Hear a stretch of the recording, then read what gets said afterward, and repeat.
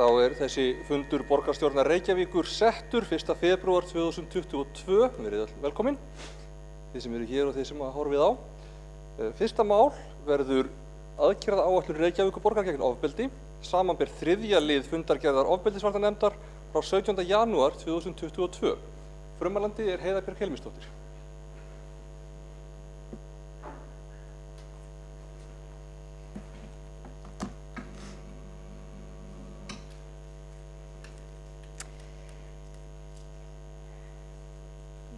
Forseti ágæta borgarstjórn.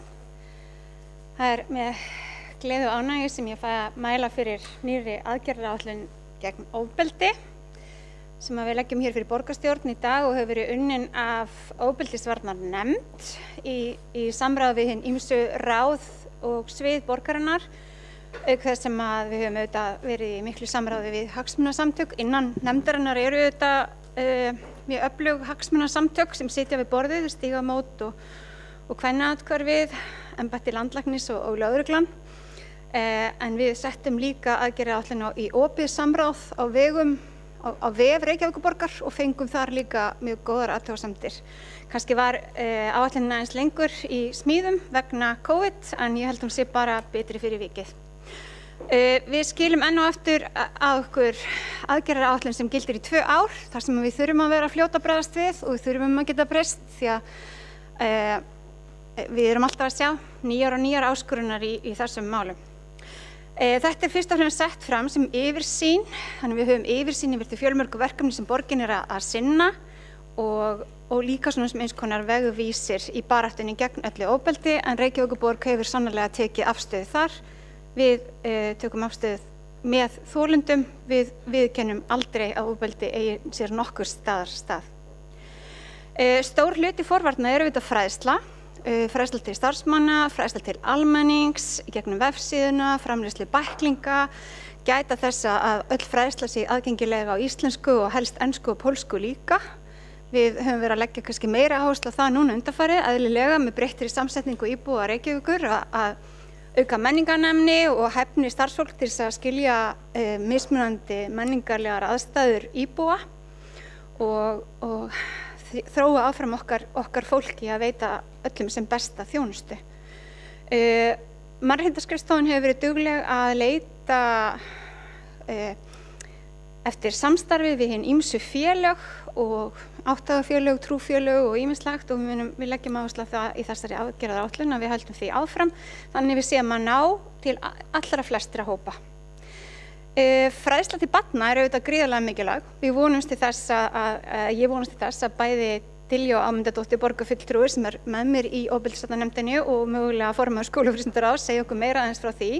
Við höfum átt mjög gott samstarf við Jafnréttisskólann og fylgst mjög vel með því hvernig forvarnir hafa aukist á öllum stigum menntakerfisins í Reykjavíkurborg síðustu ár. Við höfum lögðum áherslu á að verkefni opinskátt ofbeldi yrði innleitt alls staðar í borginni og það var sannarlega samþykkt hér í borgarstjórn.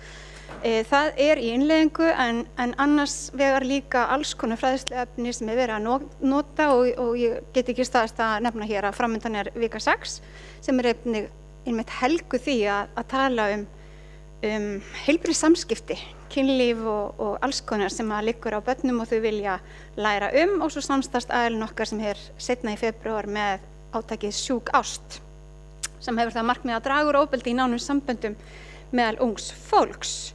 Við erum líka að fylgja eftir þingsályktun sem var samþykkt í júní í fyrra og þeim aðgerðum sem þar snúa að Reykjavíkurborg og þar kannski fyrst og fremst verið að tala alls konar forvarnaraðgerðir, fræðsluefni sem þarf að búa til, en líka þessi teymi í hverjum einasta grunnskóla sem styður við kennar og allt starfsfólk til þess að standa að fræðslu og viðbrögðum. Og síðan eins og borgarstjórn veit að þá sérstakt viðbragðsteymi miðlægt í borginni þar sem helstu sérfræðingar koma að ef upp koma kynferðisbrotamál í skólafrístundastarfi.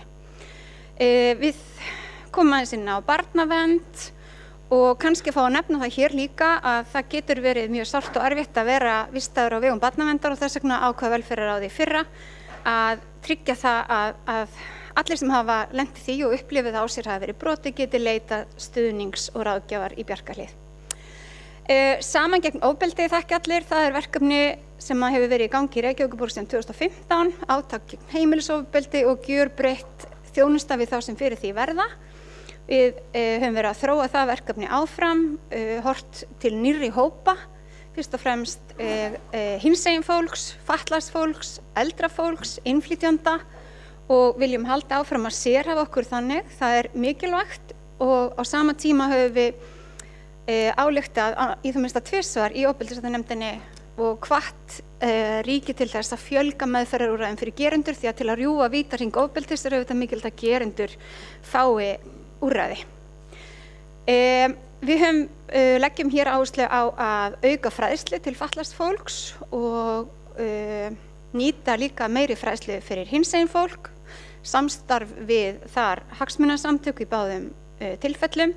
Við höfum þróað áfram fræðslu fyrir aldraða, þar hefur komið í ljós ákveðið svona dulið ofbeldi, kannski ekki alltaf þeir sem eru þolendur sem átta sig á því og við höfum sett af stað lausnarteymi sérstakt sem staðsett hjá Selmu sem svona færanlegt öldrunarteymi til þess að aðstoða þolendur ofbeldis í því og við munum halda áfram þarna og svo auðvitað erum við með samstarfssamninga við bæði Kvennaathvarfið og Stígamót og fleiri aðilar sem eru að veita stuðning og bjargarlið, við erum aðilar að bjargarlið. Þar hafa fleiri leitað stuðning sem hafa verið í vændi og okkur finnst mikilvægt að Reykjavíkurborg sé með skýra þjónustuleið fyrir þá sem vilja komast út úr þeim aðstæðum, þá oft í samstarfi við lögregluna. Það ýmislegt sem þarf að hafa þar í huga, húsnæði, framfærsla, stundum öryggi og ýmislegt. Þannig að þeir sem vilja komast út úr því eða þeir sem vilja fá stuðninga meðan þeir eru í vændi geta sannarlega leita hans í Reykjavíkurborg, bæði á þjónustumistum og í bjargarlið. Við bættum við hér aðgerðum til þess að sporna við rasisma, því að rasismi getur leitt til ofbeldis. Þetta ákveðin forvarnarvinkill sem tengist Nordic Safe Cities eða öruggar borgir á Norðurlöndum. Þetta öflugt forvarnarstarf þar sem borgir hittast og bera saman bækur sínar. Við erum með nokkra aðgerðir hérna inni sem tengjast á lögreglunni og samstarfi, í rauninni ganga út á það að auka traust á lögreglu og auka sýnileika lögreglu inn í hverfum og samstarf við starfsfólk borgarinnar. Það svona þessar samfélagslögreglur verði starfandi. Við vonumst til þess að lögreglustjórinn á höfuðborgarsvæði fái fjármagn inn í þetta. Framkvæmd þessara aðgerða veltur svolítið á því að lögreglan fjárfesti í þessum mikilvægu aðgerðum. En við setjum þar hér inn þar sem okkur finnst það mjög mikilvægt. Og eins að verði fylgt eftir tillögum hvernig við getum styrkt enn betur við börn af erlendum uppruna og að gefa út fræðsluefni hættumerki þess að einstaklingar geti leiðist út í öfgahyggju þar sem að við viljum einfaldlega með öllum ráðum koma í veg fyrir að slíkt sé hér. Og það getum við auðvitað gert helst með því að búa til sterkt samfélag sem að fyrir alla. Og það gerum við ekkert bara í aðgerðaáætlun gegn ofbeldi, heldur bara í öllu okkar starfi. Lögreglan hefur verið að rýna alls konar möguleika á internetlögreglu og ég sá nú þegar ég sá þetta að þetta myndi nú örugglega kveikja einhverjum hérna en þetta sem sagt ekkert á okkar vegum en kemur hér inn og eitthvað sem aðrar borgir, lögreglur á höfuðborgarsvæðum í öðrum Norðurlöndum hafa verið að gera. Það líka hér skemmtilegt fyrir að tala sérstakt námskeið sem verður haldið fyrir borgarfulltrúa eftir næstu kosningar þannig að við byrjum þau sem fá umboð til þess að starfa hér á næsta kjörtímabili geti byrjað sitt kjörtímabil á því að vera vel upplýst hatursorðræðu og hvernig við getum öll vanda okkur í að tala sem fallegast og best hér úr þessum mikilvæga ræðustól og í samfélaginu. Svo komum við að sjálfsögðu inn að það sem skipulagsgerð og borgarhönnun, það skiptir miklu máli að við hönnum borgina þannig hún sé örugg, að svæðin sé örugg, að fólk upplifi sig öruggt allstaðar í borginni. Við ætlum að blása nýju lífi aftur í samstarf til eflingar öryggis- og skemmtanastöðum. Nú fara þeir vonandi að opna aftur og næturlífið að fara í gang. Þar fræðsla fyrir dyraverði og fleira sem að við viljum glæða lífi aftur og höfum satt að segja fengið í nýjum hóp sem á starfa á vegum innanríkisráðuneytis eða að fara af stað mikill áhuga á því að auka forvarnir gegn kynferðisofbeldi og gjarnan mögulega að koma með einhverjum hætti inn í þetta samstarf sem við bara fögnum. Við fögnum alltaf öllum sem vilja vinna með okkur. og eins með mansal, við höldum áfram að vinna að því. Kannski síðasta sem ég langar að nefna hér var áhugavert og það tengi starfsfólki borgarinnar. Fólk var að benda á það að við þurftum að gera áhættumat á því þegar starfsfólk borgarinnar að verða fyrir ofbeldi í starfi eða fær miklar hótanir ofbeldi í starfi. Starfsfólk borgarinnar óskaði líka eftir leiðbeiningum það hvað þau ættu að gera þegar að þau verða þess áskynja eða grunar að samstarfsaðili sé að verða fyrir ofbeldi. Og ég held að þetta bæði sé eitthvað skemmtilegt og hérna kemur líka þessi samstarfsáttmáli sem ég held að geti verið gaman að vinna því að búa til. Takk fyrir mig. Borgarfulltrúinn hefur lokið máli sínu. Næst tekur til máls Diljá Sóega, Ámundadóttir.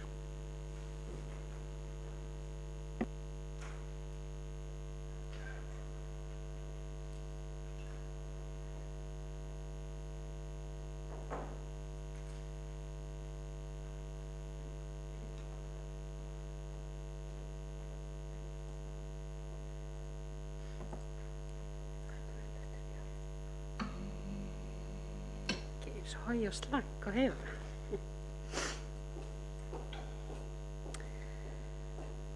Forseti, ágætu borgarfulltrúar og aðrir áhorfendur. Við erum hér í dag að ræða og samþykkja aðgerðaráætlun Reykjavíkurborgar gegn ofbeldi. Og líkt á formaður ofbeldisvarnanefndar og borgarfulltrúin Heiða Björg Hilmisdóttir fór yfir í ræðu sinni hér á undan, þá er þetta ekki bara metnaðarfull aðgerðaráætlun, heldur hún að mínu mati full af ástríðu. Því í þessari nefnd sitja fulltrúar, allt konur ef ég man rétt, sem á miklum baráttu vilja og óþolinmæði vilja útrýma ofbeldi í samfélaginu okkar. Á hverjum fundi ofbeldisvarnanefndar finn ég fyrir kraftmeiri meðbyr við málaflokkinn. Það er nefnilega allt og stutt síðan að sú sem hér stendur þurfti virkilega að berjast fyrir því að fá ofbeldi sem aðal áherslu inn í forvarnastefnu Reykjavíkurborgar. Fólki fannst þetta einfaldlega ekki þurfa og fannst óþægilegt þegar ég vildi tala nauðganir eða heimilisofbeldi í samhengi við börn í borginni. Við lifum á sérstökum og bókstaflega umróta tímum þegar litið er til ofbeldis. Hér er nefnilega verið að rífa hvert málið á fætur öðru upp með rótum. Löngum og þykkum rótum sem hafa allt og lengi haldið þessu viðbjóðslega samfélagsmeini undir radar. Með leyfi forseta langar mig að vitna hér í Facebook-færslu frá alþingiskonunni Höllu Signýju Kristjánsdóttur frá því 8. janúar síðastliðinn. Tilvitnun hefst. Árið er 1000. Konu er nauðgað og hún er grýtt. Árið er 1650, kona eignast barn með stjúpa sínum og henni er drekkt. Árið er 1870, konu er nauðgað, fjölskyldan varð fyrir tjóni, konan gengur ekki út. Árið er 1940, konu er nauðgað, hún varð fyrir álitssnekki. Árið er 1970, konu er nauðgað, enda hafa pilsin styst, drusla. Árið er 1980, konu er nauðgað, hún flýr plássið, þetta er góður drengur. Árið er 2000, konu er nauðgað, sagði hún satt, hún var svo drukkin. Árið er 2020, segja þessa konur aldrei satt, er ennþá verið að eyðileggja mannorð þessa góðu drengja. Árið er 2022, kona stígur fram, karlinn yfirgefur sviðið. Tilvitnun lýkur. Þessi færsla er rituð í kjölfari af því að þolandi talar opinskátt ofbeldi þjóðþekktra viðskiptamanna í hlaðvarpsþættinum Eigin konur. Síðan þá hafa 2 stjórnarmenn SÁÁ sagt af sér, 2 prestar eru í leyfi, fjallaleiðsögusamfélagið er í uppnámi vegna ofbeldis á þeim vettvangi og nú síðast var það einn af okkar fulltrúum sem hefur setið hér í þessum sal sem hefur stigið að sviðinu. Já, því ofbeldið er víða og gerendurnir eru alls konar. Það eru líka vinalegu og skemmtilegu og yndislegu mennirnir, vinir okkar og skyldmenni. Ofbeldið á sér fjölmargar birtingamyndir, það eru kynferðisofbeldi á borð við nauðgun og sifjaspell. Heimilisofbeldi, andlegt ofbeldi, líkamsárásir, einelti ofbeldi, vanræksla barna líka ofbeldi. Fyrir það bil ári satt ég kúrsa í áfallafræðum og las þar meðal annars bandarískar rannsóknir þar sem talið að áföll af mannavöldum, með öðrum orðum ofbeldi, í barnæsku sé langstærsta heilsufarsvandamál Bandaríkjanna. Það miklu stærra heldur en ofþyngd eða offita eins og margir vilja halda fram. Enda getur ofþyngd eða offita verið bein afleiðing af því að verða fyrir ofbeldi í æsku eða þeim alvarlegri heilsukvillar. Líkt og ofbeldi sjálft eiga afleiðingar þess líka fjölmargar birtingamyndir. Við erum til að mynda með 1000 skjólstæðinga hjá VIRK í starfsendurhæfingu eftir heilsubrest. Sífellt fleiri að fá greininguna kulnun í starfi og eru í veikindaleyfi og þar eru konur í miklu meirihluta. Ég ætla aðeins að leyfa mér að alhæfa hér og segja að hér ekki alltaf of mikið álag á vinnustað að ræða. Álag og erfið samskipti geta vissilega verið svokallaðir trigger. Ég tel mun líklega hér sem áföll að borð við hvers konar ofbeldi frá því í barnæsku að ræða. Áföll sem hafa ekki verið ávörpuð né unnið úr. Því eitt helsta einkenni þolenda ofbeldis að upplifa skömm. Hér á Íslandi talið að afleiðingar ofbeldi kosti samfélagið 2 milljarða á ári hverju. Það eru 2000 milljónir. Líkt og ég tók fram í byrjun þá erum við komin mjög langt í baráttunni gegn ofbeldi sem samfélagsmein og það bara á stuttum tíma. Frá því að ég var að vinna í forvarnaráætluninni sem ég fór hérna fyrir 8 árum erum við nú með til að mynda forvarnir meðal barna og ungmenna gegn kynferðislegu og kynbundnu ofbeldi og áreitni ásamt áætlun aðgerðir fyrir árin 2021 til 2025. En Alþingi samþykkti þessa þingsáætlun í júní síðastliðinn sem frábært. Ég ætla þó samt að fá að lýsa við vonbrigðum mínum að sjá að mikilvægar aðgerðir í þessari aðgerðaráætlun fá lítið sem ekkert fjármagn með sér til sveitarfélagana. Ég vil sjá okkur taka enn stærri skref í því að útrýma ofbeldi og það hratt, þvert á flokka og þvert á ríki og sveitarfélög. Við sem samfélag munum, og ég skal lofa ykkur því, uppskera ríkulega fyrir vikið. Takk fyrir mig. Þá hefur borgarfulltrúinn lokið máli sínu. Næst tekur til máls borgarfulltrúinn Kolbrún Baldursdóttir.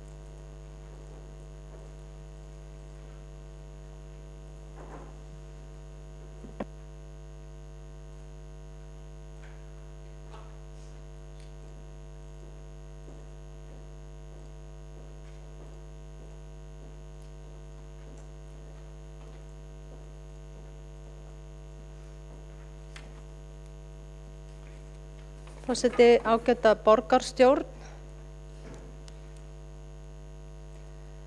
Já, ég vil byrja bara á að fagna þessu skjali og það alltaf gott þegar að hlutirnir eru svona teknir saman, settir í samhengi og settir á blað og aðgerðir og aðgerðaráætlun náttúrulega bara fyrsta skrefið því að gera hlutina, svo bara að gera hlutina, en ég held að við svo sem viljum öll vinna að því að reyna að gera sem best í þessum málum. Ég myndi vera svo stolt að Reykjavík. Mér veist, þegar maður lítur náttúrulega að ber saman við aðra borgir að þá hefur Reykjavík alltaf haft orð á sér að vera einstaklega örugg borg. Þetta koma upp tilfelli og tilvik, hræðileg stundum en ekki mörg miðað við svona allt og allt. Ég veit ekki svo sem hvernig staðin núna eftir COVID-ið en þetta bárust fréttir af því úr miðbænum þegar var verið að losa samkomutakmarkanir að það var erfiðar nætur og við heyrðum það frá lögreglumönnum sem voru á vakt en síðan þarf við að taka þetta saman allt saman í einhverja tölfræði. Þannig að við erum kannski að sigla inn í einhver öðruvísi tíma núna í miðbænum, ég átta mikið á því, vonandi ekki. Nú ef það er vandamál þá verður þetta bara ganga í að leysa þau og ég hef fulla trú á að Reykjavík verði áfram bara yndisleg og góð borg og ég hef verið svo stolt af að geta talað Reykjavík sem örugga borg við mína skjólstæðinga til margar ára sem eru hælisleitendur og koma mjög hræddir og skelkaðir eftir erfiða reynslu utan úr heimi og ég hef getað sagt að í Reykjavík getur verið öruggur. Þannig að ég bara vil halda áfram að geta sagt það. Þessi áætlun, hún búin að vera í þróun og var lögð fyrir fund 11. nóvember minni mig í mannréttindaráði, þá í Drögum. Hún hefur reyndar tekið miklum breytingum síðan. Ég hefði kannski viljað fá hana aftur inn í ráðin til þess að skoða hana betur, en þá í nóvember þá fannst mér bara alveg vanta eina birtingarmynd ofbeldi sem að mjög svo mikilvægt að ávarpa í svona skjali, og það eineltismálin. Þá var bara ekki stakt orðið með einelti 11. nóvember þegar að drögin voru lögð fyrir og ég gerði athugasemd og tilstóð nú að bæta inn einni góðri setningu og ég var mjög ánægð með það. En svo hefur nú meira verið bætt inn í og nú í skjalinu 2 aðgerðir sem að lúta að aðgerðum gegn einelti. Það aðgerð 39 og aðgerð 53. Báðar mjög mikilvægar. En ég vil samt sem bara sálfræðingur til margar ára sem unnið í þessum málum leggja áherslu á þessa útgáfu og tegund af ofbeldi. Og þau fjölmörgu líf sem að einelti hefur hreinlega rústað, ef ég má bara orða svo. Þannig að ég sé ekki fyrir mér að við getum gengið frá svona pappír almennilega nema virkilega ávarpa einelti og afleiðingar, áhrif og afleiðingar af því.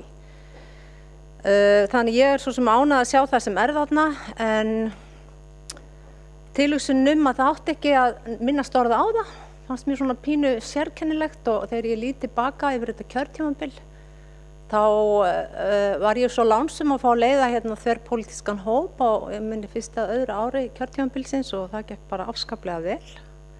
Svona þannig laga séð, við skiluðum allavega af okkur og plaggi var samþykkt hér og held ég hafi bara farið í innleiðingu.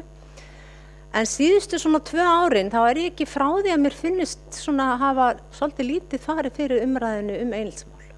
Það hefur kannski önnur tegund og birtingarmynd ofbeldis tekið svolítið yfir, ekki síður mikilvæg að sjálfsögðu því allt þetta, við viljum ræða allskyns ofbeldi, því það varðar við lög og við viljum ekki sjá það. En það má aldrei vera þannig að einhver ein tegund af ofbeldi fái einhvern veginn meira vægi í umræðinni eða meira gildi eða verði einhvern veginn mikilvægara heldur en annað. Og alls ekki þannig að við séum ekki alveg með fókusinn og puttan og púlsinum í eineltismálunum sem að varðar okkur öll. Alveg frá því bara að við förum að umgangast. Börn komin í leikskóla, skóla, framhaldsskóla og vinnustaðir og heimilin, hjúkrunarheimilin, allstaðar finnum maður þennan vágjast. Og ég vil svona ljúka bara mínu máli með því að aðeins að taka þessa tegund ofbeldis hærra upp og biðja ykkur í guðanna lífsins bænum að aldrei að gera aðgerðaráætlun gegn ofbeldi án þess að gera þessari tegund ofbeldis góð skil. Takk. Borgarfulltrúinn hefur lokið máli sínu. Næstur tekur til máls borgarfulltrúinn Örn Þórðarson.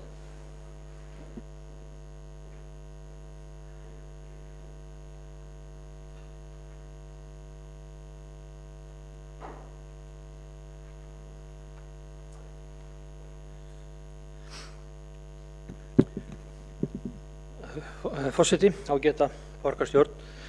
Já, hérna liggur fyrir aðgerðaráætlun frá í ofbeldisvarnarmálum og mér langar að koma hérna upp og hrósa þessu starfi. Ég ætla að halda því fram að þetta sé bæði gott og öflugt starf sem þarna unnið. Taka það fram að þetta mjög vel skipuð nefnd, þessi ofbeldisvarnarnefnd. Hún skipuð fagfólki og sérfræðingum í málefnum ofbeldis og ofbeldisvarna. Meðal annars frá velferðarráði. Þar eru fulltrúar eins og formaður velferðarráðs Heiðbjörg Hilmisdóttir og fulltrúi Sjálfstæðisflokksins Ragnhildur Alda Vilhjálmsdóttir sem að vinna það starf frá borginni. Við erum líka með fulltrúa frá lögreglunni og höfuðborgarsvæðinu, við erum með fulltrúa frá Kvennaathvarfinu og Stígamótum og ekki síðast en ekki síst frá landlækni. Og ég ætla að halda því fram að þetta sé lykillinn að þeim góða árangri sem við höfum náð hingað til. Það er líka rétt að nefna það að starf nefndarinnar, svona skipulagt og skýrt með þessar aðgerðaráætlun. Þar sem markmiðin eru skýr og þau eru mælanleg og áþreifanleg, þannig að við getum séð árangurinn hvernig honum vindur áfram. Ég ætla líka að halda því fram að þetta sé lykill að þeirri velgengni sem að nefndin hefur náð hingað til. Þetta eru vinnubrögð til fyrirmyndar, segi ég. Við þekkjum auðvitað öll hvernig viðhorf gagnvart ofbeldi að breytast hratt, óþol meira og viðbrögð sterkari. Fulltrúi í ofbeldisvarnarnefnd, Diljá Ámundadóttir, fór ágætlega yfir þessa þróun, hvað hún hefur breyst og hversu miklu hefur áorkast á síðustu árum. Ég ætla að halda það fram að við séum á réttri leið. Ég ætla líka að halda það fram að það sé mikið verk óunnið framöndan. Ég ætla að þakka nefndinni þeirra starf og óska henni velferðar og segja í dag gleðidagur að við getum staðfest þessa aðgerðaráætlun sem hér liggur fyrir. Mig langar aðeins til að skipta gír af því að það var nú nefnt og koma því að einni umkvörtun. Það var réttilega nefnt að það er engir karlar í þessari nefnd og mér finnst það að vera til vansa. Hópur eins og þarna var talið upp hjá mér áðan að auðvitað geta tilgreint karla. Ég satt sjálfur í þessari nefnd langt árabil og farin út fyrir annan og ennþá betri fulltrúa að ég til. En ég vil bara nefna þetta, við eigum auðvitað að hafa getu til þess að skipa með jöfnum hætti karla og konur í þetta mikilvæga starf og þetta árangursríka starf sem þar unnið, það auðvitað líka að vera borið upp af karlmönnum. En bara enn og aftur kæra þakkir fyrir þetta fína starf og bara gangi ykkur sem allra best. Takk. Borgarfulltrúin hefur lokið máli sínu. Næst tekur til máls borgarfulltrúin Líf Magnúðardóttir.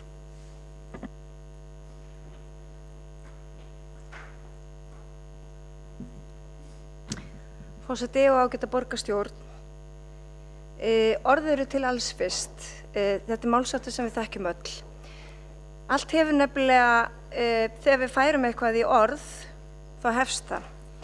Og með þessum orðum verður oft það sem er hulið sýnilegt. Og þessi stefna færir svo sannarlega í orð, eða aðgerðaáætlun, þau áríðandi viðfangsefni sem að okkur steðja.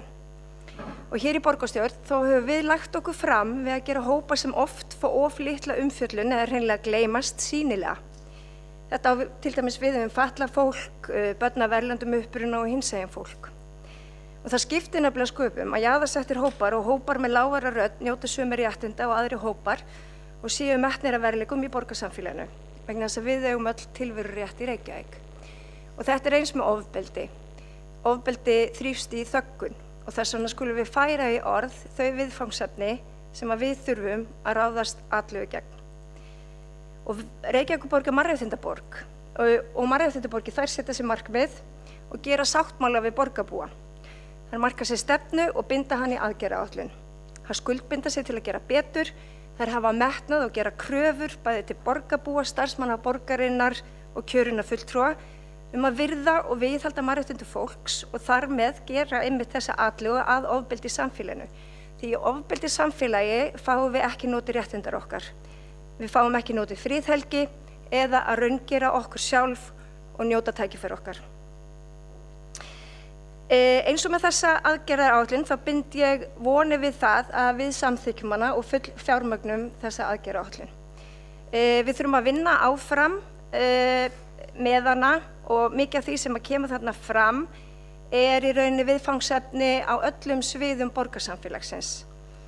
Sumt þarfnast auðvitað nánari skoðunar og útfærslu eins og eðlilegt er, en við þurfum að auka meðvitund það sem að í henni segir og þetta þarf að vera til hliðsjónar í öllum okkar málaflokkum. Við þurfum líka að gera fólk öruggt í sínum störfum, fræða, mennta. Og þetta eru verkefni framundan og þess vegna þurfum við að formgera enn frekar þessa mikilvægu aðgerðaáætlun með kynningum og aðgerðum. Það er ranglæti að fólk fá ekki tækifæri og leiðir til að lifa sómasamlegu lífi í aðstæðum sem það ræður ekki við, á meðan það er til þessi auður í samfélaginu að bæta kjör og stöðu og einmitt við erum með tækin og tólin til þess að útrýma ofbeldi. Mér það sérlega ljúft að mannréttindastefna Reykjavíkurborgar sem ég var formaður fyrir hér á sínum tíma rauði þráðurinn í öllum okkar aðgerðaáætlunum. Og hún stenst tímans tönn enn í dag. Þar voru settir inn einmitt eins og Heiða Björg Hilmisdóttir borgarfulltrúi fór yfir þættir eins og til dæmis varðandi umhverfi. Við þurfum að skapa umhverfi öryggis í Reykjavíkurborg.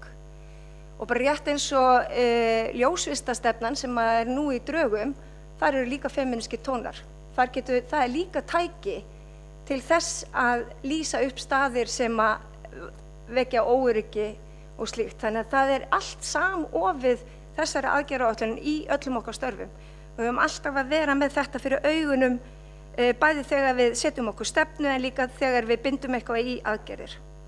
Því að mannréttindi þau krefast bæði verndarskilyrða sem veita mönnum griðland og athafnarými og stuðningsskilyrða sem að skapa þeim efnislegar og félagslegar forsendur til að nýta það rými. Við erum á góðri leið með þessa aðgerðaáætlun og ég samþykki hana með gleði hér í dag og mig langar kannski að vitna svona í lokinni ummæli Eleanor Roosevelt sem sagði árið 1958 með leyfi forseta: þegar allt kemur til alls, hvar byrja algild mannréttindi? Þau byrja á litlu stöðunum, nærri heimilum okkar, stöðum sem eru svo nálægir og svo smáir að þeir sjást ekki á nokkru heimskorti. Samt sem áður eru þeir veröld einstaklingsins, hans næsta nágrenni, skólinn sem hann sækir, verksmiðjan, bílið eða skrifstofan þar sem hann vinnur. Það eru staðirnir þar sem sérhver karl, kona og barn sækist eftir réttlæti öllum til handa, jöfnum tækifærum og jafnri virðingu, án mismunnar. Ef slík réttindi hafa ekki merkingu þar, hafa þau hvarvetna litla merkingu. Tilvitnun lýkur. Og að þessu sögðu, þá eigum við að leggja allt okkar í að útrýma ofbeldi með öllum tiltækum ráðum, því engum líður vel í ógnandi og mannskemmandi ofbeldisumhverfi og þessi áætlun einn liður í því. Ég þakka fyrir afgóða vinnu. Borgarfulltrúin hefur lokið máli sínu og næst tekur til máls borgarfulltrúin Sabine Leskop.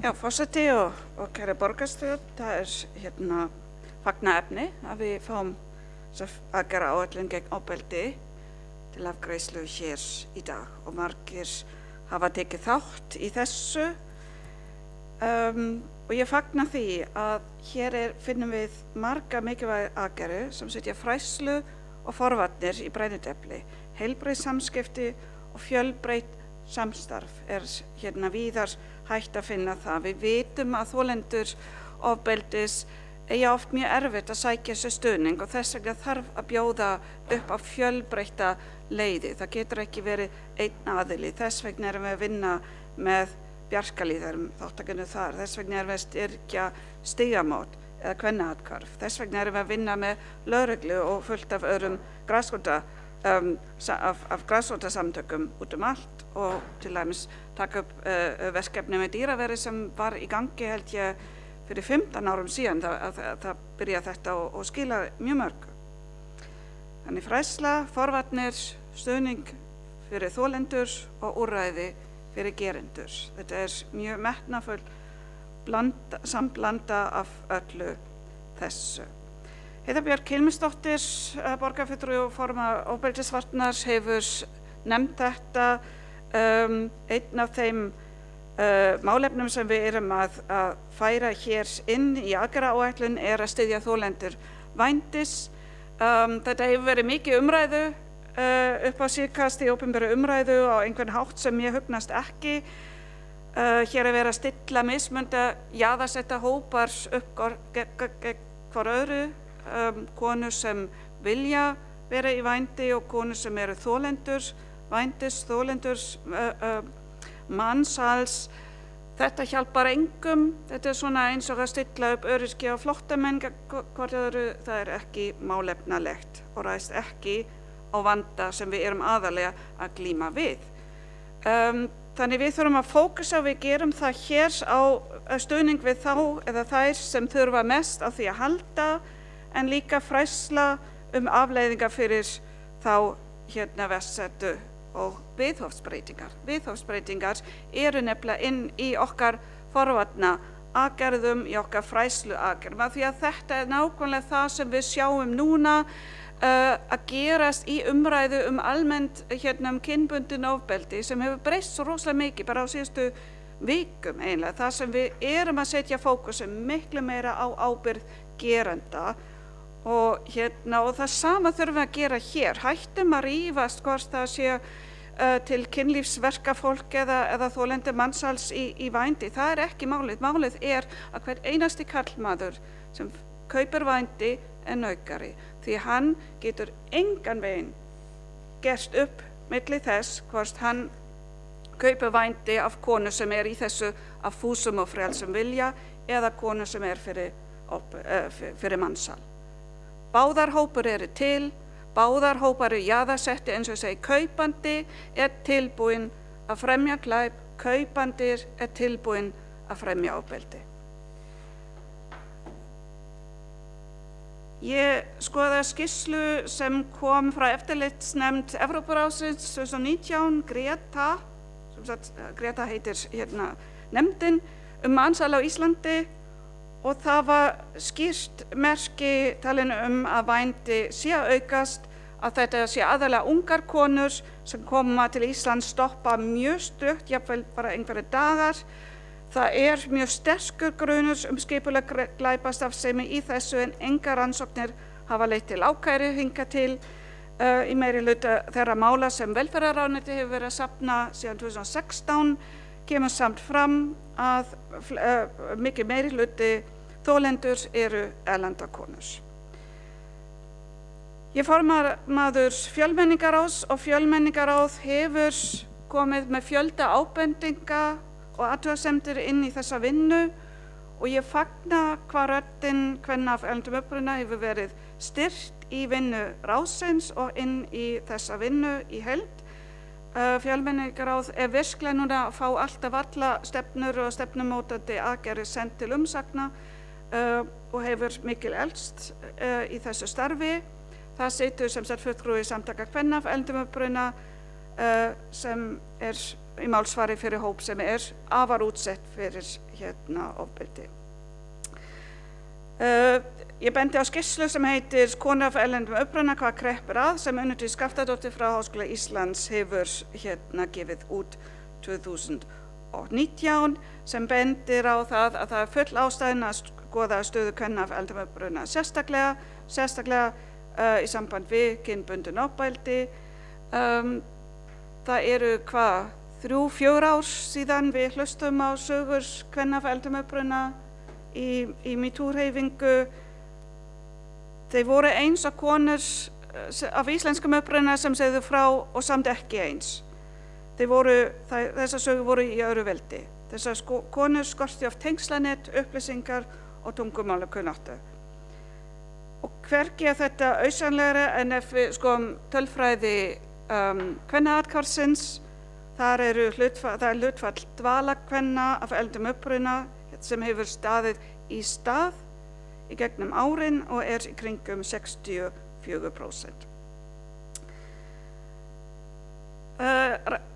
Rannsókn Félagsvísindastofnunar valdbeiting á vinnustað hefur líka sýnt að starfsfólk með erlenda ríkisfang er ólíklegra til að greina frá kynferðislega áreitni á vinnumarkaði en íslenska starfsmenn. Þetta kemur einnig fram í þessari skýrslu frá Háskóla Íslands sem ég nefndi. Okkar áætlun ávarpa, og þetta er einn af þeim punktum sem fjölmenningarráð lagði áherslu á, margþættamismunun. Við náum ekki kynjajafnrétti ef allar konur eru ekki með í þessu. Konur af erlendum uppruna eru kannski líka síður líklega að stíga fram. Ég bendi á þetta einu sinni í umræðu MeToo hér á þessum stað. Þegar konur í stjórnmálum lýstu ofbeldi í Facebook-hópi þá voru það tæplega helmingur kvenna sem var tilbúin að stíga fram undir nafni. Í hópi kvenna af erlendum uppruna voru 660 konur og einungis 97 voru tilbúnar að koma fram undir nafni. Það segir okkur við þurfum að vinna okkur inn traust þessara kvenna og eins og borgarfulltrúi Heiða Björk Hilmisdóttir nefndi þá eru hér mikilvæg aðgerðir í menningarnæmni og fræðslu inn í þennan hóp. Og fræðslu líka sérstaklega fyrir okkar starfsfólk sem þarf að nálgast, sem þarf að vera opin fyrir samtal. Já, þetta var sem sagt einn ábending frá fjölmenningaráði á ensku heitir þetta intersectionality með leyfi forseta sem sagt margföld mismun eða áhættu þættir sem geta verið tengt ofbeldi.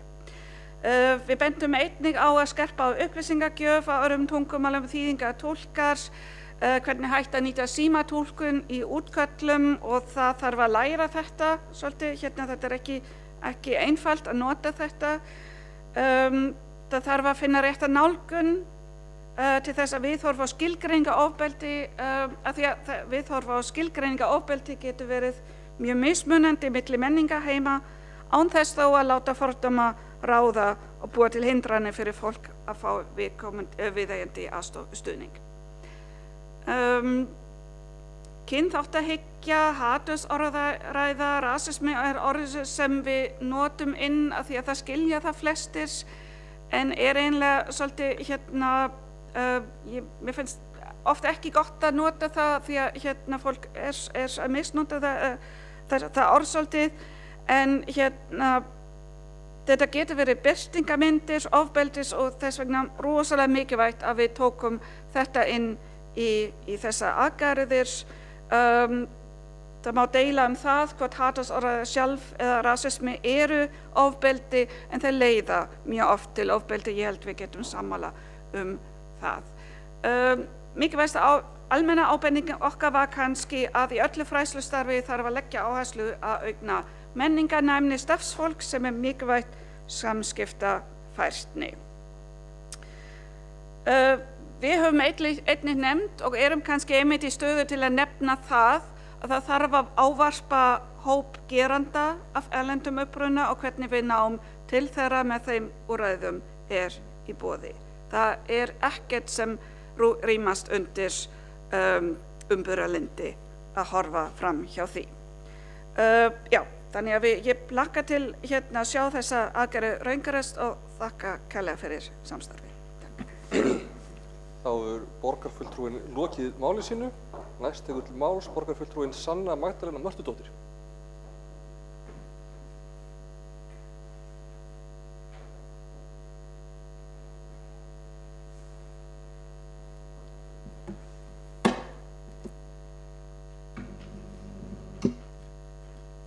Forseti og borgarbúar, við þurfum skýrar aðgerðir gegn ofbeldi og við þurfum að aðlaga allt í okkar þjónustuveitingu, kerfum og stofnunum þannig að það sé sniðið að þörfum þolenda ofbeldis. Við eigum ekki að greina hvernig mæta megi brotaþolum í tengslum við húsnæðismál, heldur mæta þeim. Vera tilbúin með húsnæði til staðar, ekki að skoða hvernig eigi að tryggja húsnæði, heldur að tryggja það. Svo auðvitað ræðum við fólk hvaða húsnæði og stuðningur henti, en höfum þetta tilbúið þegar að áföllin koma. Við erum tilbúin til að mæta fólki þegar það þarf á okkur að halda og það talaði að horfa til þess að borgin eigi að vera með sérstaka íbúð fyrir brotaþola heimilisofbeldis til að dvelja í til styttri tíma og já, hún á að gera það og við þurfum ekki að greina og ekki að bíða, heldur framkvæma og vera með þetta tilbúið. Og svo er talað að skoða hvernig hægt er að mæta brotaþolum í úthlutunarreglum vegna húsnæðis á vegum borgarinnar, til dæmis með því að veita þeim forgang. Og ég sé þetta svoleiðis að þegar vandamálið er að það þurfa að veita einhverjum forgang að þá er vandinn sá að það sé bið og þannig að það er rót vandans sem þarf að laga, að það sé ekki þessi gríðarlega langi biðlisti. Og þegar við skoðum líka aðstæður á húsnæðismarkaði þegar þær eru ekki góðar, að þá sjáum við því miður að fólk er líka fast í stöðu sem það kemst ekki út úr og neyðist til að búa í kringumstæðum sem eru ömurlegar. Þannig að við þurfum að skoða þetta stóra samhengi og tryggja að grunnurinn sé í lagi í samfélaginu. Við tölum að ná til breiðs hóps, en hvernig með aðgengi og hvernig með tungumál, eins og þegar ég fer inn á heimasíðu Bjarkarhlíðar, þá þetta allt á íslensku. Ef ég ætla að finna tilkynningarhnappinn hjá Barnavernd, þá þarf ég að fara á heimasíðu Reykjavíkur, þaðan í íbúar og svo í börn og ungmenni og þaðan að skruna niður í Barnavernd og þar birtist tilkynningarhnappurinn. Og þetta ekki sýnilegt fremst á síðunni.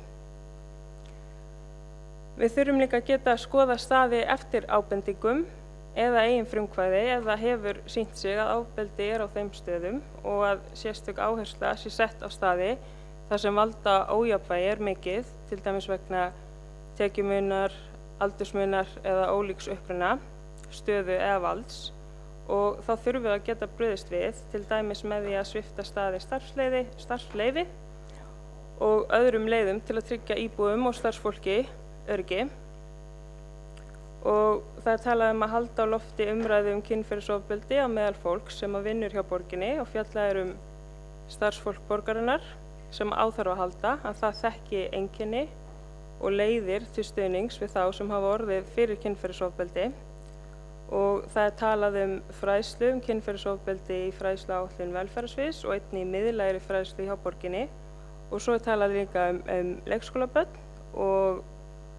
og það svo mikilvægt að það sé fræðsla fyrir allt starfsfólk sem vinnur með börnum til að auka þekkingu á merkjum ofbeldi gagnvart börnum og hvernig skuli bregðast við. Og það verður að vera gerð svo krafa að þeim sem starfi með börnum hafi lokið slíkum námskeiðum og það verður efna til námskeið fyrir starfsfólk sem vinnur við persónulega aðstoð fólks og að yfirmenn í opinberum störfum hafi lokið námskeiðum ofbeldi og að við gerum líka þessar kröfur til einkafyrirtækja í viðskiptum við borgina. Að við bara setjum kröfur, bara allt starfsfólk, að það hafi bara fengið þessi námskeið. Og líka að þróa námsefni kynjafræði, kynferðisofbeldi og annað ofbeldi og innleiða fyrir alla árganga leikskóla og grunnskóla, framhaldsskóla og fræðsluefni fyrir allan almenning. Úrræðin þurfa að vera til staðar, brotamenn fjarlægðir af heimilum, gjafsókn tryggð fyrir brotaþola sem vilja reka einkamál og bara við gerum allt sem við getum til að aðlaga þjónustuveitingu að þörfum þolenda og að viðbrögðin okkar séu í takt við þær þarfir. Að það sé ekki bið, tafir, ekki vita hvar máli sé statt, ekki hægt að fá viðtal, ekki hægt að fá einhvern til að tala við. Í þessu samhengi þá vil ég nefna með lögregluna og það verið að tala meira samstarf við hana og byggja upp traust við íbúa. Lögreglan hefur svo oft verið kölluð til þegar hún ætti alls ekkert að vera kölluð til. Þegar þörf á heilbrigðisstarfsmanni til dæmis, þá hefur lögreglan verið kölluð til. Og skiljanlega hafi ekki allir þetta traust til lögreglunar og mikilvægt að við skoðum líka í hvaða tilefnum það kallað til lögreglu. Það líka fjallað þjónustusamninga sem borgin með og hún reiðir sig á ýmsa aðila og félagasamtök og það þarf að tryggja að þessir aðilar sem sinna þessari mikilvægri þjónustu séu með nægt fjármagn til þess að veita þá þjónustu.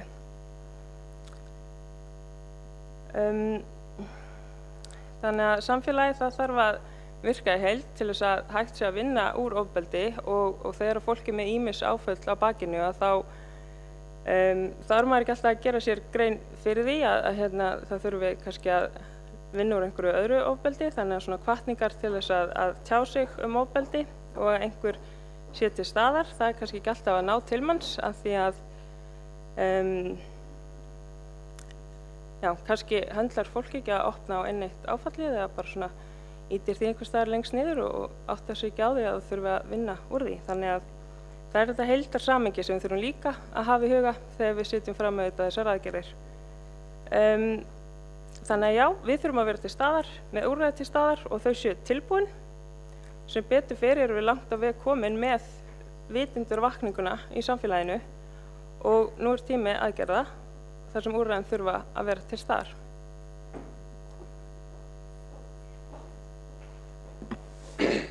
Borgarfulltrúinn hefur lokið máli sínu. Næst tekur til máls borgarfulltrúinn Skúli Helgason.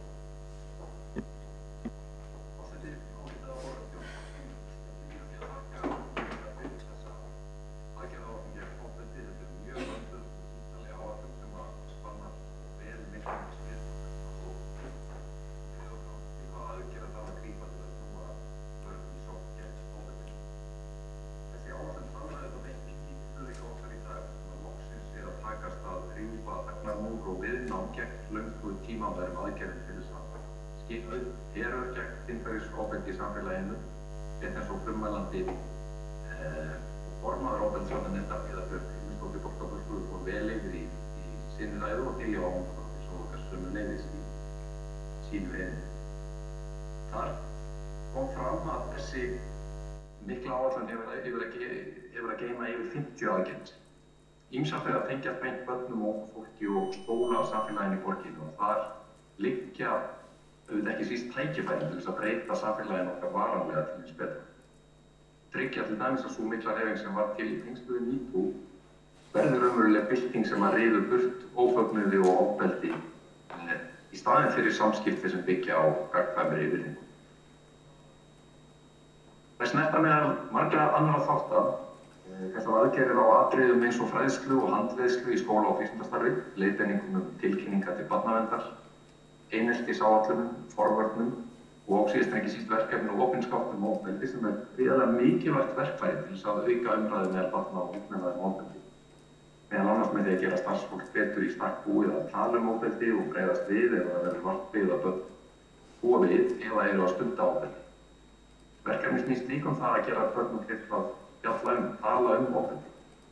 Það hluti af því að rjúfa þagnaðarmúrinn mikla á þöggunina einmitt að ala upp nýjar kynslóðir í þeim veruleika að ofbeldi sé ekki liðið, hvort sem heima eða í skólanum, gera börn að taka afstöðu gegn ofbeldi og beita sér fyrir og nota friðsamleg samskipti hvar sem því verður við komið. Hreinskiptin umræðu ofbeldi og afleiðingar þess sem sniðin að þroska barna á leik- og grunnskólaaldri sannarlega skrefið á að draga fjöldin frá og rjúfa þögnina sem hefur umlykið ofbeldi í áætlunum.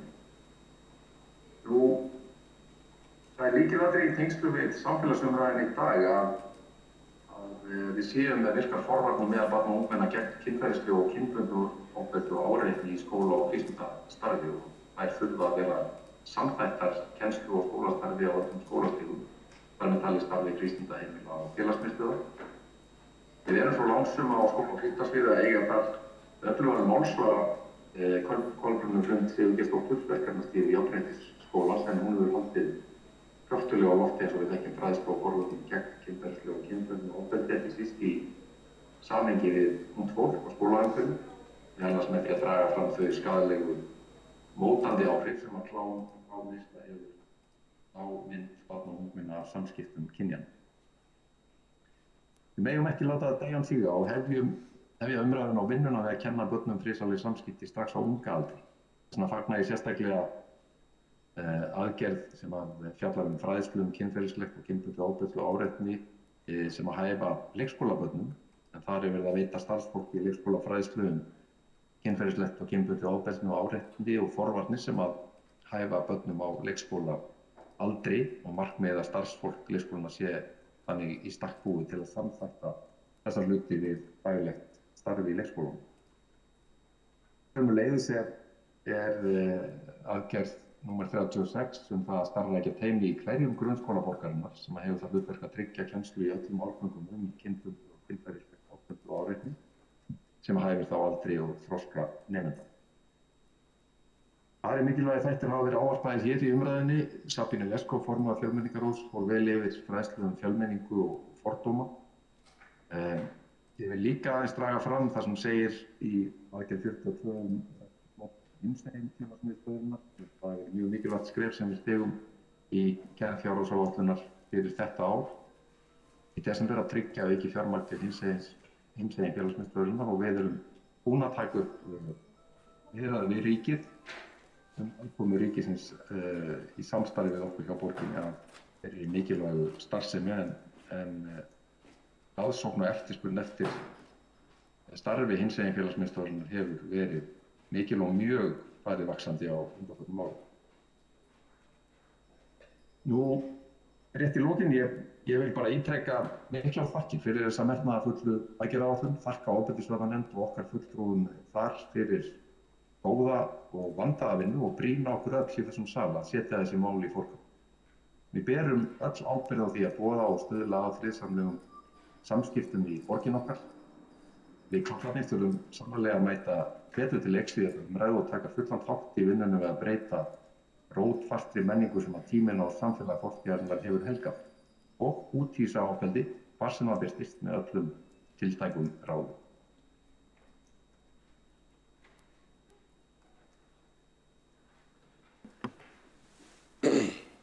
Þá hefur borgarfulltrúinn lokið máli sínu eða hvað? Næst tekur til máls borgarfulltrúinn Ellen Kalman.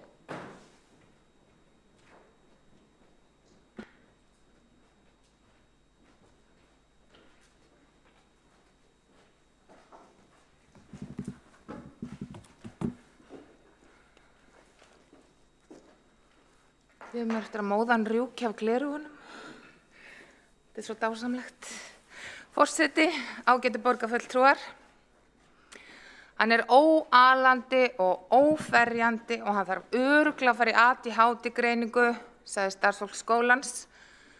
Barnið fór í greiningu, barnið var ekki með ADHD, heldur bjó barnið við hryllilegt heimilisofbeldi. Hann kom til mín og sagði mér að pappans raskelt hann. Mér fannst það minni áttar ofbeldi þannig ég tilkynnti ekki, sagði leikskólastjóri. Sigga í barnaverndinni, hún átti heima beint á móti. Hún kom reglulega við og bað mömmu og pappa að lækka í sér og draga drykkju því ástandið var orðið svo slæmt. Sigga bað svo ömmu að taka mig því þetta var svo erfitt fyrir mig. En ekki Dúnu litlusystur. Dúna litlusystir, hún var áfram hjá mamma og pappa. Við dreymdum að fara og bjarga Dúnu miðjanótt og bjarga henni frá mamma og pappa. Ég gat aldrei bjarga Dúnu. Þetta eru sannarsögur sem ég orðið vitni af í störfum mínum og þarna brugðust fullorðnir börnum, eða hlustuðu ekki. Það er nefnilega svo gríðarlega mikilvægt að hlusta með augum og eyrum og hjarta, að hlusta á börnin og reyna að skynja hvað það er sem raunverulega er að og stundum er það ofbeldi. Ég fagna framkominni aðgerðaáætlun ofbeldi. Hún er gríðarlega mikilvæg, hún er bara alveg sérstaklega mikilvæg núna. Af því að við vitum að það hefur orðið gríðarleg fjölgun á heimilisofbeldi, ofbeldi gagnvart börnum og tilkynningum til barnaverndar á þessum COVID-tímum. Ég vitna enn og aftur í barnasáttmála Sameinuðu þjóðanna og við erum að vinna samkvæmt honum með því að setja fram svona aðgerðaáætlun ofbeldi. Þar stendur meðal annars í 19. grein að við eigum að vernda barn gegn hverskis líkamlegu og andlegu ofbeldi, meiðingum, misnotkun, vanrækslu, skeytingarleysi, illri meðferðar notkun, þar á meðal kynferðislegri misnotkun, meðan þær eru umsjá annars eða beggja foreldra, lögráðamanns eða lögráðamanna eða nokkurs annars sem hefur þau umsjá sinni. Það er frétt á RÚV sem var hérna í ágúst 2019. Þá hafði Barnaverndarstofu borist ríflega 45% fleiri tilkynningar líkamlegt ofbeldi gegn börnum með árið á undan. Og meira en 65% fleiri tilkynningar kynferðislegt ofbeldi gegn börnum. Heimilisofbeldi hefur verið kallað skuggahlið heimsfaraldursins og það var einnig komið fram í máli aðalframkvæmdastjóra Sameinuðu þjóðanna að hann og fleiri hafa talað um að heimilisofbeldi og ofbeldi gagnvart konum hefur nánast verið faraldur. Á Íslandi hefur tilkynningum heimilisofbeldi einnig fjölgað mjög. Fjölgun hefur verið þjónustu Bjarkarhlíðar, miðstöð fyrir þolendur ofbeldis og þær konur sem kom í Bjarkarhlíð þær óttast öryggi sitt og líf og jafnvel líf barna sinna. Og það eru margar konur sem koma þangað og þær nefna fyrst að þær eru komnar vegna ofbeldis gagnvart börnum þeirra. Heimilisofbeldi bitnar alltaf á börnum ef börn eru á heimilinu. Ég held að þessi áætlun einmitt komi fram á hárréttum tíma og hvet okkur öll til að lyfta henni upp í umræðunni. Ég þakka Heiðbjörgu Hilmisdóttur, borgarfulltrúa, Diljá Ámundadóttur Sóga og borgarfulltrúa og öllum þeim sem hafa komið að vinnslu þessarar aðgerðaáætlunar. Hún er mjög mikilvæg. Ég hvet okkur öll til að lyfta henni upp í umræðunni, bæði vegna alls þess sem við erum orðið vitnað, bara í fjölmiðlum að undanförnu og í framhaldi af og í miðri MeToo-byltingu og þeirri skelfilegu staðreyndum auknar tilkynningar ofbeldi nú í COVID en heldur en áður. Þá vil ég brýna okkur öll í því að það er borgaraleg skylda okkar allra að tilkynna hverslags grun vanrækslu eða ofbeldi gegn börnum. Okkur öllum ber að vernda börnin í borginni, skylda okkur, tengd eða ekki. Ég fagna líka því að þessi aðgerðaáætlun hún byggja fjölmörgum stefnum svo sem mannréttindastefnu Reykjavíkurborgar, mannréttindayfirlýsingu Sameinuðu þjóðanna, kvennasáttmála Sameinuðu þjóðanna og fleiri svona mikilvægum stefnum og sáttmálum sem við sem siðasamfélag eigum aðild að eða höfum stofnað til. En mig langar til að ræða um fatlaðar konur. Samkvæmt ýmsum rannsóknum þá eru fatlaðar konur sá hópur fólks sem helst af öllum verður fyrir ofbeldi. Enda eru réttindi þeirra ásamt réttindum fatlaðra barna sérstaklega nefnd í samningi Sameinuðu þjóðanna um réttindi fatlaðs fólks. Þar segir í 6. grein, með leyfi forseta, fatlaðar konur, aðildarríkin viðurkenna að fatlaðar konur og stúlkur verða fyrir fjölþættri mismunun og skulu gera ráðstafanir til þess að tryggja að þær fái notið til fulls allra mannréttinda og grundvallarfrelsis til jafns við aðra. Tilvitnun lýkur. Ég fagna því að lögð sérstök áhersla á stöðu fatlaðs fólks, að fræðsla verður í boði fyrir starfsfólk sem vinnur með fötluðu fólki og einnig verður boðið upp á rafrænt fræðsluefni. Og svo verður haft reglulegt samráð við réttindagæslumenn fatlaðs fólks. Mig langar til að draga sérstaklega fram 18. aðgerðina þar sem á að vinna upplýsingaefni fyrir fatlað fólk. Það á að prenta upplýsingaefni eða veggspjald sem á að vera þá sýnilegt í íbúðakjörnum og annars staðar þar sem við á.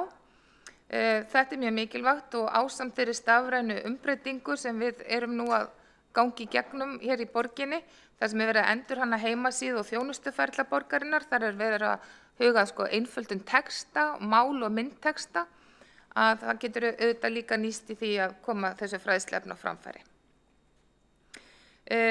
Ég bara fagna enn og aftur þessari ofbeldisvarnaráætlun, tel hana mögulega mikilvægari nú en áður, hvet okkur öll til þess að tala hann upp, lyfta henni í umræðunni, fylgja henni eftir, svo að við getum gert borgina okkar enn betri og komum í veg fyrir ofbeldi. Stöndum saman það að vernda börnin og fólkið okkar í borginni.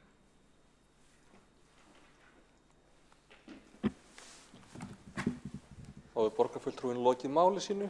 Næstur tekur til máls borgarstjóri Dagur B. Eggertsson. Forseti, ágæta borgarstjórn, ég vildi fyrst og fremst fá að þakka fyrir þessa mikilvæga aðgerðaáætlun og stefnumótun og sem undirstrikar í sjálfu sér þá forystu sem Reykjavíkurborg, ofbeldisvarnarnefnd og Heiðu Björk Hilmisdóttir formaður hennar hefur haft í málaflokknum. Ekki svo að skilja að þetta sé framtak einstaklinga, heldur hefur styrkurinn í nálgun borgarinnar einmitt verið að vera í mjög nánu samvinnu og samtali við þá grasrót sem hefur verið gennum árum byggst upp í tengslum við baráttu gegn ofbeldi, samstarf og samtal við lögreglu og síðustu árum líka rekstraraðila því að við höfum með okkar stefnu vilja tryggja örugga skemmtistaði og öryggi í sinni breiðustu mynd allstaðar í samfélaginu. Verkefni gegn heimilisofbeldi mjög gott dæmi það hvað samstarf við lögreglu, við sjálfboða og grasrótarsamtök, en auðvitað samtök líka eins og Stígamót og aðra getur borið góðan ávöxt og árangurinn auðvitað eftirtektarverður. Og þannig höfum við unnið á fjölmörgum sviðum. Ég held að aðgerðaáætlun tali að mörgu leyti fyrir sig sjálf, en það auðvitað sláandi hversu margar aðgerðir við teljum að þurfi að vera að vinna á sama tíma. En það endurspeglar áherslun á málaflokkinn, metnaðinn í honum, en líka óþol gagnvart ofbeldi í samfélaginu.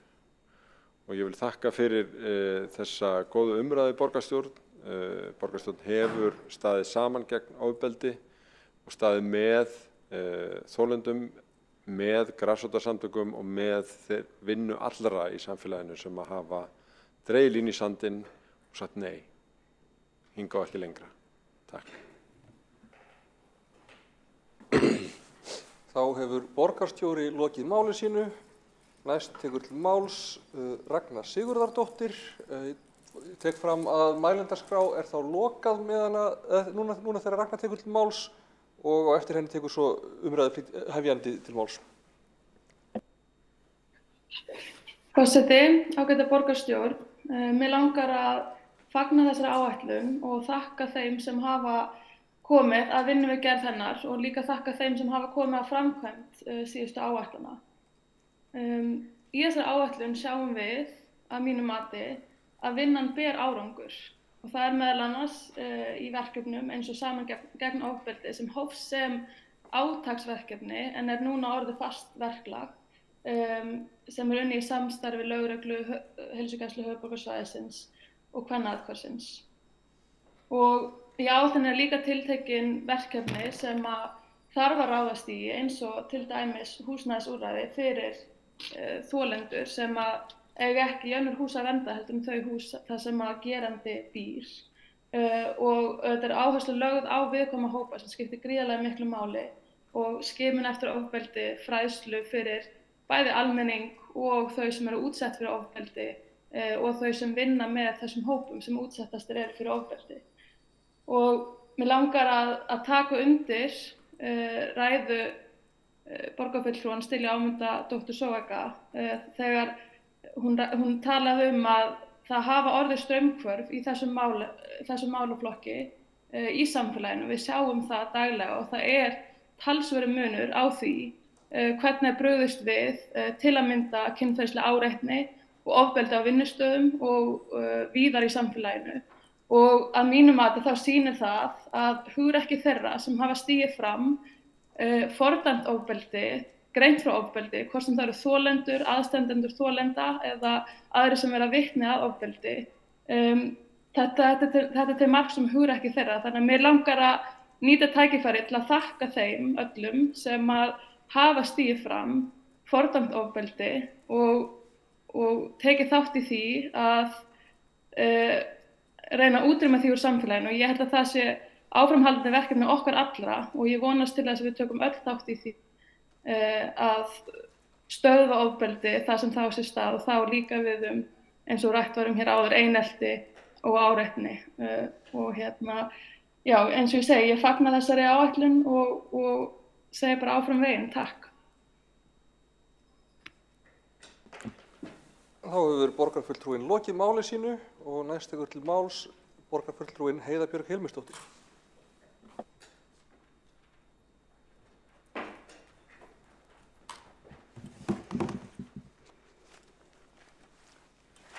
Já, forseti ágæta borgarstjórn. Það hefur verið ótrúlega gaman og gefandi að hlusta á allar þessar ræður sem þið hafi haldið þessa aðgerðaáætlun. Ég mjög stolt af þessari aðgerðaáætlun. Það hafa mjög margir komið að vinnunni við hana og mér langar bara að fá að segja strax að ég held að það sé einmitt hennar styrkur. Ég tek líka undir með borgarfulltrúa Kolbrúnu Baldursdóttur. Ég mjög stolt af Reykjavík fyrir hvað við erum þó örugg og góð borg og stolt af borgarstjórn sem hefur tekið samhljóma afstöðu gegn ofbeldi og tilbúið til þess að taka stór skref sem við þurfum að taka til þess að sýna það að við líðum ekki ofbeldi neins staðar í borgin okkar. Ég líka stolt af mörgum sem hafa staðið hérna á undan mér og þeim sem hafa rutt brautina. Það eru auðvitað fyrst og fremst konur í meira en 100 ár sem hafa rutt brautina fyrir okkur sem stöndum í þessu núna og ég vona að mér fyrirgefist að ég kannski nefni þá eins og borgarfulltrúa Björk Vilhelmsdóttur, borgarfulltrúa Guðrúnu Ögmundsdóttur og Sólíu Tómasdóttur. Allt konur sem að til dæmis mörkuðu þarna og tóku stór spor og fleiri sem ég ætti auðvitað að fara lengra aftur. En þið vitið hvaða konur ég að tala um. Ég er líka mjög stolt af mannréttindastefnunni okkar, Reykjavíkurborgar sem við settum okkur og tek undir þar með borgarfulltrúa Lífu Magnúsdóttur. Ofbeldi hefur auðvitað gríðarlega margar myndir, andlegt og félagslegt, einelti, heimilisofbeldi, kynbundið, ofbeldi í nánum samböndum, vanræksla, samfélagslegt ofbeldi, ofbeldi á meðgöngu, kynferðislegt, líkamlegt og við getum ekki ávarpað allar tegundir ofbeldis. Við settum saman ofbeldisvarnarnefndina á sameiginlegum fundi kvenna í borgarstjórn þegar við vorum að fagna því að við höfum fengið að kjósa í 100 ár. Þetta það sem ógnar okkar heilsu einna helst, þetta það sem ógnar okkar samfélagsþátttöku einna helst ennþá. Og tekið þar undir með Diljá Ámundadóttur sem fór einmitt vel yfir það í sinni ræðu borgarfulltrúa hvað þetta einhvern veginn viðvarandi vandamál sem við getum ekki sætt okkur við að það sé. Og viðhorfin eru sannarlega að breytast. og við erum á réttri leið og við höfum tekið stór skref og við þurfum að taka stór skref og mér langar að taka undir bara eins og með Erni Þórðarsyni borgarfulltrúa sem talar að það sé mikilvægt að karlmenn komi inn í nefndina og karlmenn komi inn í vinnuna og ég tek undir það og líka undir með borgarfulltrúa Sönnu Magdalenu Mörtudóttur sem að tala mikilvæga fræðslu og við gerum allt til þess að þjónusta þolendur betur. Við erum auðvitað að gera ýmislegt og það sem við áörpum hér sem sérstakar aðgerðir það að við viljum gera þær sýnilegri og færari fyrir fleiri. Borgarfulltrúi Ellen Kalman kom inn á það að við erum með þess að uppfylla barnasáttmálann og ofbeldi oft undirliggjandi ástæða vanlíðunar og vanheilsu sem bara gríðarlega dýrt samfélaginu. Rétt bæði borgarfulltrúi Ragna Sigurðardóttir og Skúli Helgason komið þá inn á það líka. Við þurfum að tryggja að við séum alltaf að vinna gegn ofbeldi en það þó margar aðgerðir sem borgarstjórn að gera. Til dæmis sem eru ofbeldisforvörð þó við séum ekki að nefna það hér. Til dæmis að tryggja að allir fái stuðning þegar þeir þurfa, allir geti tekið þátt í samfélaginu þegar þeir þurfa, að allir upplifi sig þátttakendur í samfélaginu, bæði börn og fullorðnir, að við tökum vel á móti fólki sem flytur til borgarinnar frá öðrum menningarheimum, að við bjóðum öllum góða menntun sem góð undirstaða í lífið, rétt eins og borgarfulltrúi Skúli Helgason kom inn á. Þannig það ýmislegt sem við erum að gera í okkar störfum, hvernig við skipuleggjum borgina, hvernig við pössum að hið físiska umhverfi styðji við það að hér líðist hvergi ofbeldi. Tek undir með borgarstjóra að ég held að nefndin hafi sannað gildi sitt og kannski einmitt sérstaklega vegna þess að hún samráðsvettvangur þeirra fjölmörgu aðila sem vinna gegn ofbeldi. Mér finnst fallegt að Reykjavíkurborg skapi þann vettvang. Ofbeldisvarnarnefnd þarf ekki hrós fyrir eitt einasta verkefni, hrósið allt hjá þeim sem vinna verkin, hjá félagsáðgjónum sem fara út á miðanætur, inn á heimili fólks, taka móti einstaklingum, skima, hjá öll lögreglunni, hjá skólastarfsfólkinu sem að fræða, hjá ykkur öllum sem að vinna alla daga að því að styðja fólk sem verður fyrir ofbeldi og koma í veg fyrir ofbeldi. Ykkar hrósið. Takk. Þá hefur borgarfulltrúin lokið máli sínu og þá mælendaskrá undir þessum lið tæmd og göngum við til atkvæða þennan lið. Við sem sagt borgarfulltrúa að kveikja á myndavélunum sínum og vera tilbúnir að greiða atkvæði.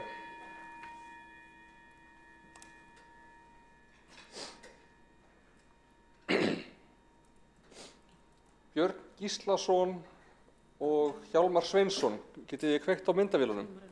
Já, fyrirgefðu, ég sé þið Hjálmar. Nei. Já, Björn Gíslason í Tjarnarbúð, þar af leiðandi eru allir komnir í mynd og þá tillagan boðin upp til atkvæða og þau ykkar sem eru Skúli Þór Helgason, getið fengið að sjá myndavéluna þína líka?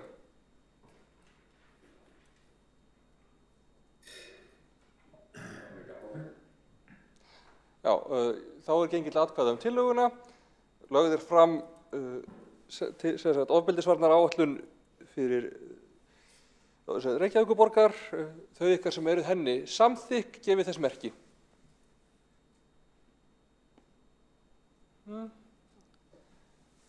Takk fyrir, tillagan samþykkt einróma og því þarf ekki að telja hverjir kunna kjósa á móti.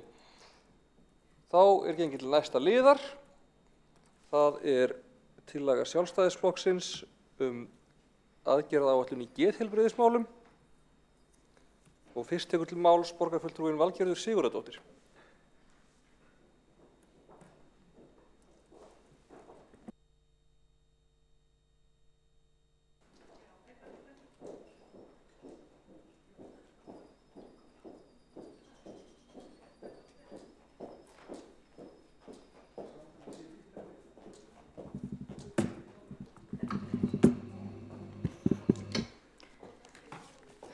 Forseti, ágæta borgarstjórn.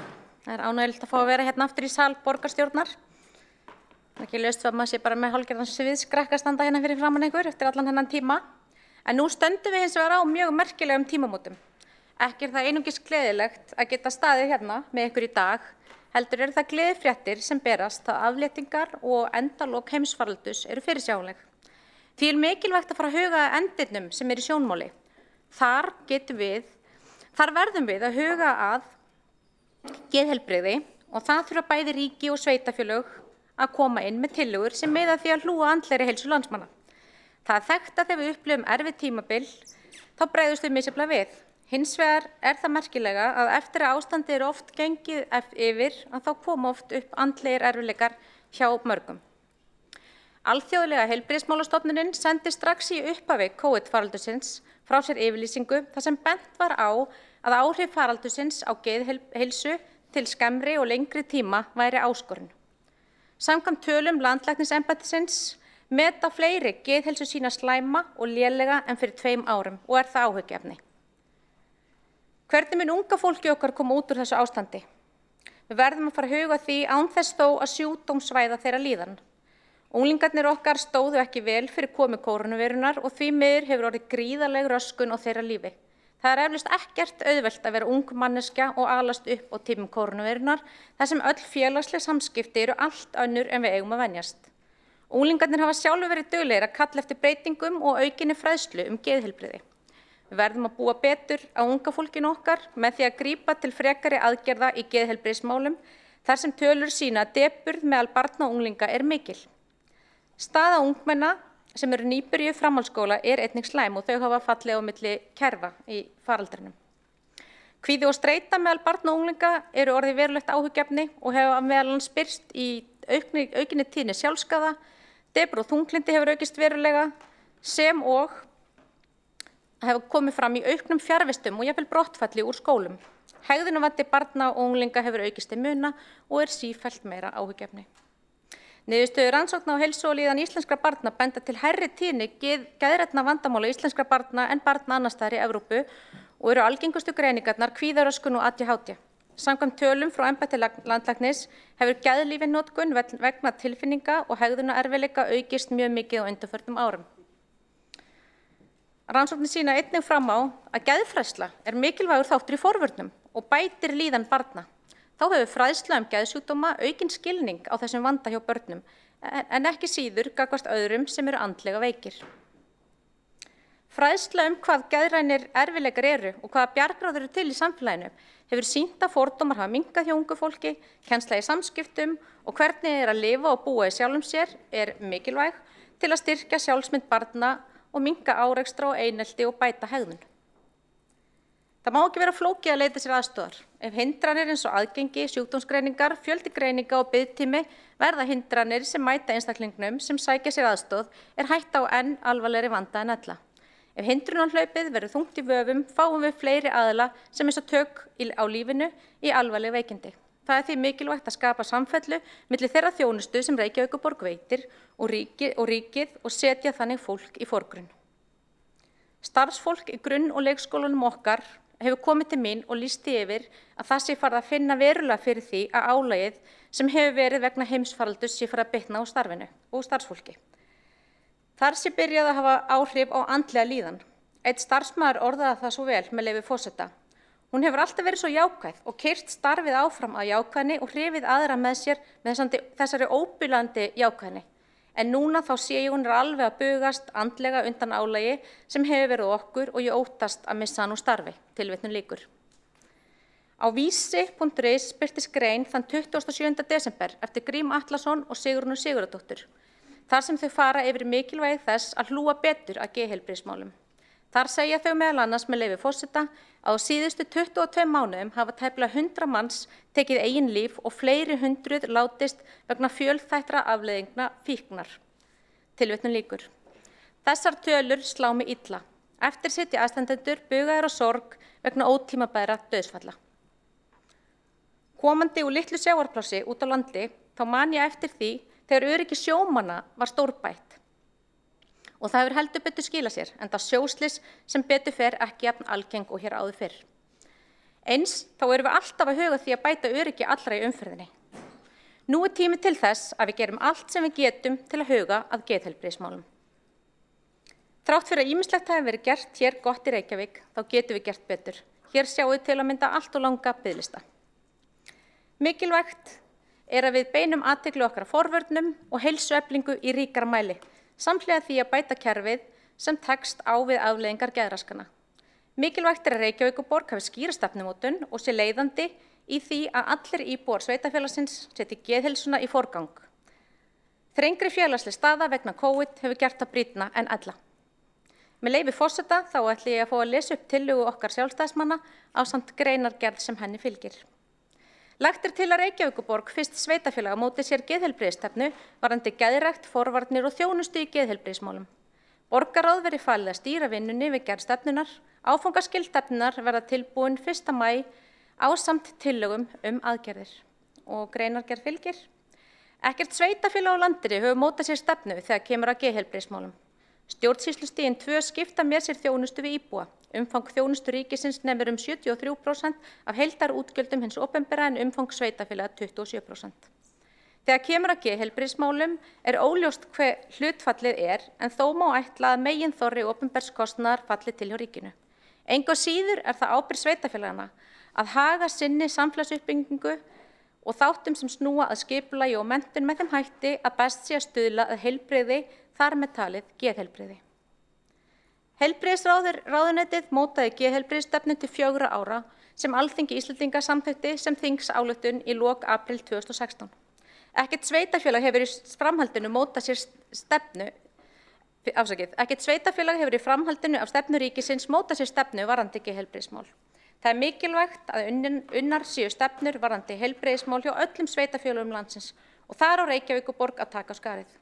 Mikilvægt er að samfella sé í þeirri þjónustu sem er á milli Reykjavíkurborg og ríkis. Með því að marka þá samfellu er verið að setja fólkið í forgrunn. Reykjavíkurborg hefur verið dugleg að marka sér stefnur í fjölda málaflokka og það er mikilvægt að nú verði það skref stigið að marka stefnu sem er varðar geðheilbrigðismál. Á árinu 2022 mun ríkið móta sér geðheilbrigðisstefnu frá 2022 til 2030. Sjálfstæðisflokkurinn leggur það til að Reykjavíkurborg fyrst sveitafélaga móti sér geðheilbrigðisstefnu og aðgerðaáætlun sem tekur mið af nýrri stefnu ríkisins í málaflokknum. Eftir vil gæti Reykjavíkurborg unnið þá stefnu samhliða og jafnvel tekið þátt í vinnu ríkisins að nýrri geðheilbrigðisstefnu Íslands frá árunum 2022 til 2030. Takk.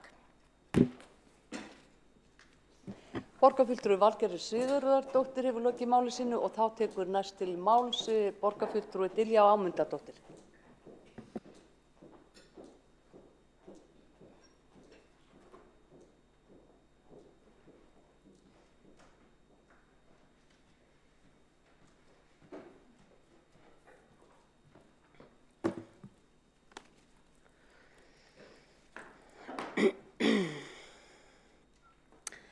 Forseti, ágætu borgarfulltrúar og aðrir áheyrendur. Ég væri að segja ósátt ef ég myndi segja tillaga Sjálfstæðisflokksins sem Valgerður flutti hér rétt í þessu og við erum að ræða núna væri ekki mér að skapi. Geðheilbrigðismál eru mér mikið hjartansmál enda sjáum við afleiðingar þess að þeim sé ekki forgangsröða ofar víðs vegar í kringum okkur. Bæði sé ég það í mínu persónulega umhverfi og svo eru fluttar fréttir af ástandi tengdu geðheilbrigðisvanda oft og reglulega í fjölmiðlum. Við í Reykjavík erum nú þegar að gera marga mikilvæga hluti sem ýta undir geðheilbrigði almennt. Ég ætla hér að ræða aðeins það sem viðkemur börnum. Því allar rannsóknir benda til þess að snemmtæk inngrip í lífi barna sem búa við hvers konar skaðlegar aðstæður og til dæmis verða fyrir áföllum eða eru undir viðvarandi álagi. En gert ráð fyrir 60% barna upplifi einhvers konar áfall fyrir 18 ára aldur. Tek sem dæmi, við fengum fyrir 2 árum síðan í ofbeldisvarnanefnd, sem við ræddum nú hér vel áðan, kynntar tölur að 378 börn búa við viðvarandi og svona ítrekað tilkynnt ofbeldi hér í Reykjavík. Ofan á þetta vitum við að heimilisofbeldi hefur aukist 20% á tímum kórónuveirufaraldurs.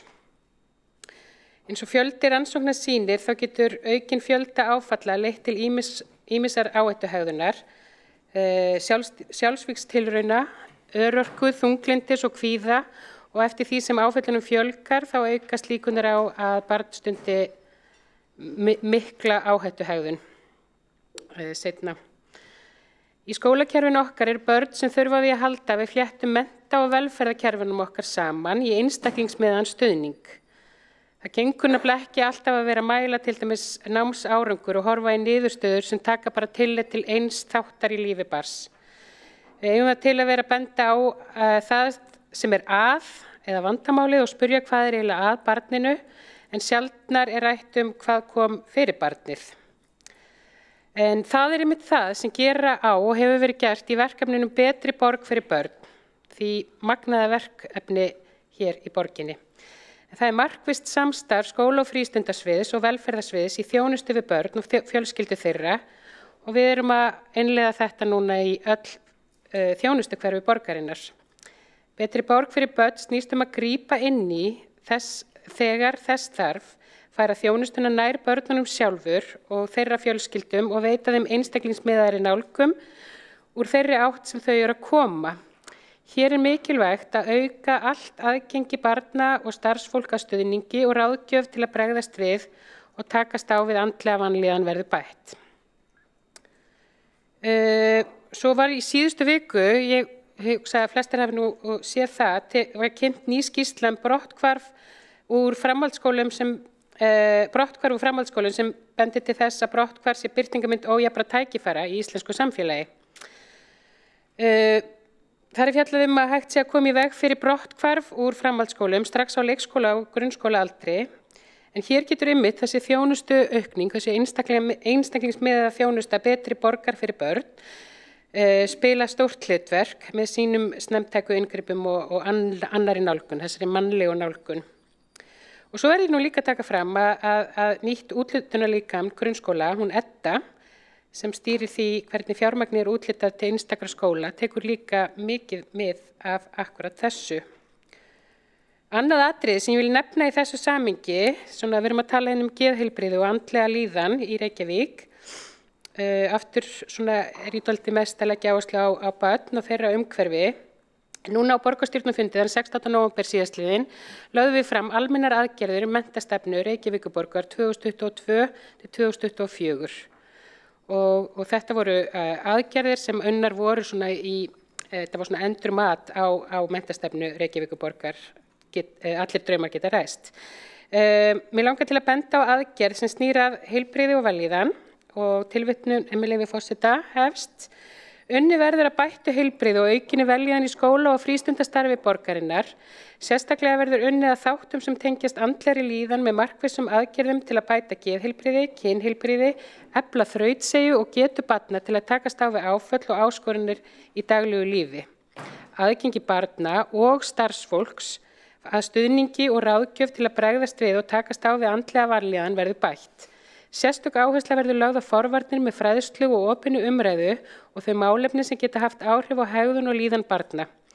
Gefið verður aukið svigrúm til fjölbreyttra hreyfingar innan heildstæðs skóla og frístundadags og aukin áhersla lögð á heilbrigðar neysluvenjur, útivist og útinám.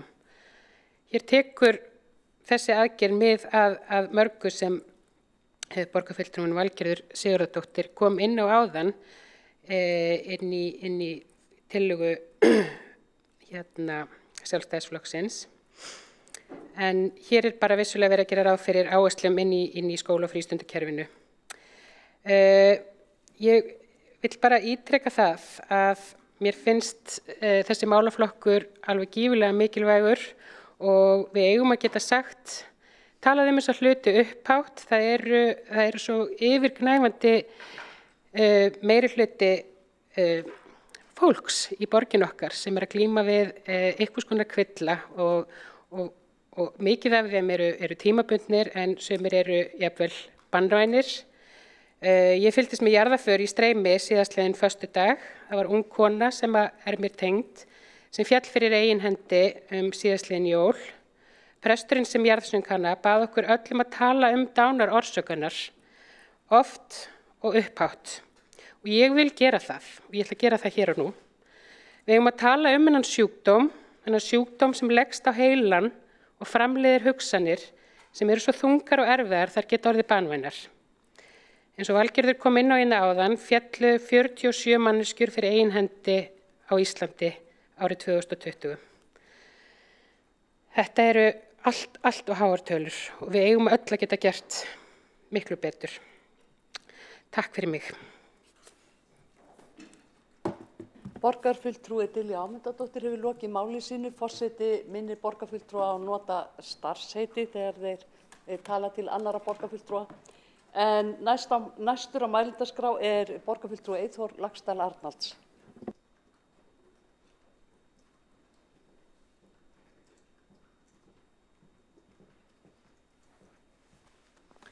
Forseti, ágæta borgarstjórn og tilreyndur. Við erum hér að leggja til að myndu verði formleg stefna geðheilbrigðismál og af hverju erum við að því.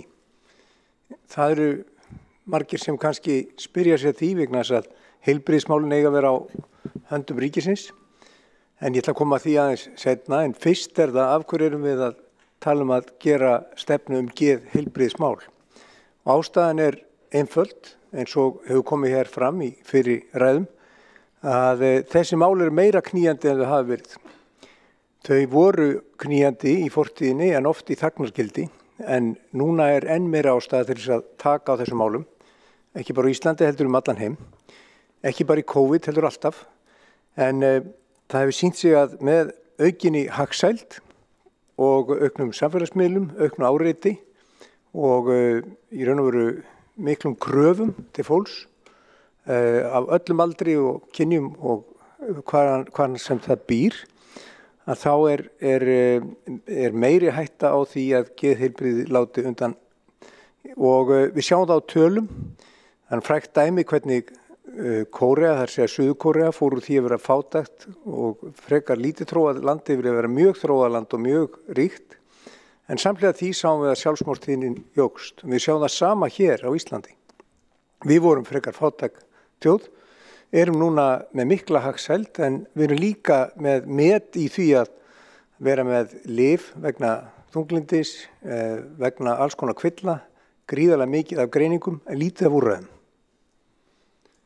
Og lyf oft plástur, stundum þau lækning en oft plástur og ég held að sé alveg rétt að við þurfum að ræða þessi mál, bæði ástæður og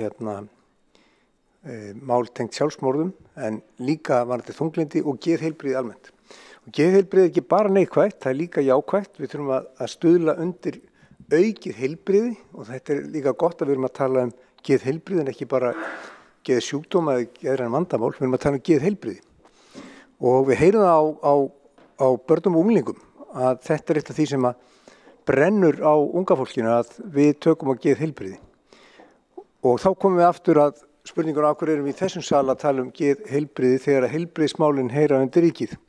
Og svarið í fyrsta lagi það að geðheilbrigði kemur okkur öllum við, hvort sem við erum fjölskylda, fyrirtæki eða sveitarfélag. Þó svo að ríkið sé með lögbundið hlutverkum fjárframlög til heilbrigðismála, þá höfum við þegar hér samþykkt lýðheilsustefnu sem í raun og veru fyrirbyggjandi stefna sem að ætti að létta á heilbrigðiskerfinu. Við höfum líka tekið á kynheilbrigði hér í þessum sal og það algjörlega tímabært og í takt við kröfur fólks að við mótum okkur stefnu geðheilbrigðismálum. Þannig að það bæði rétt og skylt að við samþykkjum þessu tillögu og vinnum saman í þessu. Við vorum hérna að fara yfir ofbeldisvarnir og ofbeldismál hérna fyrr á fundinum og það góður samhljómur þau mál og þessi málaflokkur, geðheilbrigðismálin, þau hafa bara stækkað og úrræðin vantar, bæði hjá ríkinu, líka hjá sveitarfélögum og við værum að senda góðu jákvæð skilaboð úr þessum sal, úr því við fáum að vera í þessum sal í dag, að við séum að taka þetta alvarlega og föstum tökum og það eitthvað sem að okkur ber ekki síst núna þegar við sjáum fram á það að komast út úr COVID og þurfum að glíma við enn meiri geðheilbrigðismál. Annars vonast ég eftir góðri samstöðu. Takk. Borgarfulltrúi Eyþór Laxdal Arnalds hefur lokið máli sínu, þá tekur næst til máls borgarfulltrúi Heiða Björk Hilmisdóttir.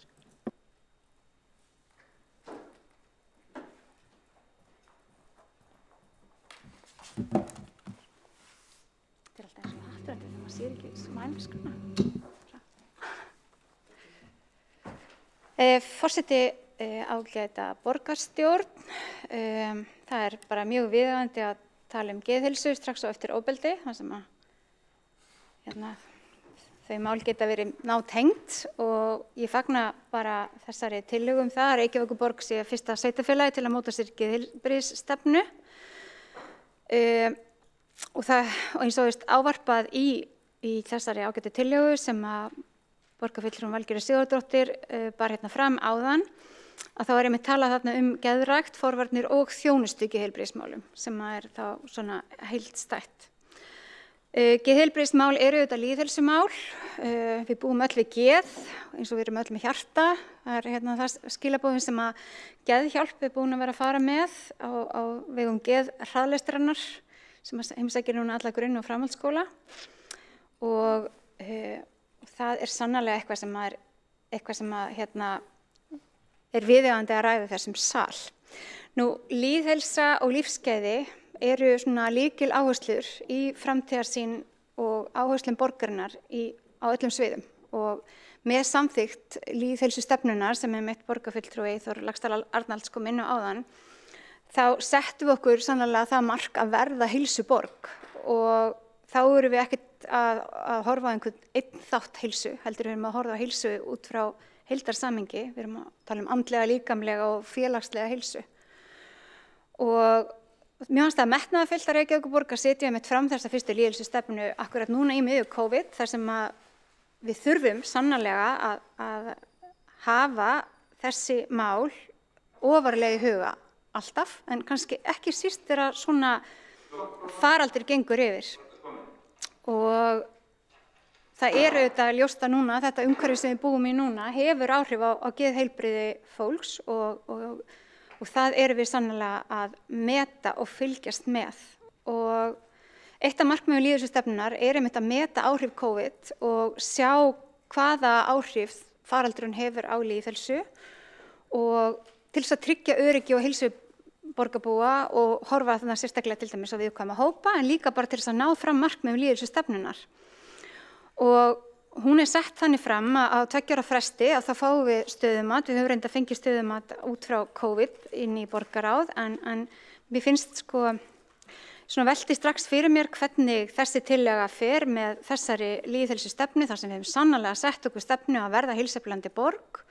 Við leggjum þarna sérstaklega áherslu í fyrsta þætti lýðheilsustefnunnar, þá leggjum við áherslu á geðrækt, við leggjum áherslu á hreyfingu og næringu og svefnvenjur og félagsfærni og kynheilbrigði og bara að fólk hafi tíma til þess að endurheimta sig í deginum og njóta lífsins, tölum vellíðan, ekki bara þar sem að koma í veg fyrir vanheilsu, heldur að við séum að stuðla vellíðan og grósku borgarbúa. Og þarna er búið að setja svolítið niður hvernig við getum starfað með þá heilbrigðisyfirvöldum, embætti landlæknis og fleiri aðilum að því að efla heilbrigði og þar á meðal geðheilbrigði. Og embætti landlæknis hefur einmitt verið núna, ég tók akkurat eftir þessari skýrslu sem að borgarfulltrúi Diljá Ámundadóttir kom inn á varðandi framhaldsskólanemana sem að ég held að sé full ástæða til þess að hafa áhyggjur af og að við gleymum ekki þeim hópi þó hann sé komin í annað menntakerfi heldur en þar sem við berum ábyrgð á og ég veit að embætti landlæknis er líka að vinna að ákveðnum mótvægisaðgerðum hvað varðar geðheilbrigði landsmanna. Þannig að ég fagna þessari tillögu og ég held að sé mjög gott að fá tækifæri til þess að ræða bara vítt og breytt geðheilbrigðismál hér í borgarstjórn og ég held sannarlega að það er ekkit útilokað að það gæti verið gagnlegt að gera einhverja að taka saman með einhverjum hætti öll þau fjölmörgu verkefni og aðgerðir sem borgin er þegar í og sem borgin ákveður að fara í til þess að styrkja samfélagið. Þannig að við búum hér við sem besta geðheilsu. Ég veit að þetta er öflugur þáttur í skóla og frístundastarfi borgarinnar, öflugur þáttur í menntastefnu sem við samþykktum hér og velferðarstefnan ávarpar þetta líka og á vettvangi velferðarsviðs eru auðvitað unnið að fjölda mála að þessari þjónustu sem fólk fær. Að fólk getur auðvitað leitað þangað, upplifið það einhvers konar þörf fyrir þjónustu, þá leitar það gjarnan til þjónustumiðstöðva velferðarsviðs. Við höfum líka verið að efla betri borg fyrir börn, þjónustuna inn í grunnskólanum og að vettvangi barna og fjölskyldna og reyna að styðja betur við fjölskyldnar í borginni og koma með þjónustuna inn á heimilinn og kannski ekki akkurat tekist fullkomlega núna á COVID-tímum að fara mikið á milli heimila en við notum þá rafrænar lausnir og ég er mjög spennt að sjá hvernig okkur tekst til og hvernig þetta getur hjálpað okkur í að vera svona forvarnartæki þannig að fólk virkilega fái tækifæri til þess að taka þátt í samfélaginu, mæti skólan, frístundirnar, allt það sem er svo mikilvægt fyrir okkur til þess að rækta geðið okkar. Þannig að mér langar að fá að liggja kannski aðeins betur yfir þessu og skoða líka aðeins betur stöðuna og hvað við erum að gera og mér langar því að leggja til að við vísum þessari góðu tillögu til velferðarráðs og við samþykjum ekki tillöguna heldur, samþykjum að vísa henni til velferðarráðs þar sem við getum farið vel yfir stöðunni í geðheilbrigðismálunum, hvernig þetta allt saman kemur saman og þá kannski ekki síst öll sú þjónusta sem við erum að veita fólki sem er veikt á geði. Það er mikill niðurskurður núna í heilbrigðiskerfinu og við finnum sterkt fyrir því að það er mikið af fólki sem upplifir að geðheilbrigðiskerfið sé ekki að mæta þeirra þörfum og þá standa all spjót á borginni og við viljum sannarlega geta staðið vel og veitt öllum þjónustu en við þurfum líka þarna að vera í mjög þéttu samstarfi við ríkið og ég meta sem svo að mögulega væri velferðarsvið borgarinnar þar sem að vinna sérfræðingar á þessu sviði sem að vinna mjög náið með Landspítalanum og þessum geðheilbrigðisteymum sem við erum með í heilsugæslunni og bara þeim aðilum sem að starfa mest að geðheilbrigði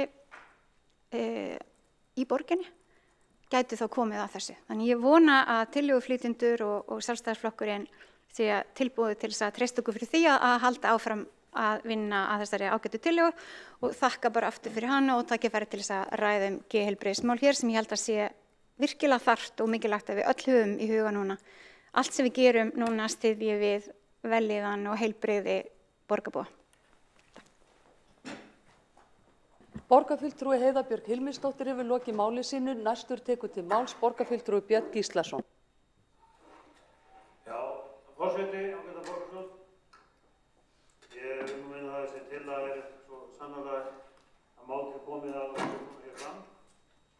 Og að margt búið að koma fram hérna í þessari umræðu hingað til og þetta er náttúrulega ljóst að það er mikið búið að ganga á hjá okkur hérna síðast eða frá ársbyrjun 2020 eftir þetta COVID-mál kom upp og ýmsir erfiðleikar einmitt í þessum geðheilbrigðismálum sem hafa komið upp. Nú Valgerður Sigurðardóttir borgarfulltrúi fór vel yfir þetta og talaði geðfræðslu í skólum og ég held að það er eitt sem að við held ég að sé mjög gott og að sé þá komið sé raunni kennt í eða þessi fræðsla fari fram í skólakerfinu því að það er nauðsynlegt að börn séu meðvituð og unglingar meðvituð að hægt sé að leita sér hjálpar. Nú, það er náttúrulega eins og ég sagði að heimsfaraldurinn hefur dregið dilk á eftir sér og skapað svona depur hjá sumum og ekki síst heldur eldri borgurum eins og ungmennum. En ég vil nú bara minna á það að við vorum hérna með rafíþróttir, samþykktum það inn Róma fyrir árið 2019 og þar, svo nefni það, þá er það nú þar náðu íþróttafélögin með því að stofna þessar deildir sem eru með þessar deildir til krakka sem voru í rauninni einangrun og það hefur komið mjög vel út.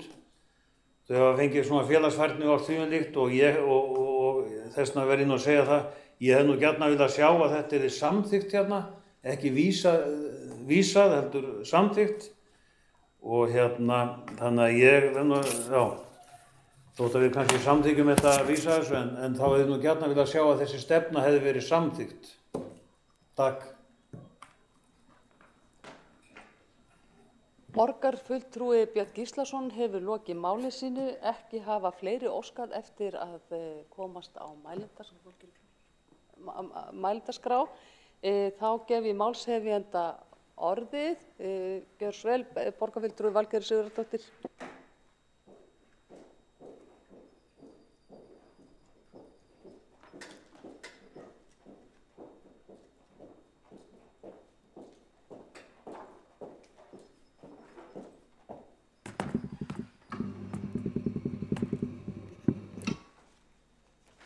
Forseti, ágæta borgarstjórn, ég þakka fyrir þá góðu umræðu sem hefur orðið hérna stefnu okkar sjálfstæðismanna.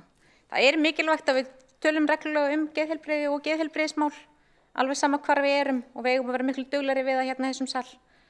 Við þakkum fyrir að tillagan okkar sé ekki felld og fái brautargengi innan borgarkerfisins og haldi áfram að vera rædd innan borgarkerfisins. Það kannski það allra mikilvægasta, að við snertum sem flesta með tillögum sem þessum. Líkt og ég kom inn á hér í fyrri ræðu minni, þá margt gott gert á vegum Reykjavíkurborgar og þar meðal annars náttúrulega lýðheilsustefnan alveg frábær. En það vantar svona einhverja reglíf yfir allt því að við erum að gera eitthvað á skólafrístundasviði, við erum að gera eitthvað á velferðarsviði og önnur svið borgarinnar eru líka dugleg en okkur vantar að móta þetta í eina stefnu og þess vegna held ég að þessi tillaga smelli svo vel að því að við getum tóstað svona það góða sem við erum að gera út úr öllum sviðunum okkar og setta inn í og móta það eina stefnu og ég veit við getum verið fljótað þessari vinnu. En með leyfi forseta þá segir á vefsíðu landlæknis á ári hverju falla 800.000 manns fyrir eigin hendi í heiminum. Síðastliðinn áratug hefur verið árlegur fjöldi sjálfsvíga hér á landi að meðaltali 39. Þrátt fyrir opinberar áætlanir og markmið stjórnvalda að koma í veg fyrir sjálfsvíg, við verðum að vera minnug þess að árangri verður aldrei náð nema með þátttöku alls samfélagsins. Tilvitnun lýkur. Tillaga okkar sjálfstæðismanna miðar að því að við sem erum hér í þessum sal tökum þátt, stígum stórt skref í þá átt að auka geðheilbrigði borgarbúa. Reykjavíkurborg á að setja geðheilbrigði í forgang, það eitt af mikilvægustu verkefnunum sem þarf að vinna núna og hlúa mun betur að andlegri heilsu okkar allra. Við boðum bókun sem verður lesin upp síðar. Borgarfulltrúi Valgerður Sigurðardóttir hefur lokið máli sínu, ekki hafa fleiri óska eftir að komast á mælendaskrá, óska borgarfulltrúar eftir að lesa bókanir núna, ef svo já, borgarfulltrúi Kolbrún Baldursdóttir, gjörðu svo vel. Já, fyrst, já. Afsakið, við berum upp tillöguna áður og síðan gefst borgarfulltrúum tækifæri á að lesa upp bókanir.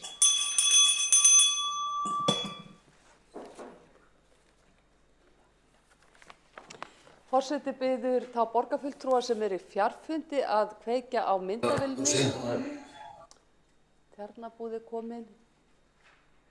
Skúli, já, hann kominn.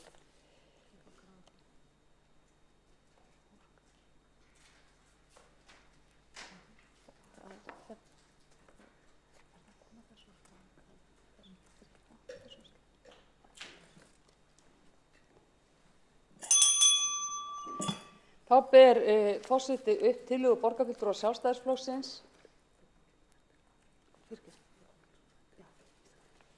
Afsakið þetta. Þá ber forseti upp tillögu borgarfulltrúa Sjálfstæðisflokksins um mótun geðheilbrigðisstefnu Reykjavíkurborgar en það hefur komið fram málsmeðferðartillaga að tillögunni verði vísað til velferðarráðs og hún borin undir atkvæði. Þeir sem eru í salnum gefið merki sem samþykkja tillöguna. Og þeir sem eru í fjarfundi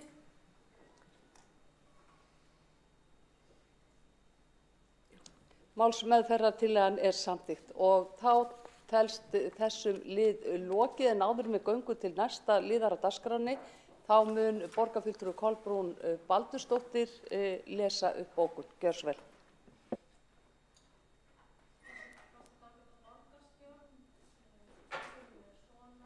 Undir mikilvægi þess að móta geðheilbrigðisstefnu varðandi geðrækt, forvarnir og þjónustu geðheilbrigðismál ekki síst nú á þessum viðsjárverðum tímum. Kannski þarf fyrst að gera ítarlega úttekt á geðheilbrigðismálum áður en hægt að setjast niður og móta stefnu. Hvar kreppir skóinn mest í þessum málum? Skoða þar hvað þarf að gera betur eða gera öðruvísi. Mestar áhyggjur eru af þeim sem eru veikir fyrir andlega og líkamlega og þá sem hafa tapað lífsviðurværi sínu í því ástandi sem hér hefur ríkt síðustu 2 ár.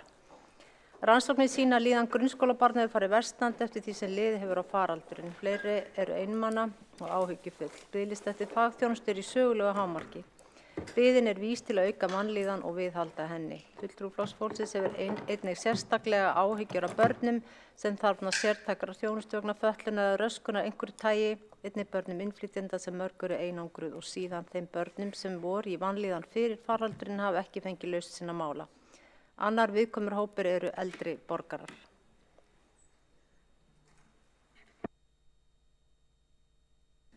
Já, þá hefur borgarfulltrúinn Kolbrún Baldursdóttir lesið bókanir eða fleiri bókanir? Já. Að afgreiða liðin á þess að allir borgarfulltrúar vera í salnum? Jú, var ekki. Ég var á salerninu og ég kannast ekki við að hafa kosið um hennar lið. Já, þá nú voru forseti skipti og þessi forseti skal leyfa endurtekninga á að endurtaka hérna atkvæðagreiðslu.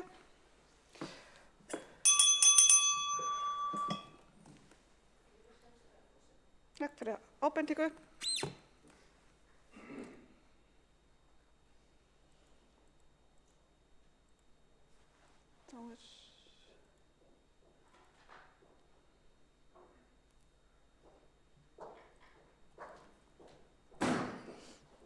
Já, það var beðið að endurtaka atkvæðagreiðslu. Það voru víst ekki allir borgarfulltrúar í salnum. Þá biður forseti að gefa merkis þessum borgarfulltrúar sem samþykkja að vísa tillöguna til velferðarráðs.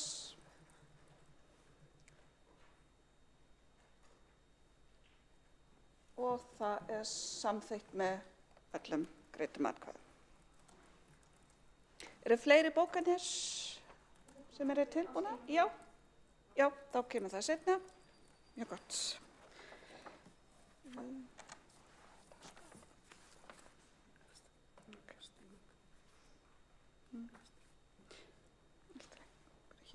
Þá gengið til næsta máls á dagskráin sem tillaga borgarfulltrúa Flokks fólksins opnun almenningsgarðs í úthverfi Reykjavíkur og það Kolbrún Baldursdóttir, borgarfulltrúi sem flytur tillöguna.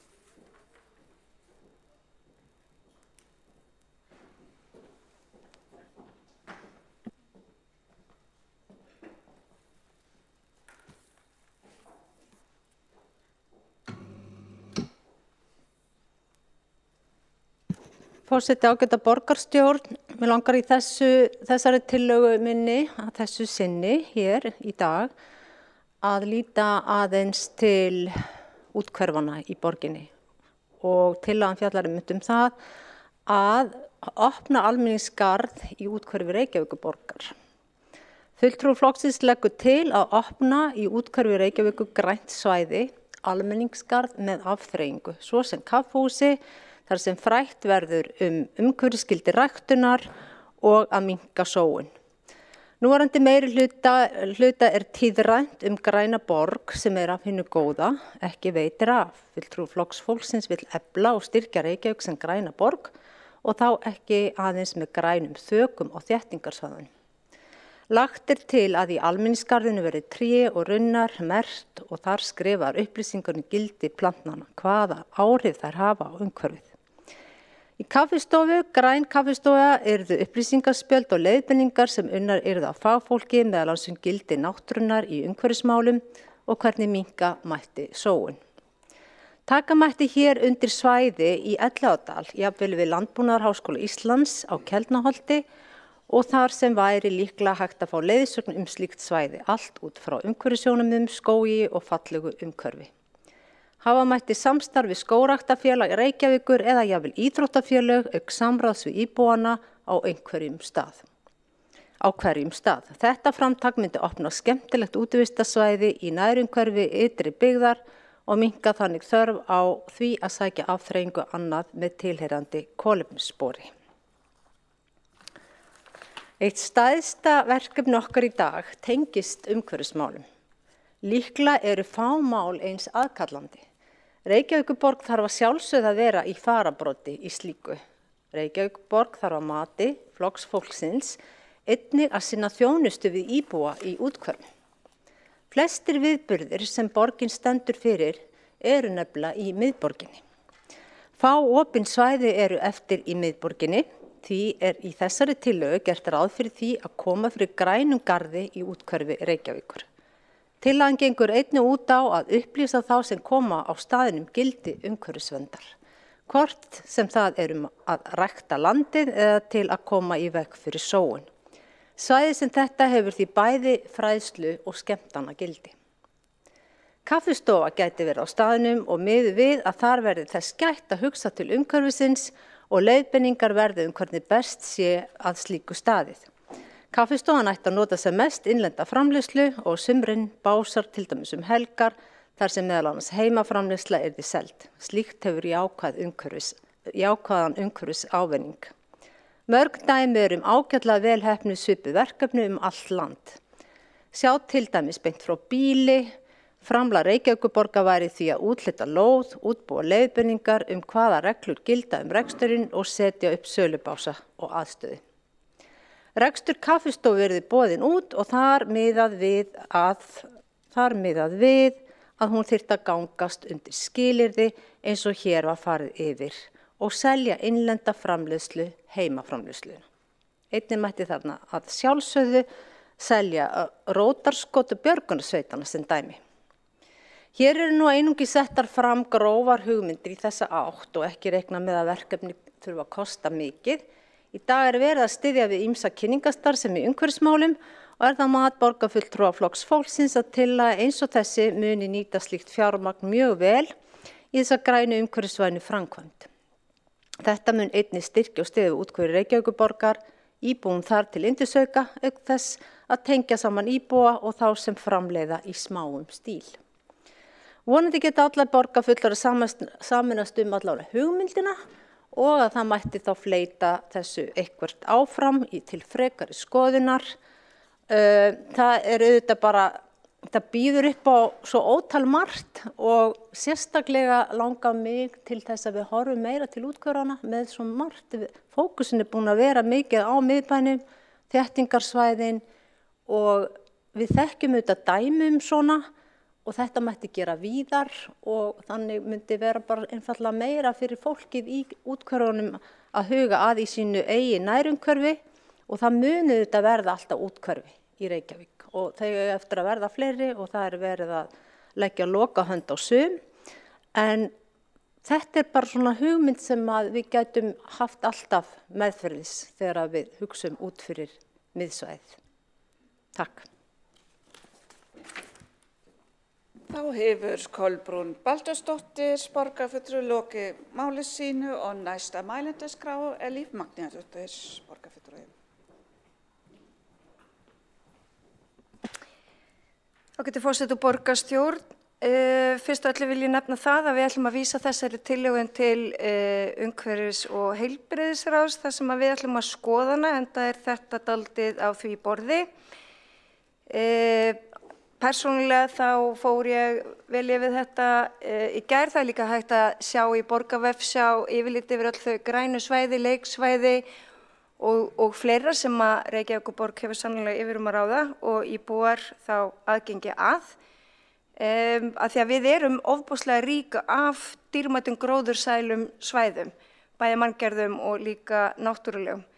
Til dæmis þá eigum við lifandi safn undir berum himni í hjarta Laugardalsins, þar sem fjölbreytt fræðsla fyrir almenning og skólahópa fer fram og þar er auðvitað líka kaffihús, mjög notalegt að sitja þar á sólríkum sumardögum, algjör pottur og sérstæða til dæmis grasagarðsins í Reykjavík mikil og þar eru til dæmis varðveitti 5.000 safngripir af 3.000 tegundum og þau taka á móti almenningi og skólanemendum. Mikilvæg og góð fræðsla. Og grasagarðurinn er auðvitað ekki bara garður eða eitthvað slíkt, þetta er safn sem er líka mjög skemmtilegt. Og stefna borgarinnar og þessa meirihluta hefur verið á þessa leið að vernda og að passa upp á vöxt grænna svæða og þetta hefur verið afar skýrt í allri okkar stefnumörkun. Núna til dæmis nýverið þá samþykktum við aðalskipulag til 2040 þar sem eru gerðar einmitt auknar kröfur til íbúðabyggingar, sólrík útisvæði og aðgengi að grænum svæðum og höfum undirstrikað þetta enn frekar með þeirra samþykkt. Og allt það eiginlega sem að við mörkum, eða sú stefna sem að við mörkum hér í þessum sal sem að snertir á umhverfis skipulags eða lýðheilsumálum, þá erum við einmitt að tala mikilvægi þess gróðursæla umhverfi sem við þurfum að varðveita og búa við. Þannig að við höfum fléttað þetta inn í dálítið alla stefnumörkun. Aðgengi að náttúrunni, bæði ósnortinnan líka manngæði, að því við sækjum í félagsskap, við sækjum í að vera í kringu fólk, en við sækjum líka í einvöruna. Og það líka mikilvægt að passa upp á hana. Að sækja afþreyingu eins og ég var að minnast á, það afar mikilvægt, en það líka mikilvægt að þekkja borgina sína. Og að því að Kolbrún Baldursdóttir borgarfulltrúi var að tala það að minnka kolefnisspor sitt, að þá það að ganga eða ganga fyrir eigin orku, þá minnkar strax kolefnisspor þitt. Hjóla, fara gangandi, taka almenningssamgöngur, þá ertu strax búin að minnka kolefnisspor þitt og það afar mikilvægt að kanna nýja lendur og lendi í ævintýrum og fara og kynnast nýjum hverfum. Að sækja ekki bara innmúra sig inn í sínu sjálfbæra hverfi, heldur að fara að sækja eitthvað í önnu hverfi, í fólk í mismunandi borgarhlutum. Það líka mikilvægt að huga að uppbyggingu sjálfbæra hverfa og að grænt svæði í göngufæri sé í þínu hverfi. En það á ekki að takmarka okkur við það að búa bara til eins hverfi allstaðar, alls ekki. Og svo hefur hið ósnortna líka gildi í sjálfu sér. Í nýjum meginmarkmiðum aðalskipulagsins þá segir meðal annars með leyfi forseta að lýðheilsa borgarbúa verði ávallt höfð að leiðarljósi við skipulagningu og hönnun borgarhverfisins, skipulag hverfa örvi almennt hreyfingu, samveru, mannlíf og vistunarferðavinnur. Að íbúar allra hverfa borgarna hafa gott aðgengi á grænum svæðum og fjölbreyttum almenningsrýmum, lagði verið sérstakur metnaður í eflingu almenningsrýma innan eldri hverfa sem og nýrra, við hönnun stærri og minni torga, göngugatna, smærri andrýma og gróðursvæða, stærri útivistarsvæða, leik- og íþróttasvæða og almennt valarsvæða fyrir alla aldurs- og félagshópa. Tilvitnun lýkur. Og þetta erum við að gera. Og það allt í lagi að fá þessa tillögu inn á umhverfis- og skipulagssvið þar sem að við skoðum hana og berum hana sama við það sem við erum að gera. En Reykjavíkurborg líka með mjög umfangsmiklar upplýsingar allt það sem að við getum leitað í hér af svæðum. Og til að mynda þá höfum við samþykkt grænaplanið og þar ætlum við að verja nokkrum milljörðum í meðal annars leikvöll og torg og opinsvæði. Við ætlum að huga að grænatreflinum sem auðvitað viðamikið svæði sem myndar svona samfellda umgjörð í kringu borgina og skilgreina mörk þéttbýlis og útmörkur og það meðal annars í samvinnu við skógræktina. Og svo þannig að við erum í strangt við tekið dálítið búin að leggja þetta fyrir okkur, hvernig uppbygging Reykjavíkurborgar sem umhverfis borgar, sjálfbærar borgar og borgar þar sem þú getur notið náttúrunni líka hið manngerða Mér langar að nefna til dæmis grænsvæði utan þéttbýlis, þar sem að ég vil nefnilega ekki tala eitthvað úthverfin og miðborgina. Ég vil bara tala Reykjavíkurborg og skoða það í samhengi hlutana. En við erum auðvitað með eyjarnar og við erum með Heiðmörk og Austurheiðarnar og Esjuhlíðarnar og allt þetta eru grænsvæði utan þéttbýlis. Og svo erum við með fjölmörg grænsvæði innan þéttbýlis sem í göngufæri eða ekki langt að sækja. Og svo líka bara allt í lagi að þessi langt að sækja í útiveru, útivist. Og hverfisgarðarnir sem við eigum eru líka mjög mikilvægir og við erum með auka fókus á það í uppbyggingu Reykjavíkurborgar sem þetta sístækkandi. Þannig að við erum með í hverju einasta hverfi í Reykjavík hverfisgarðar í Breiðholtinu, miðsvæði Efra Breiðholtsins, Seltjörni, Grafar, Holtinu, Úlfarsdalinn, það er Reynisvatn. Það var til dæmis græna svæði stækkað í nýja aðalskipulaginu sem við vorum að samþykkja, einmitt til þess að við feldum út íbúabyggð og stækkuðum græna svæðið. Til að mynda í Hlíðunum þá er Höfði, Litli, Öskjuhlíð, Vatnsholt, svo ég tali nú ekki alls konar leynigarðar sem eru í hverfum. Þið þekkið þá. Við sem að búum í einhverjum hverfum, við þekkjum leynigarðarna, skal ég segja ykkur. Þannig að í Laugardalnum eru fjölmargir garðar í miðborginu þetta líka og Vesturbænum og svo ég tala nú ekki strandsvæðin sem við höfum. Það er líka mikilvægt að skoða leiksvæðin. Ég held að ekkert sveitarfélagi búi yfir jafn mörgum leiksvæðum og einmitt Reykjavíkurborg, bæði litlum og stórum. Og svo vil ég líka halda því til haga að allir leikskólar Reykjavíkurborgar eru auðvitað almenningsleiksvæði. Þannig að íþróttasvæði, golfvellir, hesthúsasvæði, gróðrastöðvar og garðlönd og auðvitað friðlýstu svæðin, allt eru þetta grænsvæði í Reykjavík, borgargarðarnir og fleira. Þannig að við skulum bara skoða þetta, hvort að þetta sé raunverulega það sem að Reykjavíkum vantar og við gerum það á borði umhverfis- og skipulagssviðs. Þannig að ég legg til að tillögunni sé vísað inn á umhverfis- og skipulagssvið. Þá hefur Líf Magnúsdóttir borgarfulltrúi lokið máli sínu. Hafa 3 borgarfulltrúar óskað eftir að veita ansvar og þá styttist ansvarstíma í 1 mínútu. Fyrst er það Kolbrún Baldursdóttir, borgarfulltrúi. Forseti ágæta borgarstjórn, ég vil þakka fyrir þetta. Ég ætla nú bara að segja aðeins eitt, en með þessari tillögu var ég alls ekki að segja neitt það að fullyrða að það hefði aldrei neitt svipað verið gert neins þar í borginni. Það var alls ekki hugsunin á baku þetta, heldur bara til hann er bara eins og hún er og ekkert meira það að segja. Takk.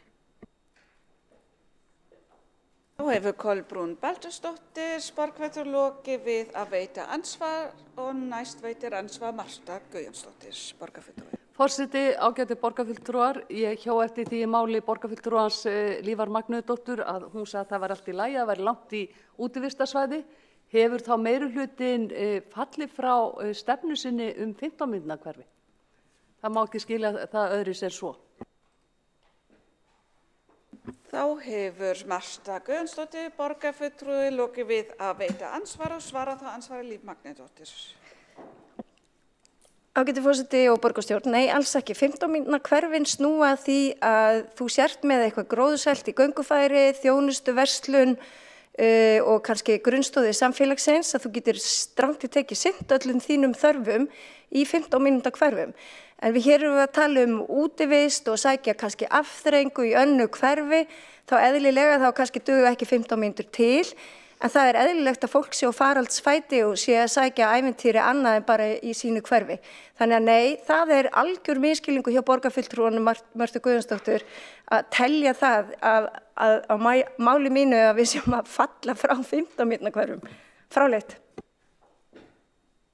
Þá hefur Líf Magnúsdóttir borgarfulltrúi lokið við að svara ansvar og veitir það ansvar öðru sinni Marta Guðjónsdóttir. Forseti, ágæti borgarfulltrúar, borgarfulltrúin Líf Magnúsdóttir sagði það sjálf í sínu máli í svari við andsvari mínu að þau var ekki að falla frá 15 mínútna hverfum en staðfesti það að útivist væri ein af grunnþörfum fólks. Og ég held að skilgreiningi fyrir 15 mínútna hverfi væri einmitt það að fólk gæti sinnt sínum grunnþörfum. Þannig að þessi málflutningur heldur ekki vatni frekar en annað. Þá hefur Marta Guðjónsdóttir borgarfulltrúi lokið við að veita ansvar öðru sinni og svara þá ansvar öðru sinni Líf Magnúsdóttir.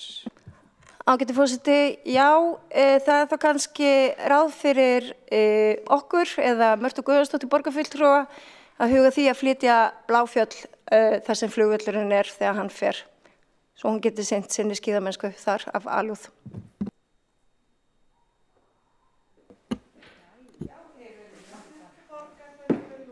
Að svara ansvaru sinni og veitir það ansvar Vigdís Hauksdóttir. Virðulegur forseti, ágæta borgarstjórn og tilheyrendur, við erum hér að ræða málefni olíufélaganna eftir og hinn skrýta samning borgarstjóra við þau. Ég vil benda formanni umhverfis- og heilbrigðisráðs á þá staðreynd að í fyrsta fasa olíufélaga dílsins liggja 6,5 hektari sem væri alveg yndislegt að fá sem græn svæði en ekki fjárfestinga og fasteigna umbreytingu fyrir fjárstarka aðila hér í borg. Þá hefur Vigdís Hauksdóttir borgarfulltrúi lokið við að veita andsvar forseti bendis á að halda sig við efni innihald í ræðunni sem var haldið. Já, takk. Þá andsvörum lokið og næst á mælendaskrá Marta Guðjónsdóttir borgarfulltrúi.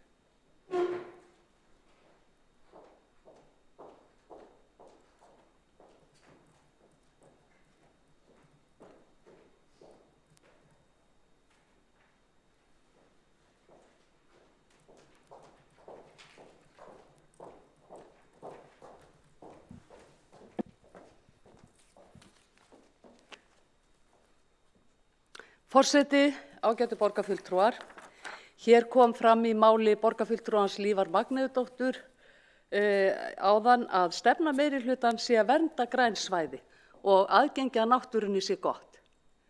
Ef við lítum aðeins á stefnuna, hvernig þeir framfylgja sinni stefnu, þá ber fyrst að líta til þess hvernig þeir hafa verið að ganga hér sífellt meira á græn svæði í borginni. Hér má varla sjást grænn blettur öðruvísi en að það sé troðið niður á þá byggingum. Og svo þétt að fólk hefur nánast ekkert andrými og lýðheilsu borgarbúa ógnað. Ef við tökum dæmi þessi grænu svæði, þá fyrirhugað að ganga hér á almenningsgarða sem að borgarfulltrúanum var tíðrætt hér áðan, eins og Laugardalinn.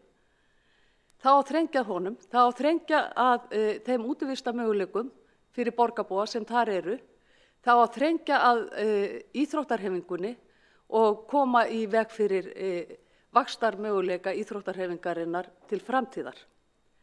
Sömuleiðis hefur þessi sami meirihluti verið að ráðast á Elliðaárdalinn og það voru 12.000 Reykvíkingar, hvorki meira né minna, en 12.000 Reykvíkingar sem vildu fá að kjósa það skipulag sem að borgarstjórnarmeirihlutin stóð fyrir þar. Það heitir ekki að vernda græn svæði. Eða það allavega ekki í minni orðabók dæmi verndun grænna svæða. Nú, þessu meirihluta ekkert heilagt. Nú fyrirhugað að ganga á fjörur. Ósnortar fjörur í borgarlandinu, eins og í Skerjafirði. Og Landvernd hefur mótmælt harðlega. Íbúar í Skerjafirði hafa mótmælt harðlega, íbúar í Reykjavík hafa mótmælt harðlega, vegna þess að þetta svæði allra borgarbúa til að njóta útivistar. Og þarna verið að stofna fuglalífi og lífríki í hættu. En þetta finnst meirihlutanum allt í lagi. Hann ætlar að eyða nokkrum milljörðum í svoköllu almenningsrými, en hvernig verður þau almenningsrými? Með einstaka trjám og einstaka blómapottum.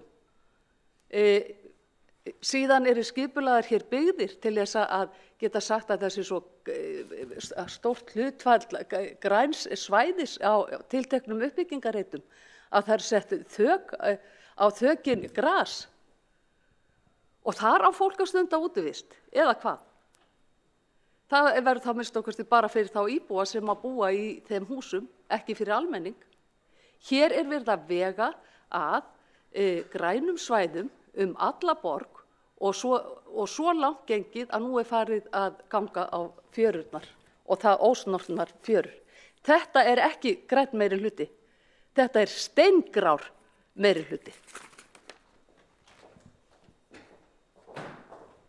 Þá hefur Marta Guðjónsdóttir borgarfulltrúi lokið máli sínu og næst á mælendaskrá þá Jórunn Pála Jónasdóttir borgarfulltrúi. Já, takk fyrir. Heyrist ekki alveg í mér? Já, það heyrist vel. Ok, Pítur. Forseti og borgarstjórn, ég fagna umræðu grænu svæðin okkar í Reykjavík. Þau þó nokkur, eins og hefur verið farið í og dýrmætt og eina ástæðan sem ég bara virkilega elska að búa í Reykjavík, það er þessi grænu svæði. Við í Sjálfstæðisflokknum höfum einmitt talað fyrir vernd þeirra og bættu aðgengi og bættri umhirðu og kannski af því að ég er svo mikil aðdáandi þar, það væri kannski kröfuhörð, en ég ætla að leyfa mér að vera það og nefna nokkur atriði sem ég held að megi betur fara, eins og til dæmis bara merkingstíga og aðgengi að vatnsbrunum og síðast en ekki síst upplýsingar á heimasíðu. Borgarfulltrúi Líf Magnúsdóttir kom aðeins inn á þetta hérna áðan og það er virkilega hægt að sjá upplýsingar, en ég held að megi gera betur og gera þetta svona aðgengilegra og langar að nefna bara til hliðsjónar, þreytist ekki að nefna Kjarnaskóg og Akureyri. Ég veit ekki hvers vegna það er sem að þeim hefur tekist að gera þetta svona gríðarlega vel, hvort það vanti bara meiri fókus í Reykjavík eða hvort við séum bara svona of rík á mörgum svæðum. Þá hefur bara Kjarnaskógur verið mjög framalega hvað varðar þessi svæði á Íslandi og þar er bæði flott yfirlitssíða það sem er að finna á svæðinu, göngustíga og leiktæki á svæðinu, grillaðstöðu og fleira og svæðið sjálft er vel merkt og það er búið að gera ráð fyrir alls kyns gestum og þeir komi á hjólandi eða gangandi eða hlaupandi eða gönguskíðandi og þetta tel ég að við ættum að horfa til og það sé sóknarfæri í þessum málum. Og að þessu sögðu þá, með leyfi forseta, þá myndi ég vilja fá að lesa bókun. Já, gjör svo vel. Þetta er þá bókun fulltrúa Sjálfstæðisflokksins undir þessum fundalið. Vernd svæða og útivistarsvæði Reykjavík sem og bætt aðgengi að þeim hefur verið á meðal áherslumála borgarfulltrúa Sjálfstæðisflokksins. Svæðin gegna mikilvægu hlutverki í borgarumhverfinu og auka lífsgæði íbúanna. Grænar perlur í úthverfum Reykjavíkur, svo sem Elliðaárdalurinn og útivistarsvæði í Heiðmörk, mega muna sinn fífilfegurri og hlúa þar betur að merkingu stíga, umhirðu gróðurs og viðhaldi af mannvirkjum, svo sem leiktækjum. Þá má gera betur hvað varðar upplýsinga aðgengi á netinu svæðin, en best væri að geta séð á einni yfirlitssíðu kort og yfirlit yfir þjónustu og afþreyingu á hverju svæði. Fulltrúarnir telja því að setja þurfi í forgang uppbyggingu grunninnviða þessara svæða, svo sem aðgengi að salerni og vatnsbrunum, tengingu við almenningssamgöngur og bílastæði. Hafa mætti til hliðsjónar afar vel heppnað útivistarsvæði í Kjarnaskógi og Akureyri. Þar er til dæmis að finna gott net, merktra stíga, mannvirkja og leiktækja sem falla vel að umhverfinu, gönguskíðabrautir, æslabelg, hjólastólarólu, yfirbyggða grillaðstöðu, salernisaðstöðu og strandmarkvelli. Stígakerfið mætir fjölbreyttum þörfum gesta og er flokkað í upplýstar trimbrautir, göngustíga, gönguslóða, hjólabrautir og reiðleiðir. Annars hef ég lokið máli mínu. Takk fyrir.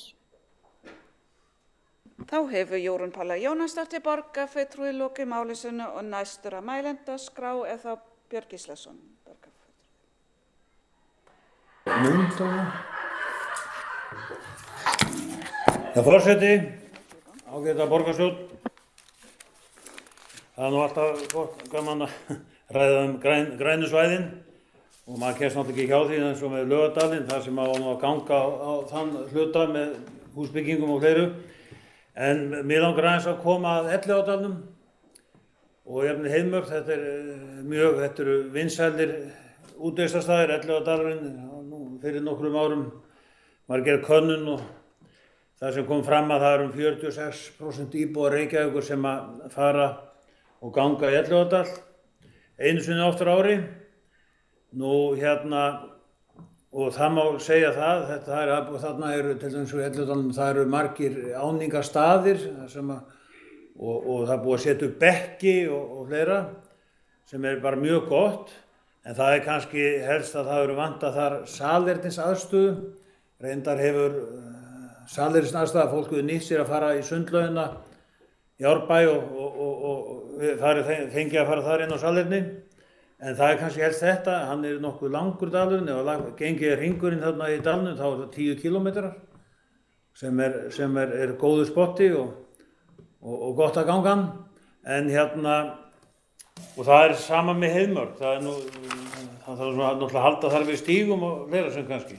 En það sem náttúrulega kannski eitt vandamál með Elliðaárdalinn núna, það tæming þessa lóns, svo kallar Árbæjarlóns sem gerðist nú fyrir ári síðan, sem mikil óánægja með og þar var einn aðal áningarstaðurinn í dalnum.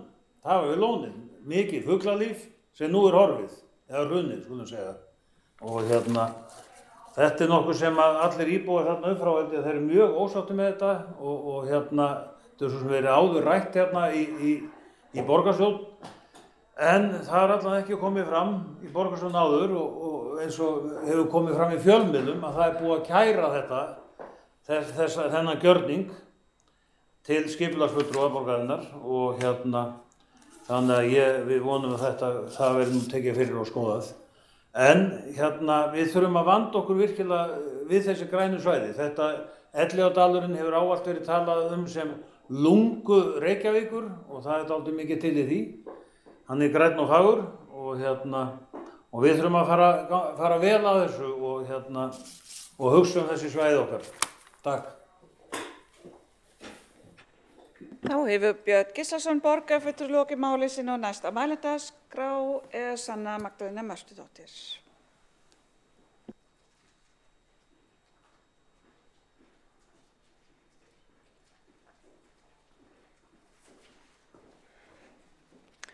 Forseti borgarbúar, mér finnst það bara skemmtileg tillaga, sem mikilvægt að huga vel að staðsetningu. Og það er minnst á kaffihús, vildi svona leggja til að þetta yrði eitthvað svona ódýrt þar sem að fólk gæti fengið sér að borða og jafnvel skoða svona eitthvað eins og eitthvað svona matsali eða eitthvað svona og við sjáum fyrirmyndir eins og IKEA, það er eitthvað sem hendar fólki oft fyrirmyndir þar. Þannig að þetta sé svona ódýrt og aðgengilegt og passa vel staðsetninguna og við séum ekki að taka undir eitthvað sem að fólk vill alls ekki að sé vera að koma fyrir einhverju svona, en annars bara endilega skoða þetta.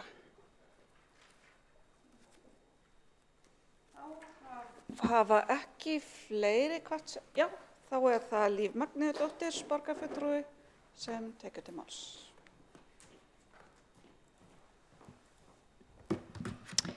Forseti, ágæta borgarstjórn, já, mér heyrist nú bara máli Sjálfstæðisflokksins og Flokks fólksins að hann er bara þrátt fyrir allt nokkuð lundur bíódómi sem átti að rísa henni í útjaðri Elliðaárdalsins.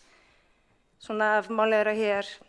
En allt í lagi, ef öllu gamni sleppti þá vildi ég halda til haga hérna og leiðrétta nokkur atriði og svo vil ég einnig leiðrétta málsmeðferðina sem ég bar upp vegna þess að við vísum þessu til umhverfis- og heilbrigðisráðs þar sem við skoðum málið, svo það sé fært til bókar hér.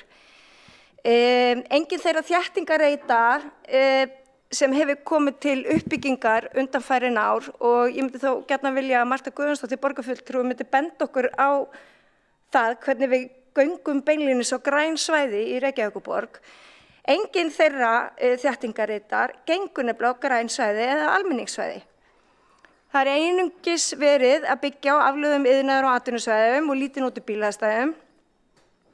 Og það er hægt að nefna ýmislegt í því samhengi eins og bara uppbygging út á Keilugranda þar sem var stór skemma, þetta er bara svona nærtækt hérna,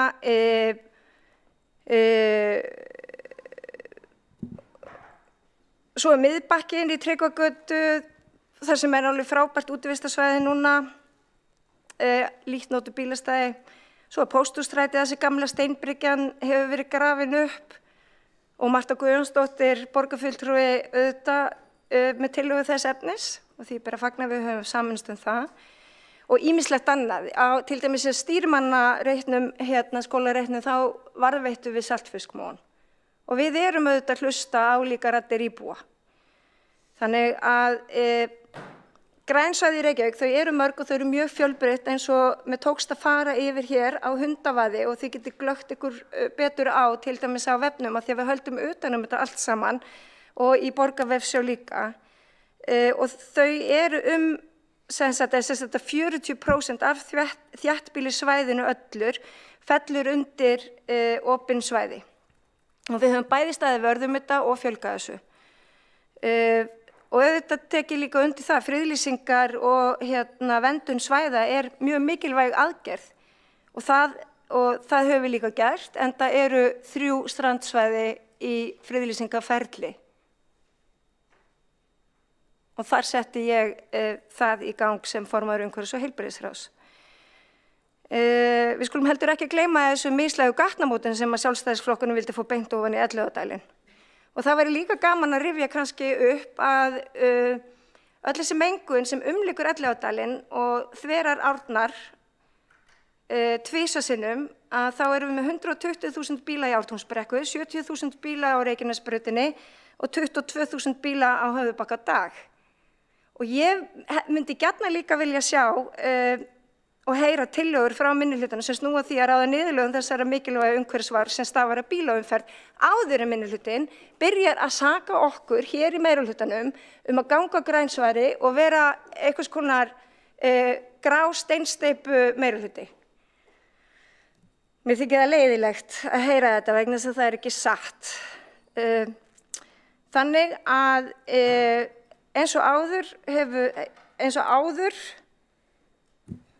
þá ætla ég að fá borgarstjóra til þess að samþykkja það að vísa þessari tillögu inn til umhverfis- og heilbrigðisráðs og ég vona það að vera samþykkt. Þá hefur Líf Magnúsdóttir borgarfulltrúi lokið máli sínu. Það var 2 borgarfulltrúar óska eftir að veita ansvari, þá fyrst Marta Guðjónsdóttir.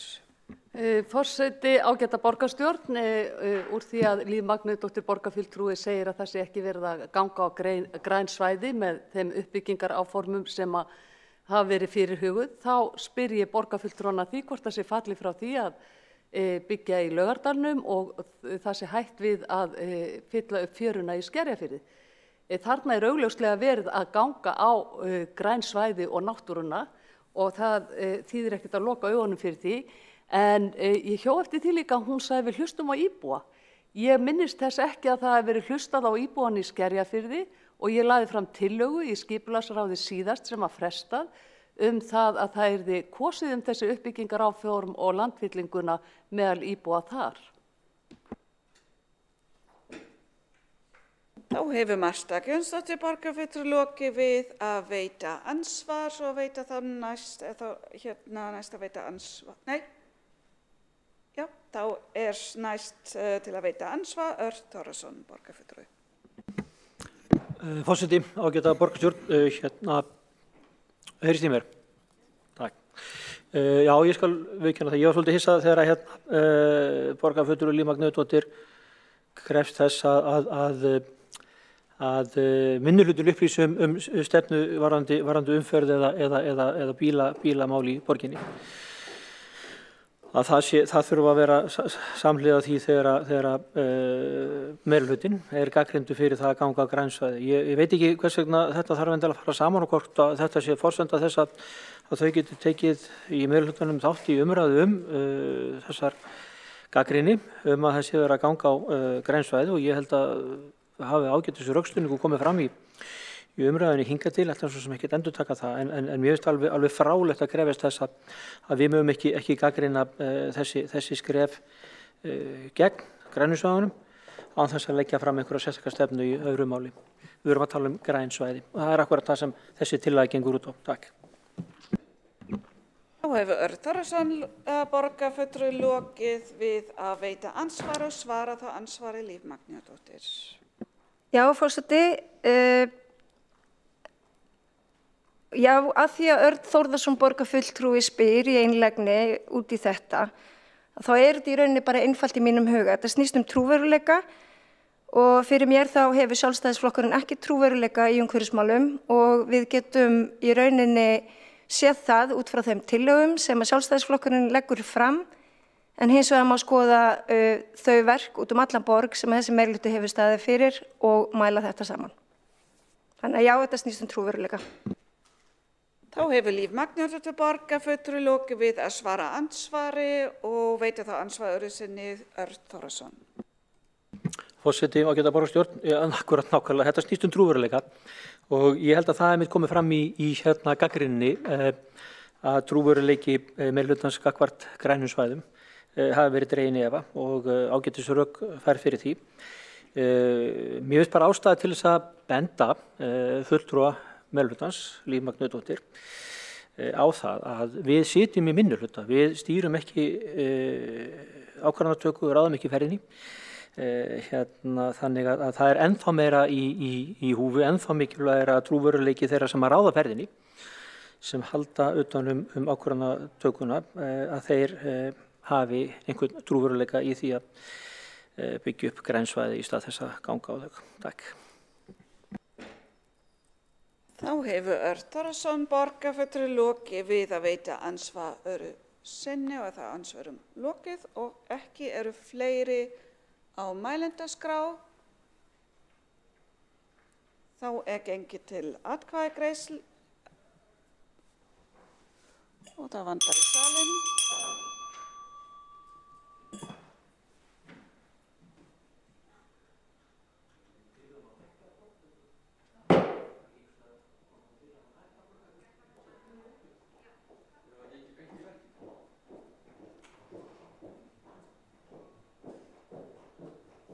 Forseti biður einnig borgarfulltrúa sem eru á fjarfundi að vera í mynd.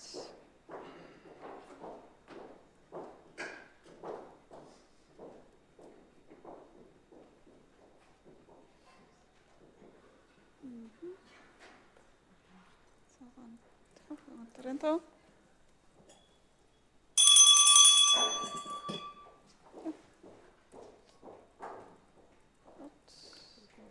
Björn Gíslason, hann í salnum, þá eru allir borgarfulltrúar í mynd eða komin í salinn. Fyrir liggur málsmeðferðartillaga að vísa þessari tillögu í umhverfis- og heilbrigðisráð. Þeir borgarfulltrúar sem samþykkja gefa merki.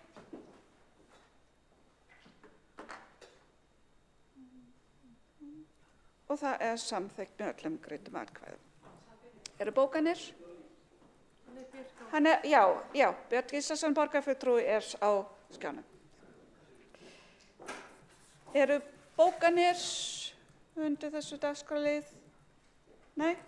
Ef svo ekki, þá gengið til næsta máls á útsettri dagskrá sem tillaga borgarfulltrúa Miðflokksins úttekt innri endurskoðunar á lögmæti samninga við olíufélögin og tekur til máls Vigdís Hauksdóttir borgarfulltrúi.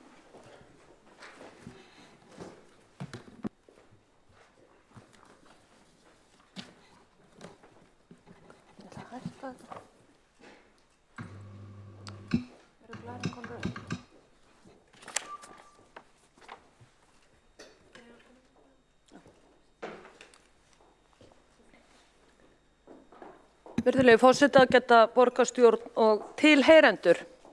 Ég mæli hér fyrir í dag tillögu að borgarstjórn samþykki að innri endurskoðanda verði falið að skoða og leggja mat á lögmæti samninga Reykjavíkurborgar við olíufélögin sem var fram í borgarráði 22. júní 2021.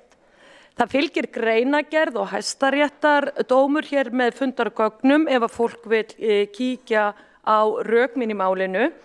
Þannig að málið hæstaréttardómurinn fjallaði útburð varðandi lóðarleigu hjá fyrirtækinu Skeljungi gegn sveitafélaginu Hornafirði. Þessi samningar, virðulegi forseti, þetta nú ekkert smá magn af pappír, ég prentaði þetta út, þetta langt yfir 100 blaðsíður og ég hvet fólk endilega til þess að kíkja á heimasíðu borgarinnar og nálgast alla þessa samninga, en markverðust þó blaðsíða 3 í þessu langa skjali sem birtist þar. Það nú þannig að í dag eru skráðar 46 bensínstöðvar innan marka Reykjavíkurborgar og eru þó meðtaldar smærri sjálfsafgreiðslustöðvar. Heildarflatarmál lóðanna 141.000 fermetrar eða 14 hektarar samtals. Nú á fundi borgarráðs í sumar þá lagði borgarstjóri fram samninga sem hann hafði handsalið við olíufélögin að afhenda þeim endurgjaldslaust ásamt ákveðnum fjárfestingafélögum valdarlóðir sem undir bensínstöðunum eru og heildarflatarmál þeirra lóða 6,5 hektari. Þetta ekkert smá landflæmi, talandi hér grænar áherslur því að okkur var selt þessi hugmynd á sínu tíma að Reykjavíkurborg væri að taka þátt í orkuskiptunum vegna þess að það ætti að vera hér grænar áherslur í borginni. Nei, það sem við vitum næst það það að borgarstjóri var búinn að handsala þennan samning. En nú ætla ég að fara hér yfir 6 samninga, nokkuð ítarlega. Ég búinn að fá lóðalegu samningana sem eru hér í máli mínu og fólk getur fylgst með. Þeir eru eins misjafnir eins og þeir eru margir. Ég á eftir að nálgast 6 samninga, þeim 12 sem eru hér undir fasa 1 sem ég kalla það, sem eru akkurat þessi samningar sem að fara í vinnu fyrir olíufélögin, en svo eru allir hinir samningarnir eftir sem eru óundirritaðir, óuppfylltir og ekki komin samningur á, og það eru allt samningar sem snúa að bensínstöðvarlóðunum sem liggja meðfram hinni svokölluðu borgarlínu. Þar eru framtíðarverðmæti sem ómögulegt að leggja verðmat á nú. En það annar eins pakki og ef ekki stærri, þannig það ljóst að þessi bensínstöðvadíll borgarstjóra hleypur á tugi milljarða. Tugum milljarða. Þannig að það sé sagt hér í upphafi. Nú, þeir samningar sem ég ætla að kynna hér fyrir borgarstjórn og tilheyrendum í dag, þá það í stuttumáli þannig að það eru engin uppkaupsákvæði í 2 samningum. Einn samningurinn runnin út og því ekki uppkaupsákvæði lengur til staðar. Aðrir samningar eru með ákvæði dómkvadda matsmenn og þá spyr ég, voru fengnir dómkvaddir matsmenn í þessa vinnu? Borgarstjóri einn getur svarað því ásamt samninganefndinni, þannig að það ýmsum spurningum ósvarað hér í dag. Þá förum við hér inn í þetta sem að kallast þessir samningar sem að ég var að vísa hér í áðan, blaðsíðu 3, ég bið ykkur að skoða það vel, það Olíufélag Íslands og Hagar, það Festi og Krónan, það Skeljungur, það Dælan og það Atlantsolía. En það eru þessi 2 síðarnefndu sem ekki búið að klára samninga lotuna við, meðal annars vegna þess að það eru samkeppnissjónarmið sem liggja þar í baki og ekki búið að leyfa samruna þeirra félaga. Þá förum við hér í Hringbraut 12, Festi Landspítalinn. Leigusamningurinn rann út 31. desember 2016. Þið sjáuð hér hvar þessi bensínstöð liggur. Það nú þannig að leigutími Hringbrautar 12 frá 1. mars 2006 til 31. desember 2016 og því útrunnin nákvæmlega núna áramótin. Þannig að þarna eiga á þetta félag að fara af lóðinni og rífa hús og hreinsa lóð. Samanber Hæstaréttardómurinn sem ég nefndi hér varðandi Höfn í Hornafirði. Það sem merkilegasti hluturinn í þessu leigusamningi að þessi bensínstöð var stödd á þeim stað og það kemur hér fram í leigusamningnum að Landspítalinn átti að fá þessa lóð áramóti 2016-2017. Landspítalinn, þjóðarsjúkrahúsið. Það hefur ekki verið gert. Þið sjáu hvað lóðin liggur nálagt Landspítalanum? Nei. Það búið að afhenda Festi þessa lóð til uppbyggingar og til stórkostlegar innkomu á sölu byggingaréttar. Þetta grafalvarlegur hlutur. Rennum okkur næst í Egilsgötu 5. Upphaf leigutíma þar var 2009. Þessi lóð leigð til 50 ára frá 1. júní árið 2009 að telja og þá komum við að því að það eru 37 ár eftir að þessu leigusamning. Þarna ákvæði dómkvadda matsmenn. Þessi leigusamningur rennur ekki út fyrir 2059 og borgarstjóri hefur sagt í fjölmiðlum að allir leigusamningarnir við olíufélögin veru lausir eða þá að losna. Þarna fer borgarstjóri með rangt mál. Þá förum við í næstu lóð sem að ég hér með akkurat leigusamning við líka. Það lóðin Ægisíðu númer 102. Lóðin leigð frá 1. janúar 1977 að telja. Þarna eru því 5 ár eftir. Þessi lóð hefur verið mikið í fjölmiðlum undanfarnar vekur og í 6. grein samningsins segir vilji borgarstjórn ekki að loka leigutímanum, framlengja leigusamningin, skal borgarstjórnin greiða leigutaka eftir mati dómkvaddra matsmanna, sannvirði þeirra mannvirkja eru á lóðinni standa og reist hafa verið með leyfi byggingar yfirvalda. Ég hef af því fregnir, borgarstjóri sagði að það myndi kosta 300 til 400 milljónir að koma húsin af þessari lóð, auk, niðurrifs og hreinsunar. Það í öllu samningunum svo að það er þegjandi samkomulag það allt að fari olíufélag af lóð, þá sér það hreinsunna og fjarlægir olíumenga jarðveg. Þannig að þarna fór borgarstjóri með mikil ósannindi og mér sagt af fasteignasölum að virði þessa húsum og þessari lóðstendur sé ekki meira en fasteignamatið sem upp á 141 milljón því þessu húsnæði hefur ekki verið viðhaldið. Tek það fram, þannig ákvæði dómkvadda matsmenn.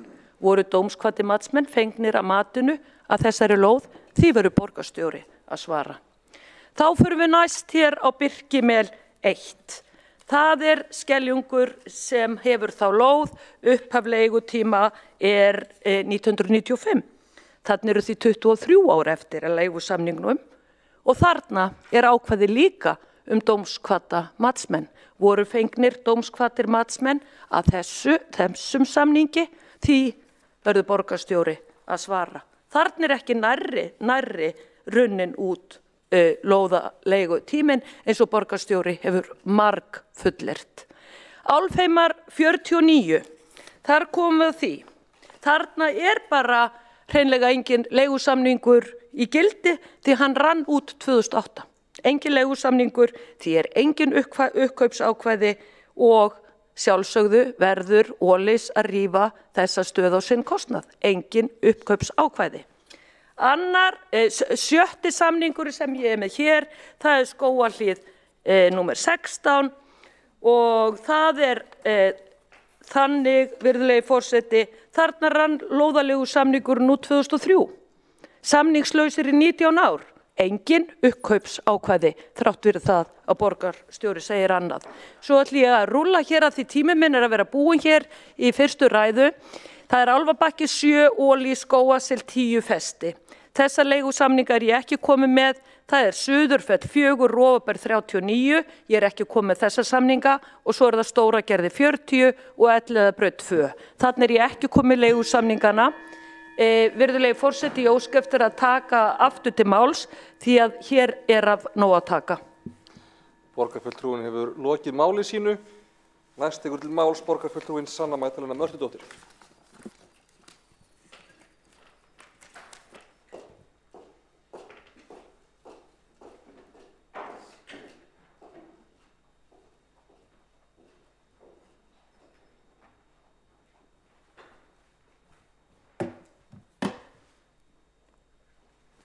Forseti, borgarstjórn og borgarbúar, við stöndum frammi fyrir því að bensínstæðar taka upp mikið pláss á borgarlandi.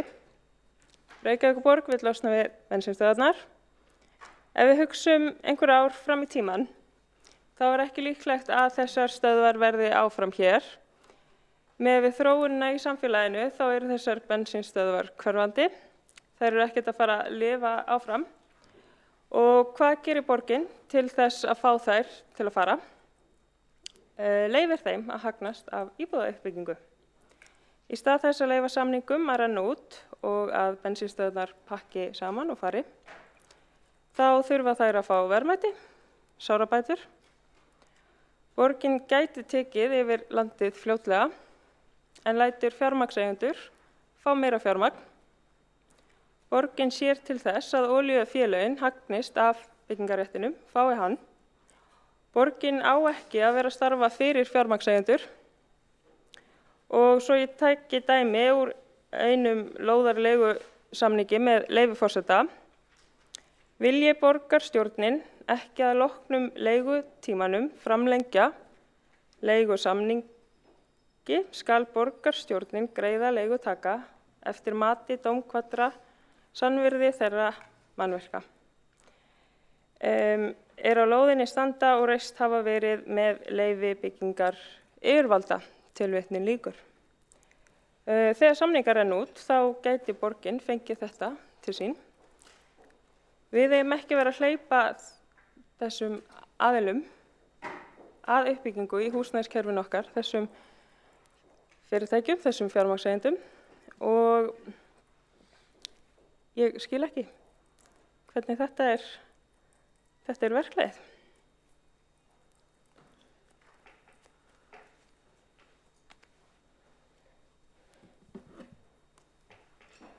Borgarfulltrúin hefur lokið máli sínu. Næstur tekur til máls borgarfulltrúin Örn Þórðarson.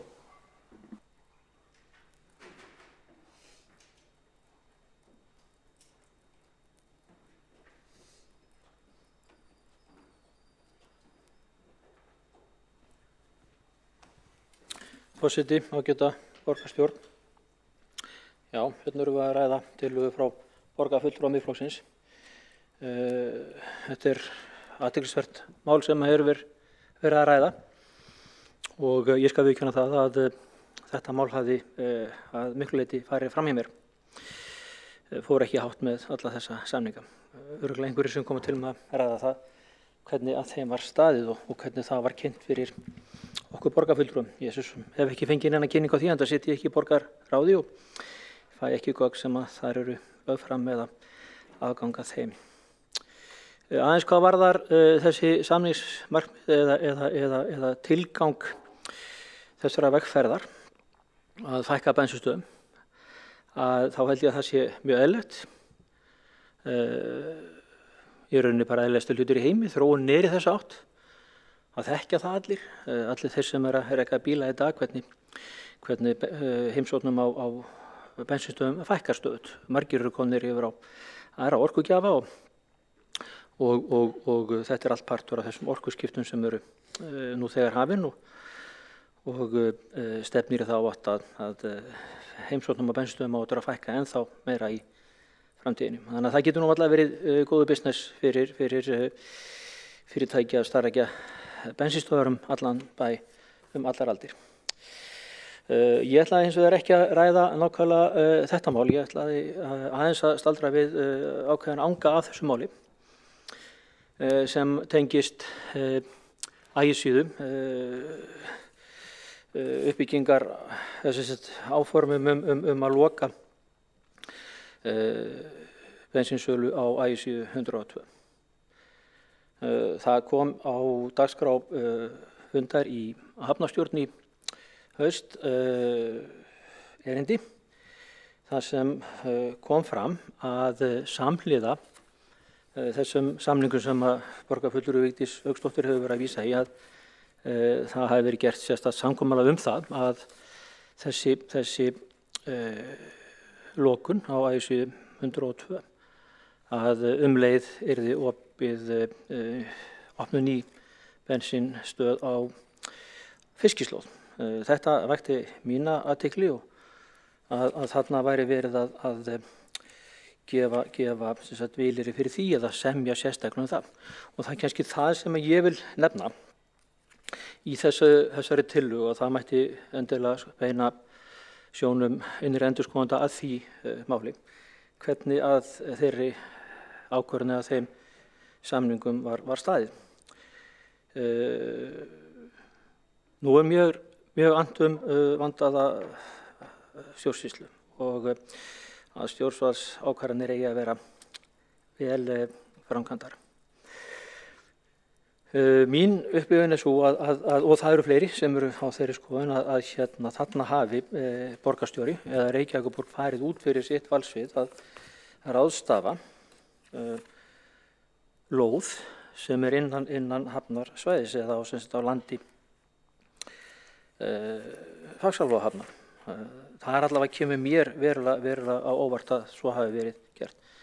Ég hrökk frekar við af því að við erum nýbúin að fara í gegnum ágætis vegferð með færustu sérfræðingum á sviði góðra stjórnunar og stjórnendahátta, bæði í gegnum þessi B-hlutafélög okkar, þar sem að sérfræðingar utan bæ hafa verið að koma og segja okkur hvernig þessi að standa okkar valdsviði og ábyrgð.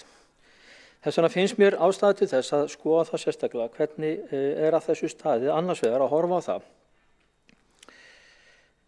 hvernig hvaða umboð borgarstjóri eða Reykjavíkurborg hafði til þess að gera þennan viðaukasamning eða aukasamning við opnun bensínstöðvar út á Granda sem stjórnvaldsákvörðun og ekki síður hvernig þessi samningur horfir við okkur sem sitjum í fagsalahofnum gagnvart ábyrgð okkar og valdsviði. Ég tel að það væri athyglisvert eða áhugavert að fá innri endurskoðanda til þess að skoða þennan þátt líka. Og ég segi að þetta komið svolítið á óvart að þetta hafi dúkkað upp á fundi þarna á þess að það hafi verið nokkuð tíman haft samráð eða samtal við fagsalahafnir í þessu máli. Það kom mér verulega óvart, einfaldlega út af því að ég hefði haldið fyrirfram að það væri nokkuð auðvelt að eiga slíkt samtal og slíkt samráð. En eins og ég segi, ég sitt sjálfur í stjórn fagsalahafna og þekkti ekki til málsins. Þess vegna kom þetta mér verulega óvart og ég held að það væri vel til fundið að innri endurskoðandi myndi skoða þessa hlið líka. Takk fyrir. Þá hefur borgarfulltrúinn lokið máli sínu. Næstur tekur til máls borgarstjóri Dagur B. Eggertsson. Forseti, ágæta borgarstjórn, ég vil þakka fyrir það að hér séu bensínstöðvarsamningar teknir til umræðu því að þetta er býsna stórt mál. Okkur hefur tekist með samningum að leggja drög á því að bensínstöðvum fækkjum alltaf þriðjung á mjög fáum árum í Reykjavík. Því rétt eins og ég á framsögumanni kom ágætlega fram að þá hefði það ekki gerst nema á áratugum ef ekki hefði komið til þessara samninga. Það er mjög mörgu að hyggja þegar að þessi mál eru annars vegar, þannig að upphafsveiturum má segja að það eru kannski 10 ár síðan að Reykjavíkurborg markaði þá stefna að fækka gjarnan bensínstöðvum í borgarlandinu en ekkert gerðist. Hvers vegna var það? Jú, vegna þess að jafnvel þó að olíufélögin væru kannski hvert sig jákvæð gagnvart því að fækka stöðvum, að þá máttu ekki til þess hugsa að það myndi bara fækka á sér en ekki á öðrum. Það er líka mjög ólíku saman að jafna þegar kemur að lóðalegu samningum bensínstöðvarnar. Og þess vegna var lagst í sérstaka kortlagningu bæði á gildistíma, uppkaupsákvæðum og öðru. Og það sem meira var að þessi gögn voru öll saman lögð fyrir borgarráð í maí 2019 áður en gengið var til samninga við olíufélögin. Þannig að það var beinlínis lagt fyrir borgarráðsfulltrúa úr öllum flokkum hvaða stöðvar væru settar í forgang, hvenær var gerður lóðalegu samningur þær og hver var í gildistíminn og í sérstöku ítarefni þar sem fjallað var hverja lóð fyrir sig að þá var fjallað hvort það væri uppkaupsákvæði eða ekki.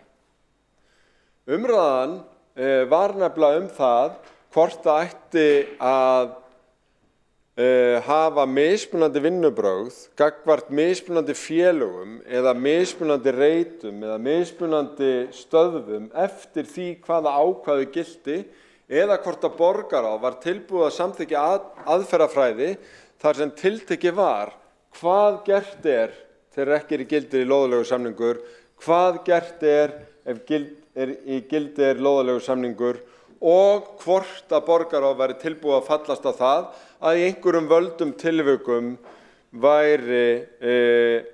væru settur upp stakar dælur annar staðar í staðinn fyrir þær sem lagðar voru niður.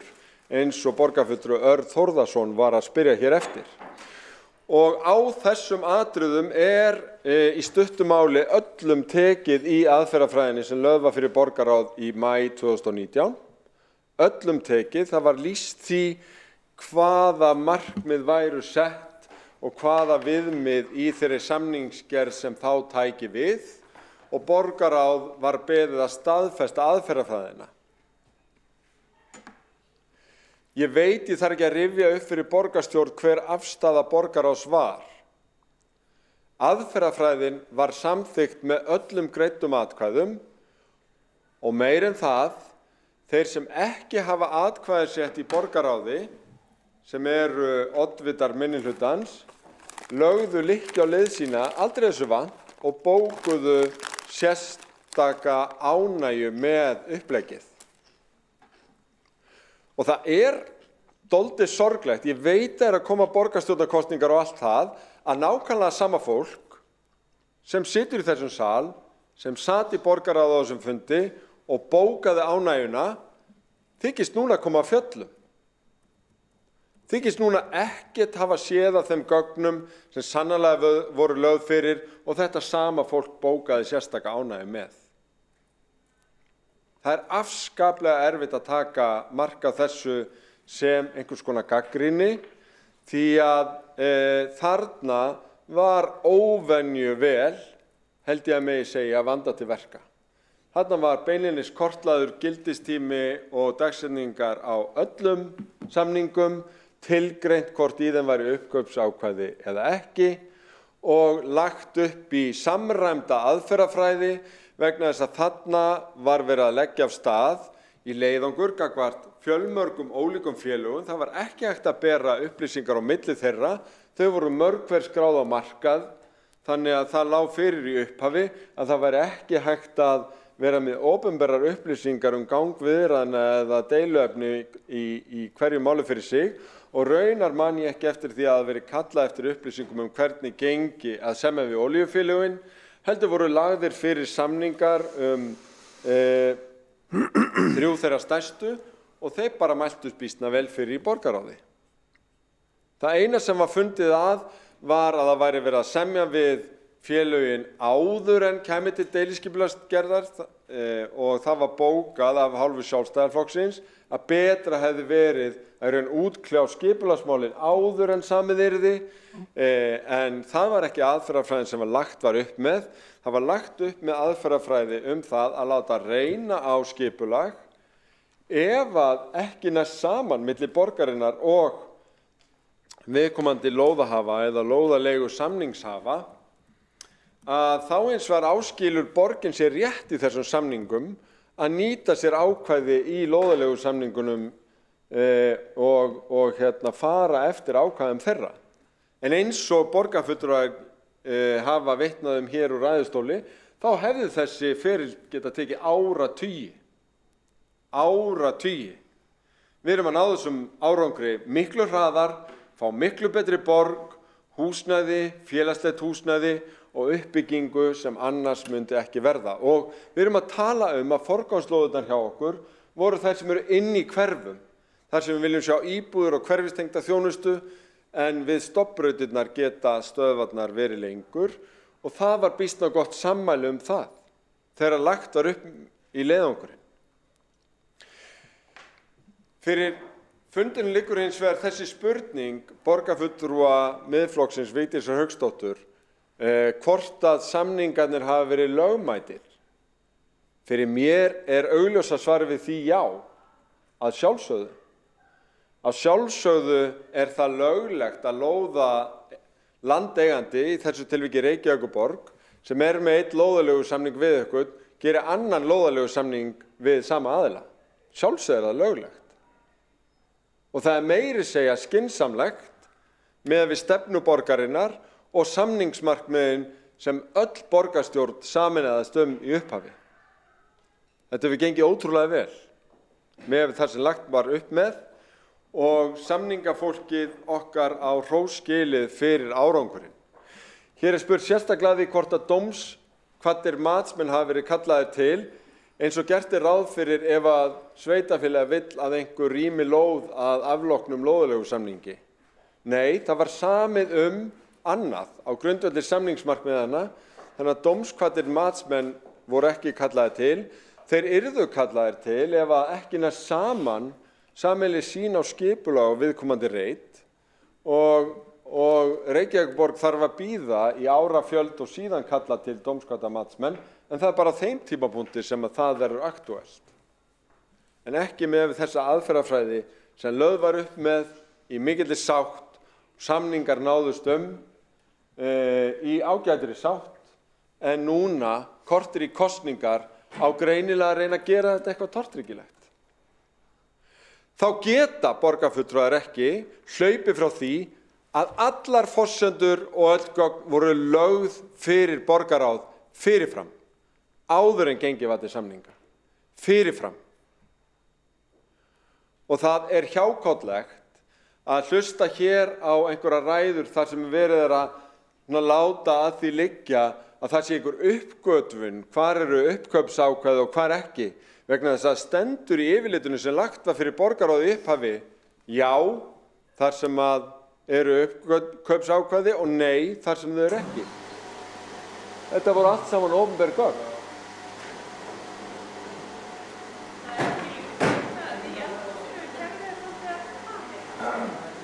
Við gerum stutt fundarhlé.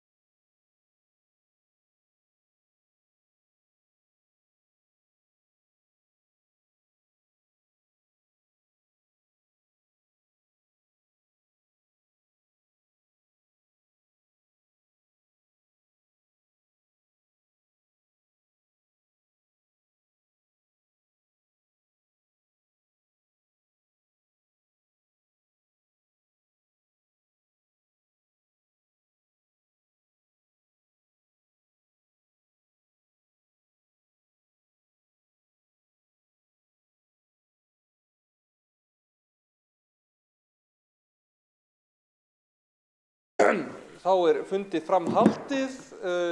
Borgarstjóri fær cirka 2 mínútur til að klára ræðu sína af því að það kom þessi óvænta truflun. Gjörðu það svo vel. Forseti, ágæta borgarstjórn. Ég þakka fyrir það. Ég skal nú alveg viðurkenna að hafi ég endað í miðri setningu þá misti ég aðeins þann þráð, en vildi kannski bara enda á því að segja að það sé alveg sjálfsagt að leita staðfestingar á því sem augljóst að samningarnir eru lögmætir og ég legg til að tillögunni sé vísað til borgarráðs, innri endurskoðun heyrir undir borgarráð eins og borgarstjórn og rétt að klára málið þar. Þá hefur borgarstjóri Dagur B. Eggertsson lokið máli sínu. Þá hafa 5 borgarfulltrúar óskað eftir að veita andsvör. Verður því andsvaratími styttur í 1 mínútu. Fyrst veitir andsvar borgarfulltrúin Vigdís Hauksdóttir. Já, virðulegi forseti, borgarstjórn tilheyrendur, þetta nú meira vitleysan sem að kemur hér fram. Ég fór vel yfir það í umræðum í fjárhagsáætlun fyrir 2022 hér í desember hvernig stóð á þessum tillögum. Þetta var kynnt fyrir okkur sem umhverfistillaga og úr því borgarstjóri að vísa hér í borgarráðsfundi frá 2019 þá stendur einungis það samninganefndina með leyfi forseta. Samninganefndinni verður veitt heimild til að leiða viðræður við lóðarhafa og rekstraraðila og gera drög að samningu við þá, þar á meðal endurnýjun lóðaleigusamninga en þó ekki lengur en til 2 ára. Punktur. Tilvitnun lýkur. Ekki að gefa þeim lóðirnar. Ekki að afhenda þeim byggingaréttin sem á heima inn í eignarsjóði og síðan inn í borgarsjóði. Borgarfulltrúin hefur lokið við að veita andsvar. Vill borgarstjóri svara andsvari? Þá svarar andsvari borgarstjóri Dagur B. Eggertsson. Forseti, ágæta borgarstjórn, nú verð ég bara beina því til borgarfulltrúans að lesa öll gögnin sem lögð voru fyrir borgarráð í maí 2019 vegna þess að þar kemur nákvæmlega fram að það sé verið að bjóða upp á viðræður að í stað bensínstöðva komi uppbygging og hverfistengd þjónusta og tilvitnuð orðin sem að borgarfulltrúin að vísa í hluti af þeim gögnum, fjallar sem það hvað gerist í þeim tilvikum sem að lóðaleigusamningar eru útrunnir, að þá heimilt að endurnýja þá til 2 ára og meðan það verið að láta reyna á það hvort aðilar nái saman skipulagsþáttinn og þessi gögn eru mjög ítarleg og mjög góð, voru það á þeim tíma, leiddi til þess að öll borgarstjórn stóð saman að þessu og ég bara hvet borgarfulltrúann til að lesa betur og gögnin í heild en ekki taka svona eina setningu út úr því heldur heildaruppleggið sem miðaðist að því að semja uppbyggingu. Og hefur borgarstjóri lokið við að svara andsvari, veitir andsvar öðru sinni borgarfulltrúin Vigdís Hauksdóttir. Já, þetta nú skrítið andsvar, verði satt að segja að færa hér fram. Borgarstjóri hér á hraðahlaupum undan þessu öllu saman. Ég sagði það hér á fundi áður að þessi tillaga var kynnt okkur í minnihlutanum sem umhverfistillaga og á þeim grunni fór hún í gegn. Aldrei nokkuð tíman datt mér í hug að þarna ætti að gefa olíufélögunum og þarna ákveðum fjárfestingafélögum lóðir, byggingarétt og annað fyrir fleiri tugi milljarða. Borgarstjóri hér að reyna að bæta fyrir þessa samninga. Ég minni á það. Hvað svona mikið leyndamál í fundagerðunum 62 af samningafundunum? Akkur ég ekki búin að fá fundagerðinir í hendur og borgarráð allt? Ég bað þær eru afhentar okkar 16. desember. Hvað verið að fela, borgarstjóri? Og hvers vegna í ósköpunum þetta komið hér með þessum hætti að það sé búið að fórna hagsmunum Reykjavíkur og afhenda bensínstöðvunum þessi verðmæti og þessi gæði? Þá hefur borgarfulltrúin lokið við að veita andsvar öðru sinni, svarar ansvari öðru sinni borgarstjóri Dagur B. Eggertsson. Forseti, ágæta borgarstjórn, eins og skýrt kemur fram í samningsmarkmiðunum og gögnunum sem lögð voru fyrir borgarráð að þá beinlínis gert ráð fyrir því í þessum samningsmarkmiðum að aðilar vinni deiliskipulagstillögur og ef að næst sátt þær þá verði gerðar nýir lóðaleigusamningar þetta sem íbúðalóðir og þjónustulóðir í viðkomandi hverfum og þetta bara beinlínis rakið áður en gengið var til samningaviðræðna. Borgarfulltrúinn fagnaði sérstaklega þessu uppleggi með sérstakri bókun. Ég bara man ekki hvort að borgarfulltrúi Vigdís Hauksdóttir hafi yfir höfuð fagnað eins og borgarfulltrúinn gerði einmitt á þessum fundi. Þannig að það er sérstaklega meinlegt að borgarfulltrúinn vilji nú ekki kannast við þessi fagnaðarlæti eða uppleggi sjálft sem er mjög ítarlegt lagt fyrir alla kjörna fulltrúa og naut samþykkis allra í upphafi. Þá hefur borgarstjóri lokið við að svara andsvar í öðru sinni afsakið. Næst veitir andsvar borgarfulltrúinn Eyþór Laxdal Arnalds. Já, forseti ágæta borgarstjórn. Bara svo það sé alveg á hreinu að við greiddum ekki atkvæði með þessum samningum sem voru afgreiddir í borgarráði í sumarfríi borgarstjórnar. Við samþykktum vissulega að það yrði rætt við olíufélögin. En það felur ekki í sér skuldbindingu samninga, hvað þá byggingamagn. Það er bara algjör útúrsnúningur. Við samþykktum ekkert byggingamagn. Við samþykktum enga samninga. Við samþykktum engar ívilnanir. Við bókuðum með málið og við greiddum ekki atkvæði með þessum samningum sem dagsett eru 22. júní síðastliðinn. En hvernig var málið kynnt árið 2019? Með leyfi forseta, hér er tilvitnun í það sem var samþykkt. Á þessu og gefin út fréttatryggingum. Á þessum árum hverjum lóðarleiguhafa heimilt að láta vinna tillögu að nýju deiliskipulagi í samráði við Reykjavíkurborg mögulega breytingu á notkun á lóðinni. Tilvitnun lýkur. Önnur tilvitnun. Lóðarhöfum þessara lóða verður heimilt að láta vinna hugmyndir að breyttu deiliskipulagi. Þetta er allt saman ansvar. Já, og ég ætla bara að segja það að það er ekkert í þessu sem felur í þessu skuldbindingu. Ekki neitt. Svarar þá andsvari borgarstjóri Dagur B. Eggertsson. Forseti, ágæta borgarstjórn. Ég get bara staðfest orð borgarfulltrúans. Þetta er rétt að uppleggi í samningum gerir ráð fyrir því að það er ekki fyrir að fyrirliggur tillaga deiliskipulagi sem er þó samþykkt með byggingamagni sem að liggur fyrir staðfest tala byggingamagn. Það hefur raun í ferlun ekki verið samþykkt neitt tiltekið byggingamagn, heldur einungis samningur það að viðkomandi lóðahafi megi setja fram hugmynd að deiliskipulagi sem síðan verður tekið til formulegar umfjöllunar ef aðilar ná saman gott deiliskipulag á viðkomandi reit, að þá er það samþykkt og gefnir út nýju lóðalegu samningar, annars taka bara við ákvæðin í gömlu lóðalegu samningunum. Þannig að það er alveg réttur skilningur á borgarfulltrúanum og þannig er uppleggið.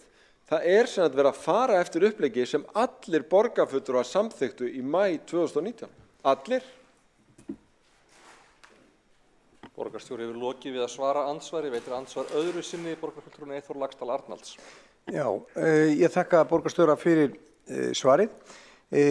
Telur borgarstjóri þá að það sé hægt að ganga út úr þessum samningum með þessu orð, það er að segja að það er ekki búið að klára neitt deiliskipulag og við séum þó ekki bundin.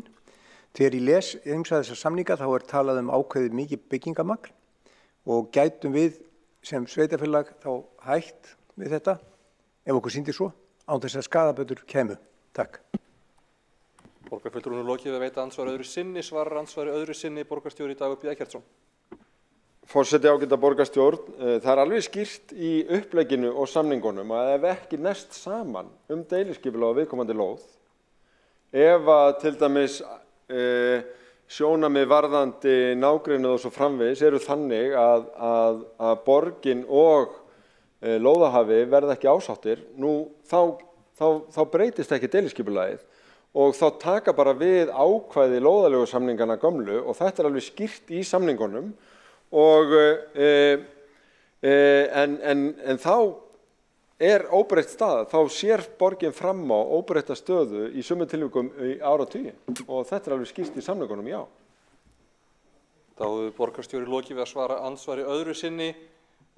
Næst veitir andsvar borgarfulltrúinn Marta Guðjónsdóttir.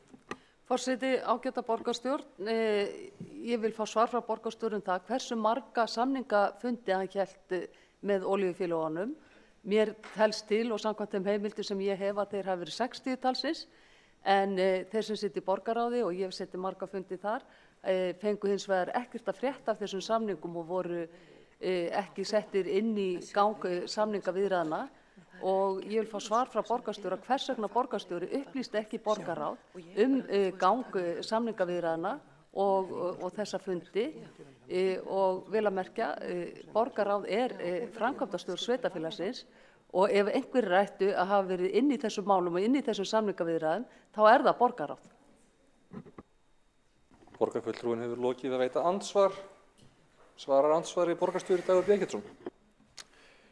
Forseti ágæta borgarstjórn, í samræmi við samþykkt borgarráðs var skipuð sérstök 3 manna samninganefnd embættismanna sem átti samningafundi með lóðahöfum. Ég sem borgarstjóri sat ekki þessa samningafundi, heldur var það samninganefndarinnar. Mitt var eins og borgarráðs að aðgæta hvort að niðurstaða þeirra samninga væri ekki í samræmi við uppleggið sem það var. Forseti beinir þeim tilmælum til borgarfulltrúa að vera ekki með framíköll. Borgarstjóri hefur lokið við að svara andsvari. Næst veitir andsvar borgarfulltrúin næst veitir andsvar öðru sinni borgarfulltrúin Marta Guðjónsdóttir. Forseti ágæta borgarstjórn, það nefnilega það. Það var skipaður hópur embættismanna sem fór fyrir þessum samningaviðræðum.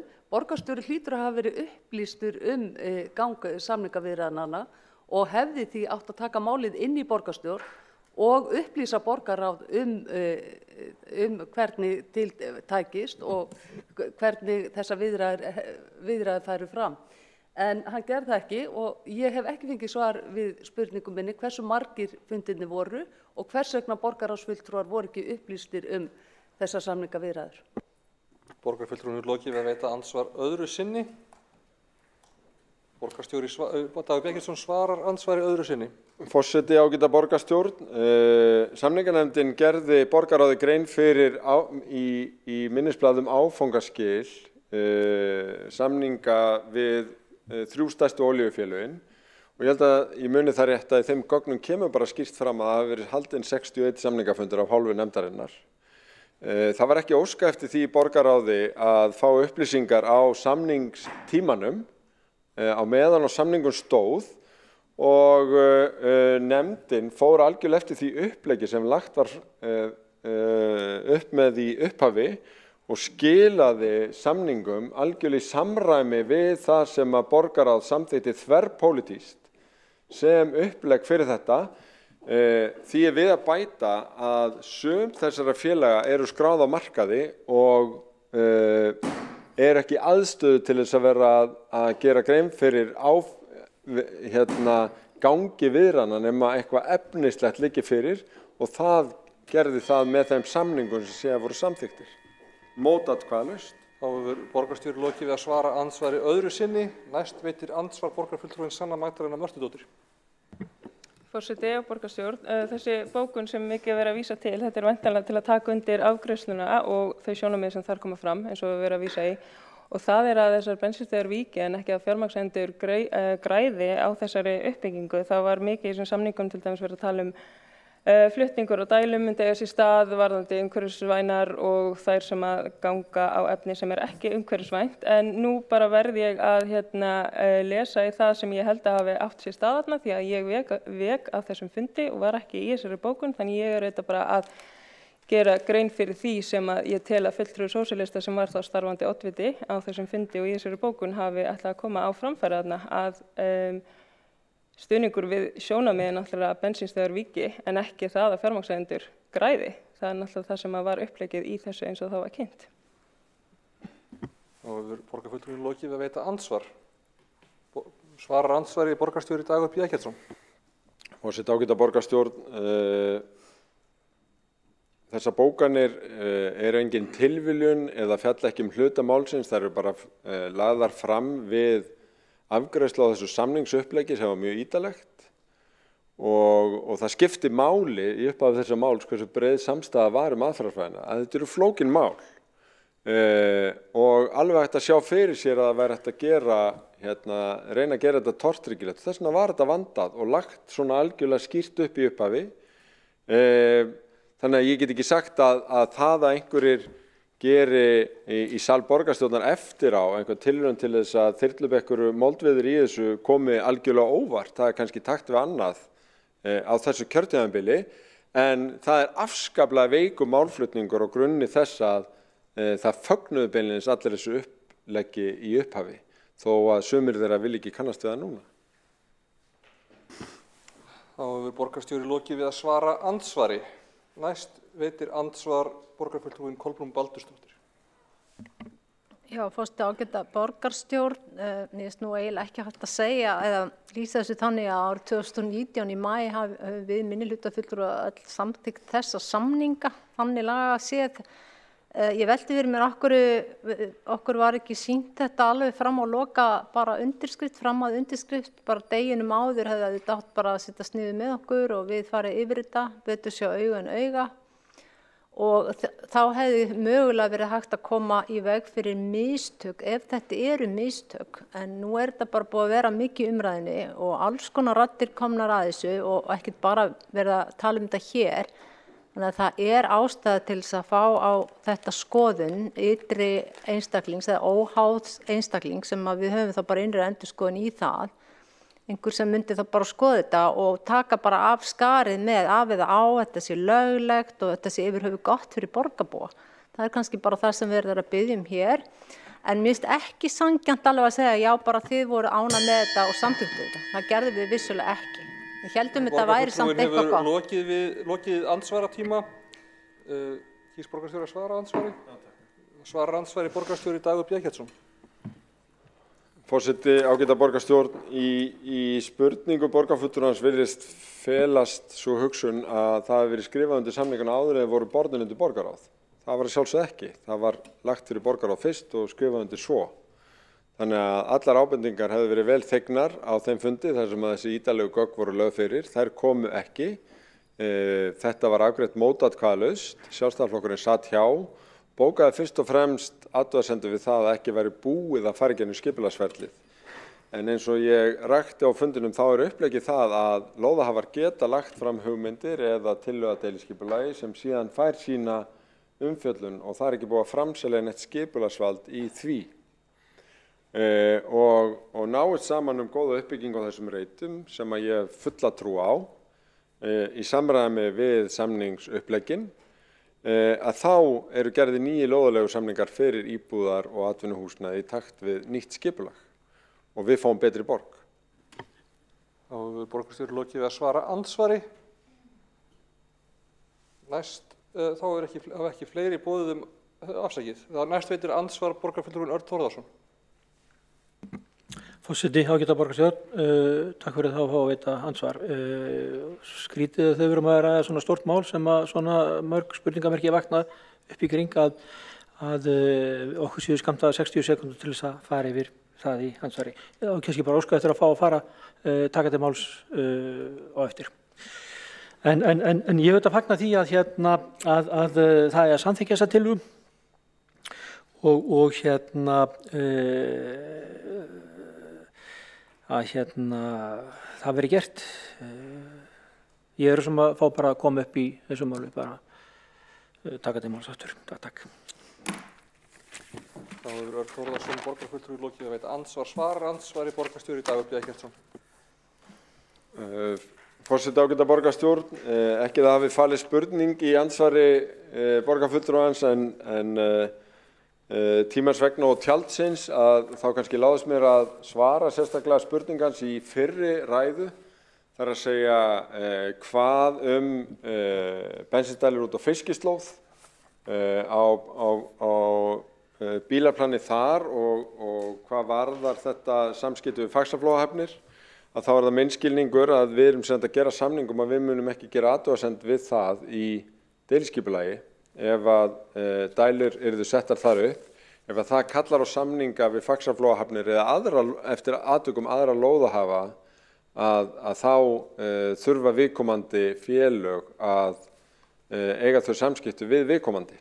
En þarna erum við sem að gefa grænt á það að samþykkja þetta í deiliskipulagi að því gefnu að stöðin sé lögð niður við ægir. Þá hefur borgarstjóri lokið við að svara andsvari. Þá hafa ekki fleiri... Ég ætla að taka til máls. Það í gildi er mælendaskrá og það eru fleiri á henni. Nei, því miður. Ég skal lesa hann upp eins og hún stendur. Næst á mælendaskrá eru Björn Gíslason, svo Eyþór Laxdal Arnalds, svo Vigdís Hauksdóttir, svo Örn Þórðarsson. Ég komast aftur á mælendaskrá. Svo þá mælist forseti til þess að borgarfulltrúinn fari aftur á mælendaskrá þegar einhver annar borgarfulltrú hefur komið á mælendaskrá á eftir honum. En næst tekur til máls borgarfulltrúinn Björn Gíslason. Forseti, ágæta borgarstjórn. Þetta stórt og mikið mál og margar spurningar. Það alveg tímabært að bensínstöðvum sé fækka. Ég má segja það, við erum í miklum orkuskiptum þessa tímana og rafbílar aldrei selst betur en núna. Helmingur nýrra bíla sem selst eru rafbílar eða svo kallaðir tengiltvinnbílar líka. Nú það svo sem margt komið fram og Vigdís fór mjög vel yfir þetta mál og eins og ég segi, þetta ákaflega stórt mál. Það sem ég vil kannski bara nefna, ég held að við ættum að hafa þar náttúrulega gæta jafnræðis á milli aðila sem vilja ráðast í uppbyggingu á þessum stöðum.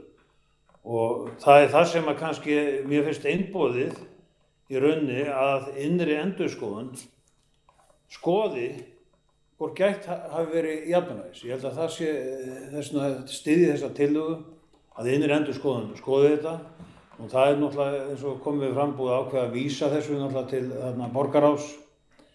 Þannig að ef það verður fellt þar þá held ég sé jafnræðis, þá held ég að innri endurskoðun ætti að hefja frumkvæðisathugun í þessu máli. Og ég held ég hafi þetta sem mín lokaorð að sinni. Takk. Borgarfulltrúinn hefur lokið máli sínu. Næstur tekur til máls borgarfulltrúinn Eyþór Laxdal Arnalds.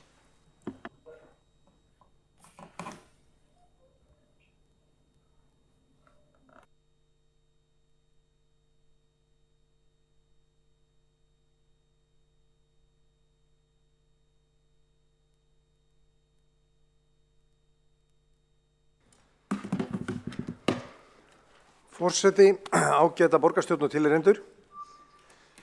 Bensín á undanhaldi. Ég hef sjálfur ekið rafbíl núna í 9 ár. Bensínstöðvar á undanhaldi. Og núna borgarstjóri á undanhaldi sjálfur, undan sinni eigin gjörð og vísar á aðra embættismenn. Þeir hafi samið en ekki hann. Lóðir undir bensínstöðar heimila eingöngu starfsemi undir bensínstöðar. Starfsemi sem að verða úrelt og það því algjör óþarfi að borga yfirverð fyrir slíkar lóðir. Og það ekki bara óþarfi. Heldur vekur slíkt spurningar jafnræði aðila sem hafa stundað rekstur í borginni. Fá þeir sömu ívilnanir milljarða virði. Það vissulega jákvætt að borgin ræddi við olíufélögin að fækka bensínstöðum. Sjálfsagt mál og sjálfsagt mál að við styttum það að það væri talað við olíufélögin. Það var sjálfsagt mál að það væri skoðað hvort það væri þetta að fækka. En það var aldrei lagt upp með það að gefa byggingarétt fyrir milljarða króna. Aldrei rætt, hvað þá samþykkt.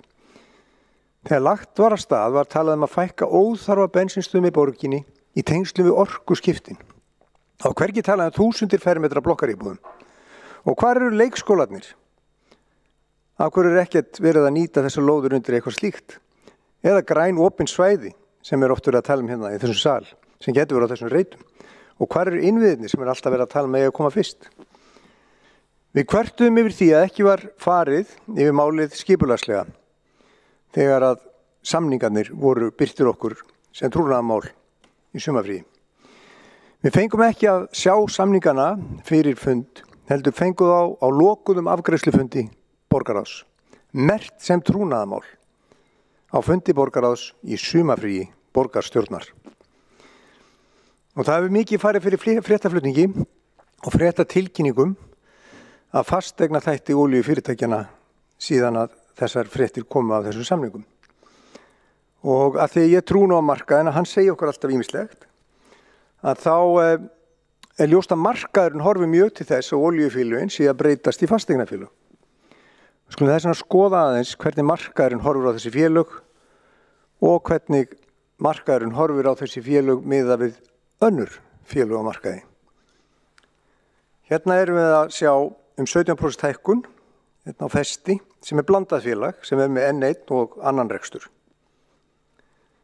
Og síðan erum við að sjá hér Skeljung sem hreinræktað olíufélag að breytast í fasteignafélag og það hefur hækkað 54% frá því að þessari samningar voru afgreiddir.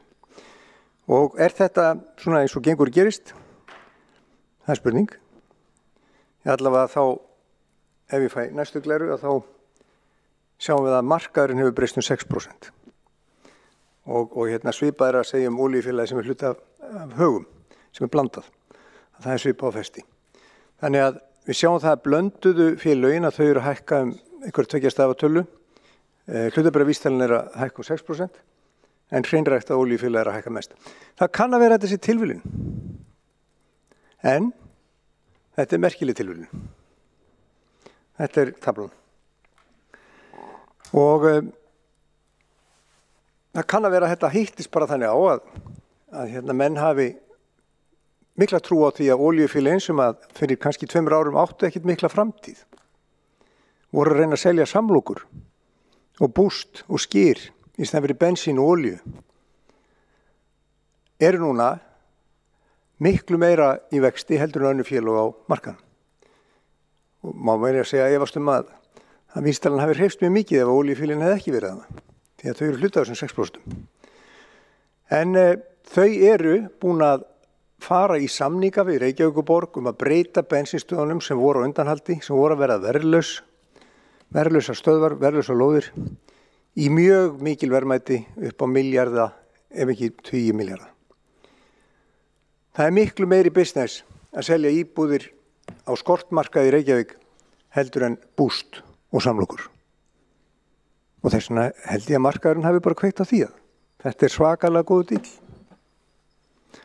En svo er spurningin hvort að hann sé til eilíðar. Miðað það sem að borgarstjóri sagði hérna fyrir í ræðu, þá er þetta ekki endanlegt og ef að svo þá náttúrulega verður þetta kosningamál. Þá er aftur snúið. En síðan vil ég bara segja það að við styðjum að sjálfsögðu þessa tillögum að innri endurskoðun skoðumálið, bæði í aðdraganda þess og ekki síður hvort að jafnræðis hafi verið gætt. Það var ekkert í því sem við samþykktum í byrjun 2019 byggingarétt. Og ég skora á Pírata að styðja þessa tillögu og aðra sem að tala mikið gagnsæi, heiðarleika og annað fallegt. Takk. Borgarfulltrúin hefur lokið máli sínu. Það var einn borgarfulltrú óskar eftir að veita andsvar, Vigdís Hauksdóttir. Já, virðulegi forseti, ágæta borgarstjórn og tilheyrendur. Ég þakka borgarfulltrúanum Eyþóri Laxdal Arnalds fyrir mjög skilmerkilega og afhjúpandi ræðu fyrir borgarstjóra. Þarna sést glöggt, þetta er ekki tilviljun að mínu mati, að þarna sé hækkun yfir 50% hjá einu olíufélagana bara við það eitt að varan að hverfa markaði.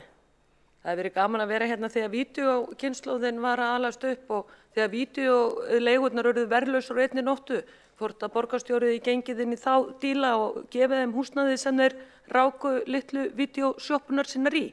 Það er óskiljanlegt að Reykjavíkurborg skuli taka þátt í því að fullum þunga að umbreyta olíufélögunum í fjárfestinga og fasteignafélög. Það er hreint með ólíkindum.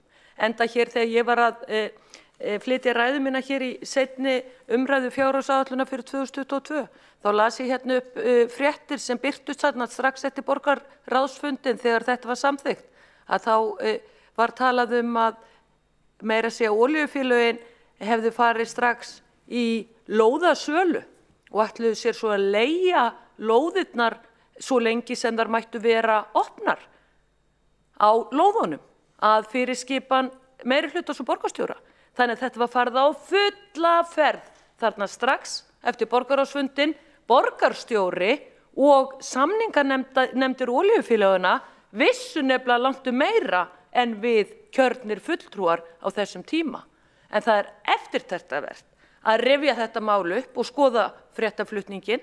Á þessu ber borgarstjórin í Reykjavík fulla ábyrgð. Hann er ekki að hugsa hag borgarbúa, Hann ekki að hugsa hag borgarsjóðs, hann að hugsa fjármagnseigendur. Afsakið, forseti minnir á að andsvör eiga að vera til þess sem að flutti ræðuna en ekki ígildi ræðu eða beint til annara fulltrúa heldur en þess sem flutti ræðuna. Fyrirgefðu, ég hlýta mig að vísa í borgarstjóra þegar ég hér í ansvari, í þriðju persónu. Forseti metur ekki sem svo að þetta hafi verið ansvar sem að Eyþór Laxdal Arnalds borgarfulltrúi gæti gert nokkuð skapaðan hlut við. Ég bara, funda ofbeldi mættin í borgarstjórnarsal líka eins og í borgaráði eða? Herðu, ég má tala hann í þriðju persónu, hvaða rugl í ykkur? Já, forseti mælist til þess að þegar að farið í andsvör sé ekki verið að vísa til annara en þeirra sem að geta svarað andsvarinu.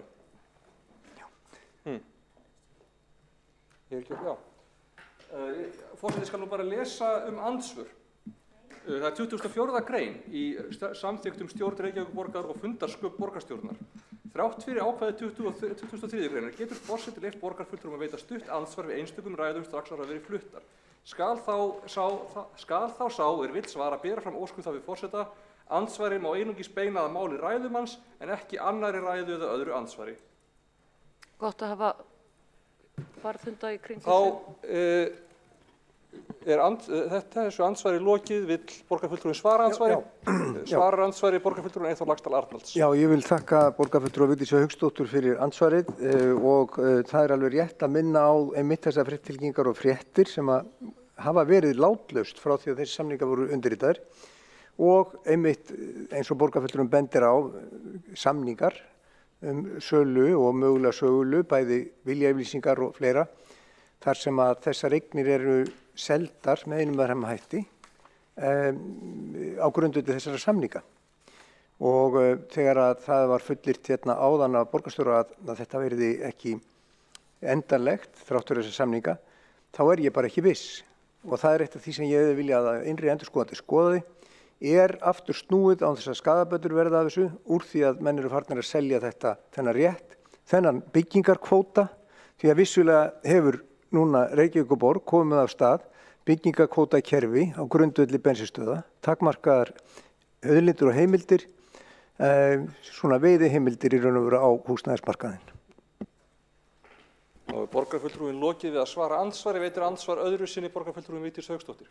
Já, forseti, ég minna á það að forseti okkar allra hér í borgarstjórn. Forseti ekki varðhundur fyrir borgarstjóra sem situr hans á hægri hönd, svo bara það sé sagt.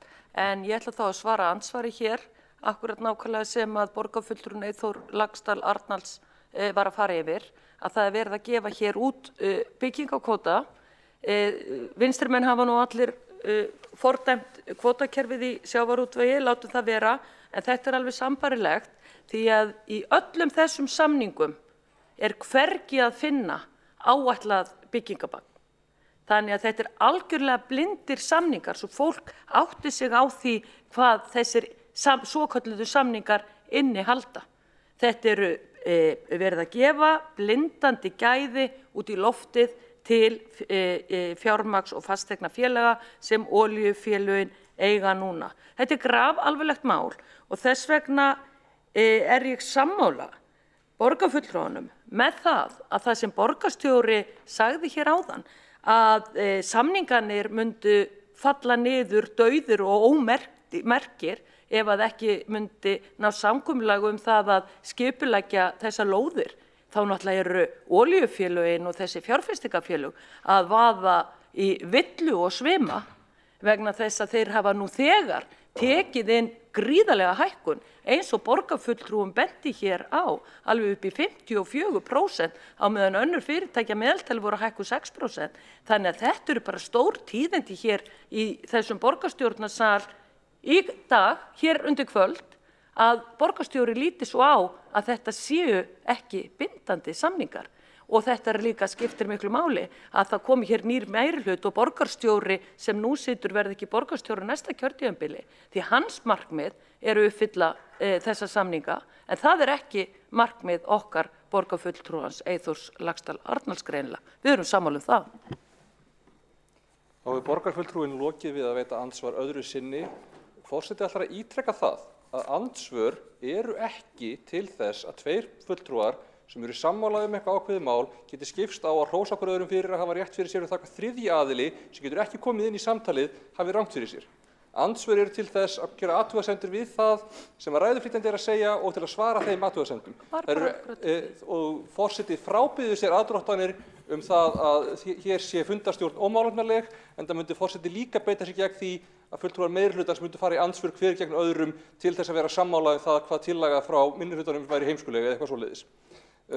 Og forseti ætlar að bara árétta það að borgarfulltrúar gæti orða sinna, sé ekki með uppnefni eða aðdróttanir hver annan og þá sérstaklega ekki sitjandi forseta. Þá hefur borgarfulltrúi lokið við að veita ansvari öðru sinni, vill borgarfulltrúi svara ansvari.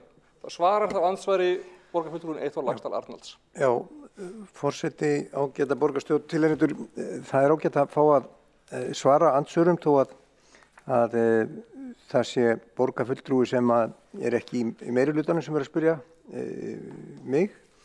En við erum hér 4 flokkar sem ekki erum í meirihluta og við höfum ólíka skoðanir margt. En í þessu máli þá erum við merkilega sammála þó við séum með ólíkar pólitískar áherslur. Því við viljum bara að jafnræðis sé gætt og það sé ekki verið að útdeila verðmætum nema það sé hafið yfir allan vafa. Og einmitt vegna þess að menn hafa greinilega lagt ólíkan skilning. Markaðurinn vetur þetta mjög mikils að mér sýnist.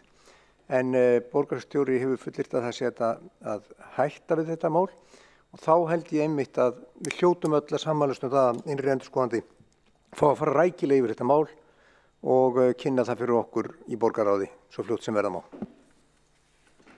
Þá hefur borgarfulltrúin lokið við að svara andsvari öðru sinni.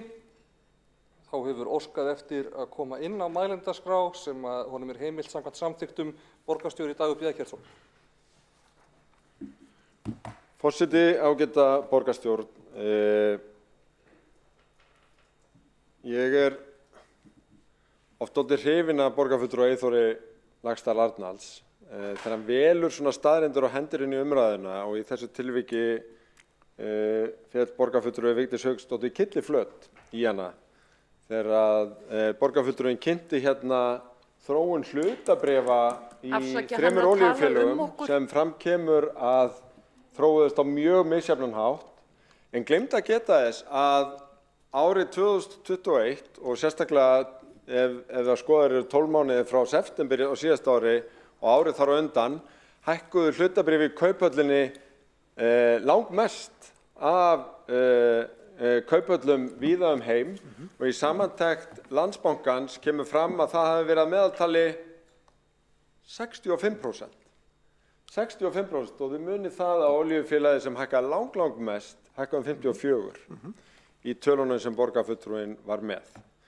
Á síðasta ári í heild sinni var helmingur félaga í Kauphöllinni sem hækkaði meira en þetta tiltekna olíufélag og þegar skoðað frá september til september ársins og undan að þá voru þau öll fyrir neðan miðjan hóp.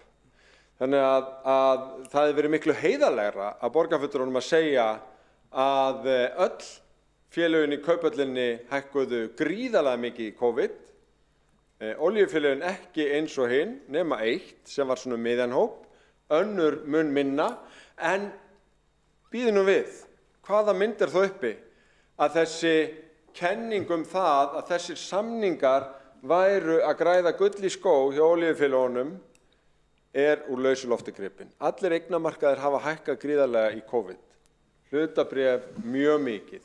Eigum við ekki bara að spara okkur að vera með einhverja svona slá, einhverja svona fram ef það ekki hægt að færa betri rök fyrir því en þetta? Ef það ekki hægt að færa betri rök fyrir því en þetta? Vegna þess að mér finnst þetta satt með að segja ekki boðlegt og það satt með að segja ennþá kostulegra að heyra það að borgarfulltrúar sem kveða sig hljóðs yfir því hneyksli að verið sé að lofa tilteknu byggingamagni komið síðan að því að það beinlínis ekki kveðið á endanlegt byggingamagn í samningunum heldur bara rétt manna til þess að leggja fram hugmyndir eða tillögur að deiliskipulagi og hvað segja borgarfulltrúarnir þá? Hér verið að lofa einhverju sem enginn veit hvað Það einfaldlega ekki búið að lofa neinu. Það búið að gera samning það að viðkomandi megi leggja fram tillögu að skipulagi og hljóti það samþykki að þá eru gerðir nýir lóðaleigusamningar íbúðir og hverfistengda þjónustu í stað bensínstöðva. Í samræmi við stefnu borgarstjórnar og í fullkomnu samræmi við uppleggið sem allir voru ánægðir með. Ef ekki bara vera svolítið hreinskilin í þessu. Það eina sem gerðist í millitíðinni var að Morgunblaðið snerist og minnihlutinn elti. Það var það sem gerðist í millitíðinni. Því að borgarfulltrúarnir samþykktu uppleggið, þeir gerðu ekki athugasemdir við samningana en svo þegar bara einhver fann að þeim að þá hlupu þeir á eftir því. Vegna þess að í aðdraganda borgarstjórnarkosninga hafa þeir bara ekki neitt fram að færa, ekkert til þess að láta kjósa sig út á nema einhvers konar neikvæðni og núna sita þeir því miður upp með það að upplegg sem þeir samþykktu sjálfir sem var fyllt til enda það eina sem þeim dettur í hug. Sorglegt það. Áður borgarstjóri lokið ræðu sinni. Forseti ætlar að ítreka að borgarfulltrúar ættu ekki að vera með framíköll meðan að ræður fara fram, munu frekari framíköll á þessum fundi verða til ávítu af hálfu forseta.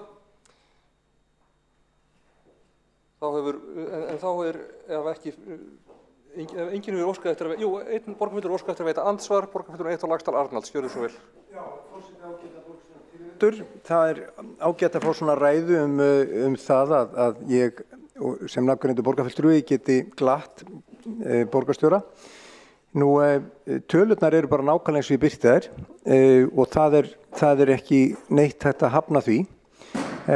Vissulega hækkuðu hlutabréf og eignir út allan heim við vaxtalækkunina, allan heim.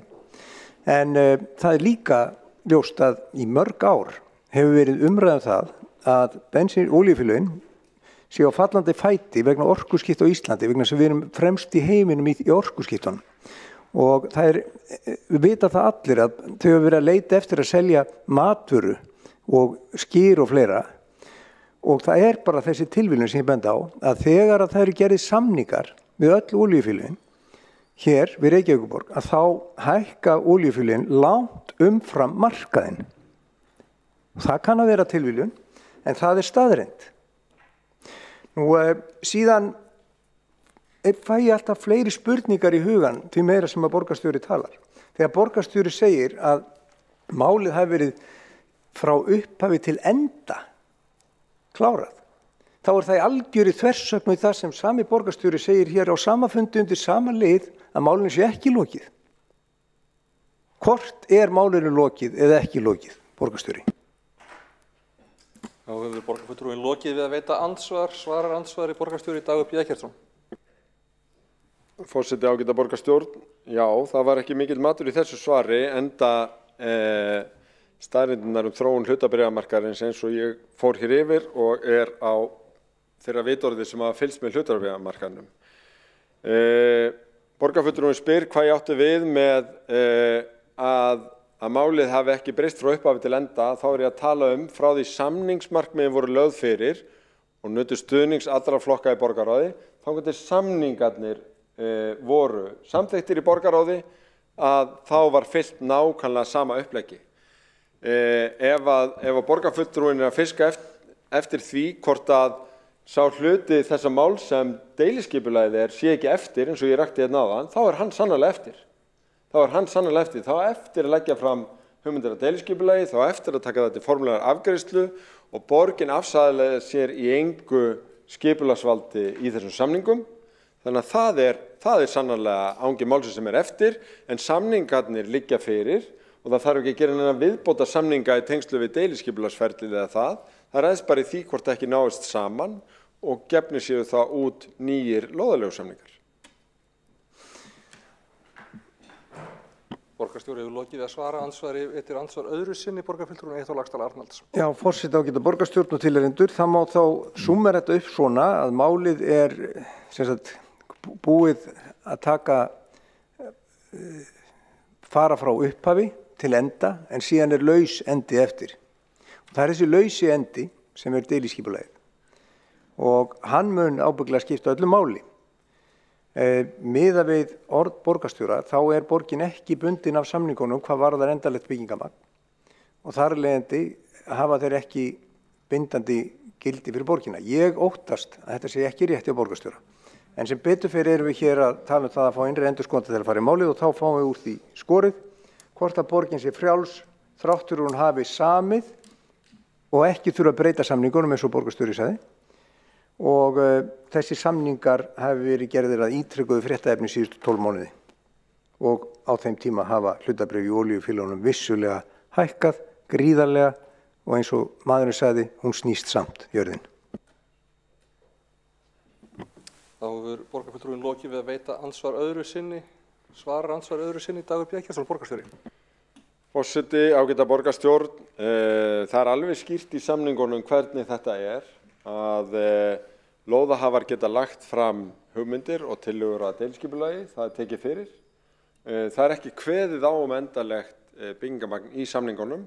Sums staðar talað viðmiðun hæðir eins og 2 til 4 hæðir eins og við þekkjum á ægisíðunni. En það reynir á það í deiliskipulagsferlinu hvort það ekki náði saman skipulag á viðkomandi reitum og þá eru gefnir út nýjir lóðaleigusamningar ekki fyrr. Þetta hefur legið fyrir alveg frá upphafi og verið alveg kýrskýrt. Þetta var í upplegginu og þetta var í samningunum og ætti ekki að koma nokkrum manna á óvart. Hafi áhyggjur minnihlutans verið að því að þetta væri einhvern veginn allt öðruvísi, þá hlýtur minnihlutinn að sofa vært í nótt eins og fyrr. Þá hefur borgarstjóri lokið við að svara ansvari öðru sinni og ekki eru fleiri ansvör við þessum lið. Næst tekur til máls borgarfulltrúinn Vigdís Hauksdóttir.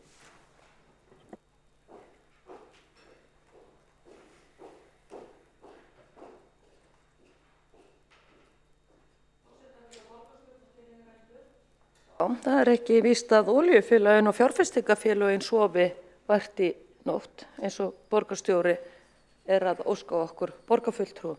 Því hér hefur borgarstjóri farið í hring eftir hring, hring eftir hring og hring eftir hring í málinu.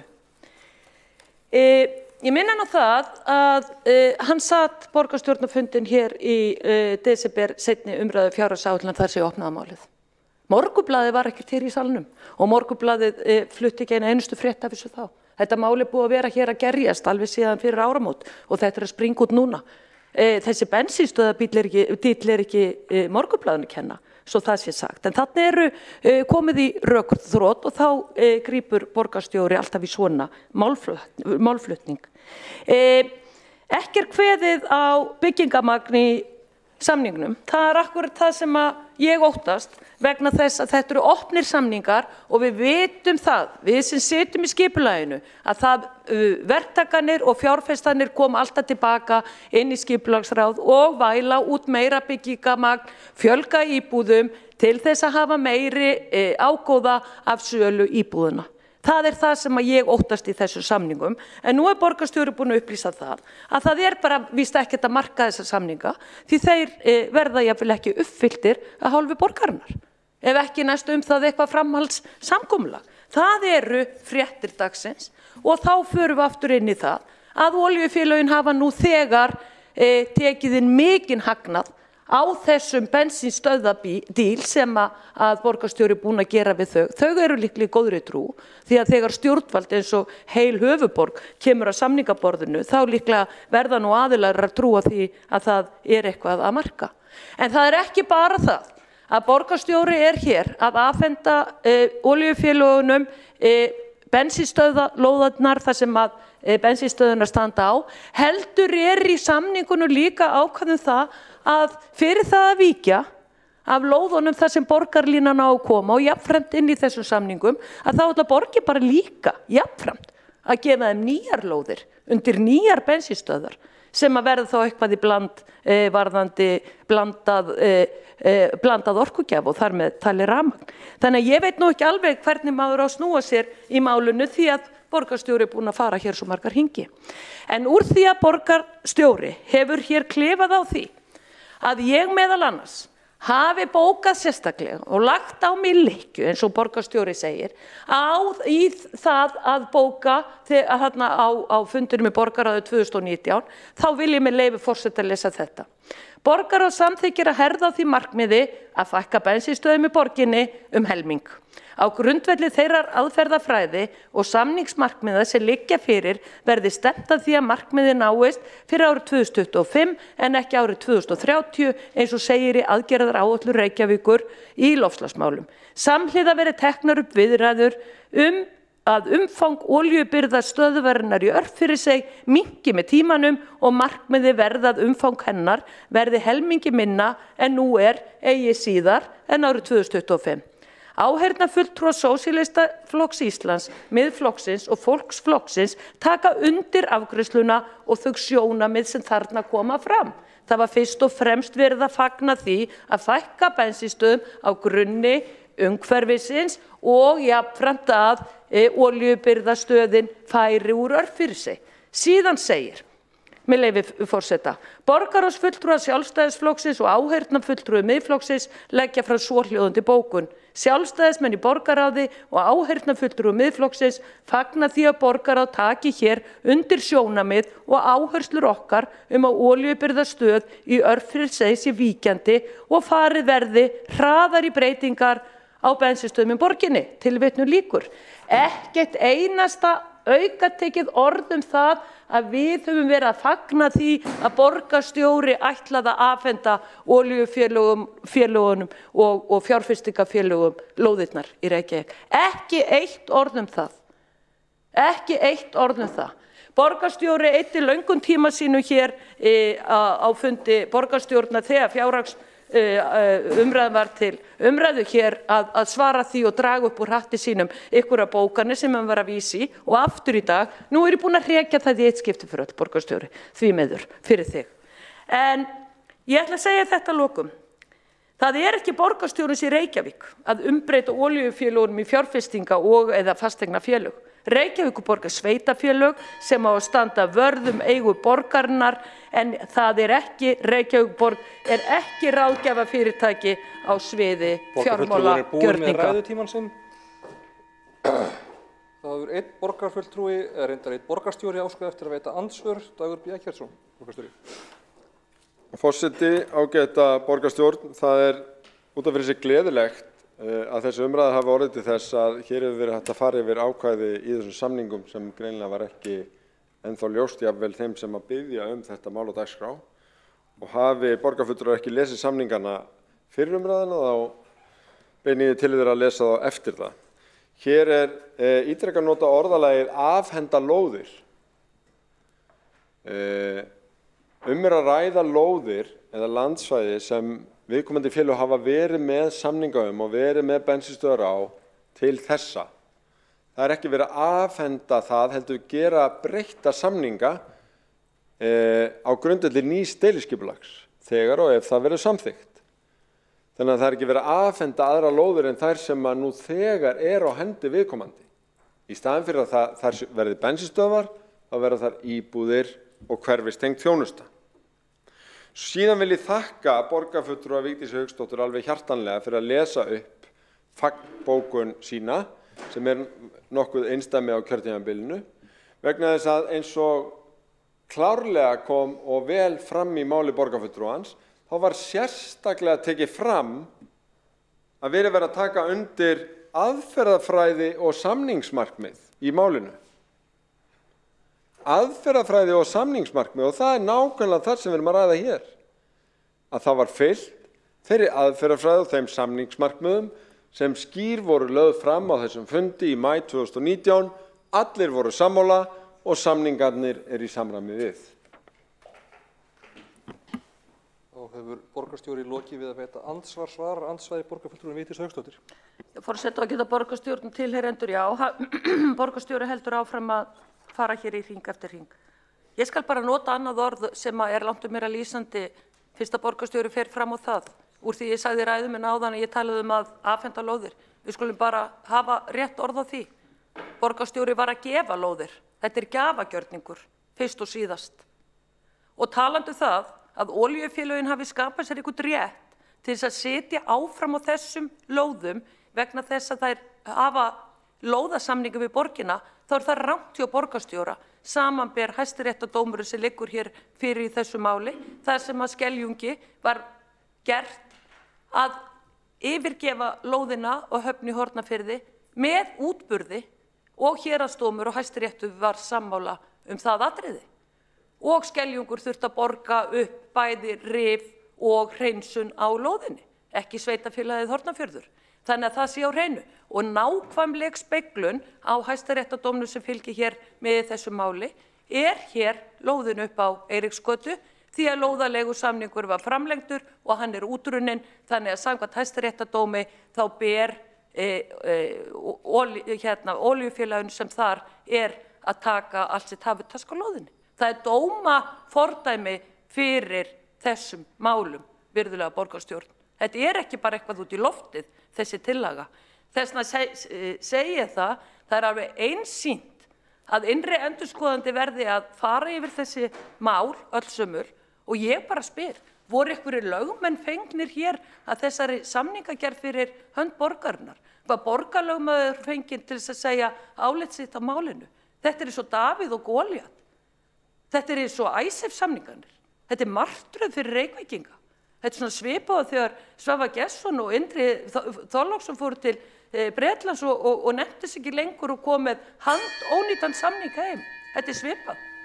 Þá hefur borgarfulltrúinn lokið við að svara andsvari, veitir þá ansvar öðru sinni borgarstjóri Dagur B. Eggertsson.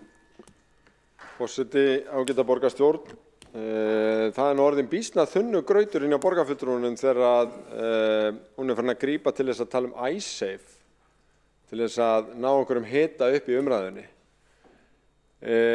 Hálfa ári eftir að samningarnir voru samþykktir, 1,5 ári eftir að samningarnefndin var sett á laggirnar, spyr borgarfulltrúinn hvort að skrifstofa borgarlögmanns hafi átt aðild að samningarnefndinni. Já, það hefur legið fyrir í meira en ár að það voru fulltrúar af umhverfis- og skipulagssviði, skrifstofu borgarlögmanns og eignaskrifstofu sem voru í samningarnefndinni og stóðu sig vel.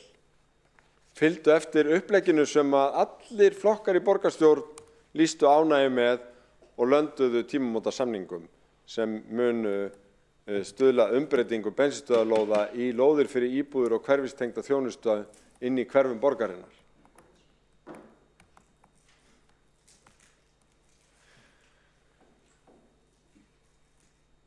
Það stendur í raun lítið eftir af upphaflegu innleggi borgarfulltrúans hér í upphafi þessa fundar nema það að ef við komum á daginn að borgarfulltrúinn hafi ekki lesið samningana vegna þess að skýr ákvæði þar voru greinilega á huldu, byggingarmagnið liggur ekki fyrir, það mun ráðast í deiliskipulagi, en uppleggið var alveg skýrt og það var skynsamlegt og það var í þágu almannahagsmuna.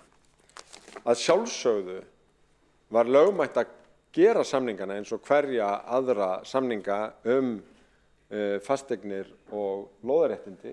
Það að sjálfsögðu löglegt að atvinnusvæði breytist í íbúðasvæði ef að sveitarfélagið telur það sér í hag og skynsamlegt og það verið að gera það í þessu máli en í býsna stórum stíl. En það eru jákvæða fréttir fyrir hverfin í Reykjavík. Það lykilatriði. Borgarstjóri hefur lokið að veita ansvar öðru sinni, svarar ansvari öðru sinni borgarfulltrúinn Vigdís Hauksdóttir. Forseti ágætt borgarstjórn, já, það enn verið að snúa út úr og það náttúrulega háttur borgarstjóra að gera það. Ég var að vísa í Icesave vegna þess að þetta verðist arfaslakir samningar fyrir borgarbúa, fyrir þá sem eru hér að greiða útsvar og greiða hér himinhá fasteignagjöld. Því hér verið að gefa olíufélögunum lóðir á þéttingarreitum. Þetta eru heitustu reitirnir í hverfunum og þessir 5 samningar sem að ég upplýst hér í upphafi máli mínu, þar sem að ég var búin að verða mér út lóðalegu samninga á þessum 6 lóðum sýndu það, hvar þeir eru stattir. Og meira segja olíufélögin fá lóðina sem var áætluð undir Landspítalann. Meira að segja. Ósvífnin slík og græðgin í þessa lóðir. Því við veitum alveg hvað það þýðir fyrir fjárfesta að byggja á þrengingarreitum. Ég ætla ekki að fara neitt meira yfir það. En hér segir borgarstjóri það hef ekki verið fengnir dómskvaddir matsmenn til þess að leggja verðmat á lóðin út af því að það var komið nokkurs konar samningur á milli borgarinnar og þessar aðila. Ég hef óskað eftir því að fá þessar fundagerðir og hef ekki fengið þar. Hvað verið að fela ef þetta allt svona gegnsætt, opinbert og löngu upplýst, ef ég má spyrja borgarstjóra með leyfi forseta. Það rannsóknarefni út af hverju borgarráð fær ekki þær fundagerðir og því spyr ég í þessu andsvari, hver ástæða fyrir því að borgarráð fær ekki þessar fundagerðir til sín eins og ég óskaði eftir að við myndum fá þann 16. desember síðastliðinn. Þá hefur borgarfulltrúinn lokið við að svara andsvari öðru sinni. Forseti minnir á að vera ekki með spurningar í svörum við seinna andsvari, þar sem að sá sem að veitir andsvarið getur ekki komið upp í þriðja andsvar. En næstur hefur óskað eftir að fara á mælendaskrá borgarfulltrúinn Örn Þórðarson. Getur borgarstjóri ekki farið á mælendaskrá fyrir mig?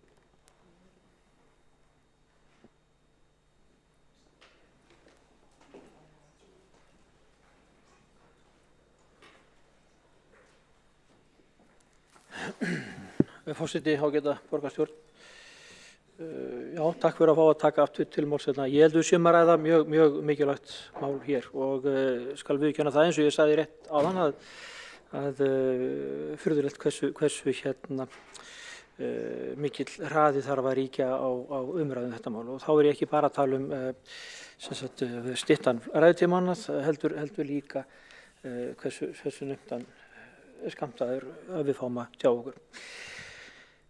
Ég að reyna að komast til botns í þessu stórfurðarlega máli. Borgarstjóri búinn að koma hér upp hvað þetta annað og halda því fram að minnihlutin, fulltrúar minnihlutans í borgarráði hafi hérna fagnað þessum samningum ógurlega, samþykkt á og allir verið saman um það. Ég finnst það líka heyrt hvern fulltrúar minnihlutans í borgarráði koma upp og segja svo sé ekki, þannig að ég veit svo sem ekki nákvæmlega í hvert fótunni að stiga. Auðvitað í svona máli, þá skiptir það öllu að hún sé umræðan málefnaleg og fókuseruð. Það skiptir máli. Ég hér fyrst og fremst að hugsa þessa ágætistillögu sem að ég kem til með að styðja hér og eftir og svo sem borgarstjóri búinn að lýsa yfir sjálfur að hann ætla að styðja það þetta fari til skoðunar hjá innri endurskoðanda. Því það gríðarlega mikilvægt að það sé fenginn einhver botn í þetta mál. Í hvers skipti sem að borgarstjóri hefur komið upp til að svara spurningum eða farið við máli þá hafa fleiri spurningar í mínum kolli vaknað frekar heldur en svör. Mér finnst þetta allt skringilegt mál. Það hefur verið nefnt að borgin sé ekki bundið þessum samningum og það sé rauninni verið að bíða eftir einhverjum tillögum frá þessum lóðahöfum. Og það var nefnt að það gæti vel verið að þarna væri verið að mætti setja upp einhvers konar hverfistengda þjónustu. Nú þekki ég það, ég segi nú ekki manna best, en þekki það þó nokkuð vel að þarna akkurat nákvæmlega þessu stað sem að umræðir og hefur verið nefndur á ægisviðinni vantar ákveðna hverfistengda þjónustu. Ég ekki einn um það að vita um þennan skort og þessa eftirspurn. Það vantar leikskóla í Vesturbæinn og við sem sitjum í þeirri nefnd sem hefur verið að skoða þau mál og ég ekki einn um það í þessum sal og þeir geta staðfestað sem að sitja með mér í þeim stýruhópi að það mikil leit að úrræði. Og ég velti fyrir mér hvort það sé verið að bíða til því eins og ég held að hugsanlega væri að fyrst að bensinstöðum væri að víkja enda engin business í sölu bensin í nútíð eða framtíð en þá minni framtíð. Að hvort að þarna mætti ekki setja niður viðbót við þann leikskóla sem þar í næsta nágrenni.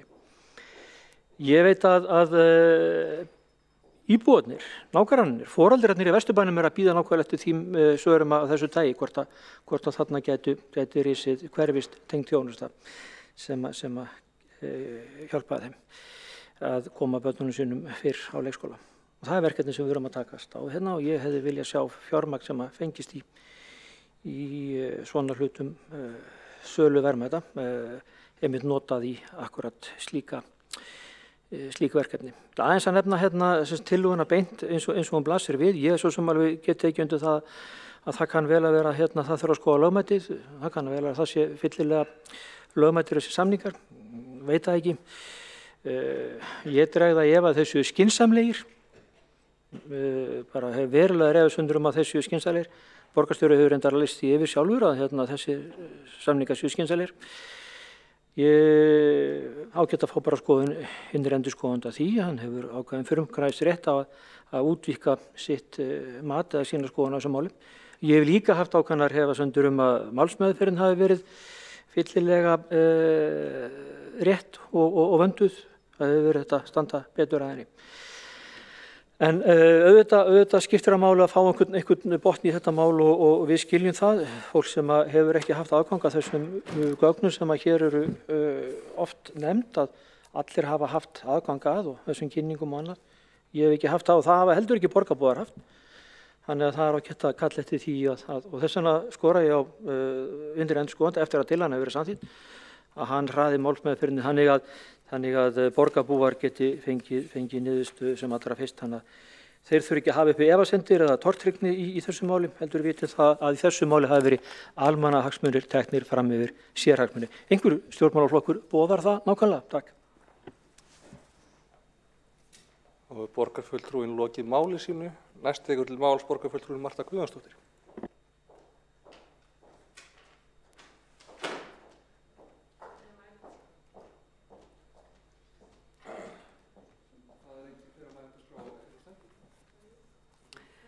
Forseti, ágæta borgarstjórn, inn á vef Viðreisnar sem hluti af þessum borgarstjórnarmeirihluta og reisti reyndar við þennan meirihluta, stendur með leyfi forseta: Viðreisn vill skapa réttlátt samfélag þar sem almannahagsmunir ganga framar sérhagsmunum og allir einstaklingar, heimili og fyrirtæki njóta jafnræðis. Þetta nú ekki beinlínis í samræmi við þann gjafagjörning sem við erum að ræða hérna, því að hér verið að gefa tilteknum aðilum byggingarétt fyrir milljarða. Og það eins og okkur borgarfulltrúum komið það bara hreint ekkert við. Hvað þá borgarbúum? Borgarstjóri hefur staðfest að haldnir hafi verið 61 samningafundur með olíufélögunum án þess að borgarráð hafi verið upplýst gang þessara viðræðna. Og borgarstjóri felur sig á bak við það að það hafi verið embættismannahópur sem hafi leitt þessar samningaviðræður og afsaka sig síðan með því að borgarráð hafi ekki kallað eftir upplýsingum. Bar ekki borgarstjóra sem framkvæmdastjóra sveitarfélagsins að upplýsa borgarfulltrúa og borgarráðsfulltrúa þessar viðræður? Ég hefði haldið það. Hann situr hér í æðsta embætti borgarstjórnar sem hann kosinn af okkur öllum. Og við verðum að geta treyst því að borgarstjóri í svona stóru máli upplýsi borgarstjórn málin. Annað, ef að borgarstjóri telur ekkert athugavert við þessa samninga, af hverju samþykkir hann þá ekki þessa tillögu hér að innri endurskoðandi kanni lögmæti þessara samninga? Af hverju ætlar hann að vísa þeim til borgarráðs? Er eitthvað að fela eða á að tefja málið í borgarráði? Eða á kannski að fella tillöguna þar vegna þess að það gerist fyrir luktum dyrum þegar almenningur heyrir ekki til?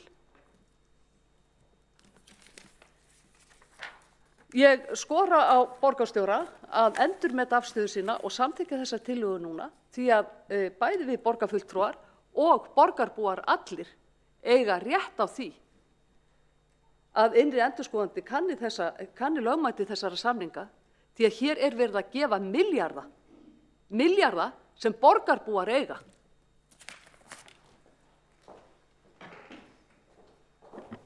Þá hefur borgarfulltrúin lokið máli sínu. Næst tekur til máls borgarfulltrúin Vigdís Hauksdóttir til að ljúka málinu og mælendaskrá fyrir þessu máli lokað.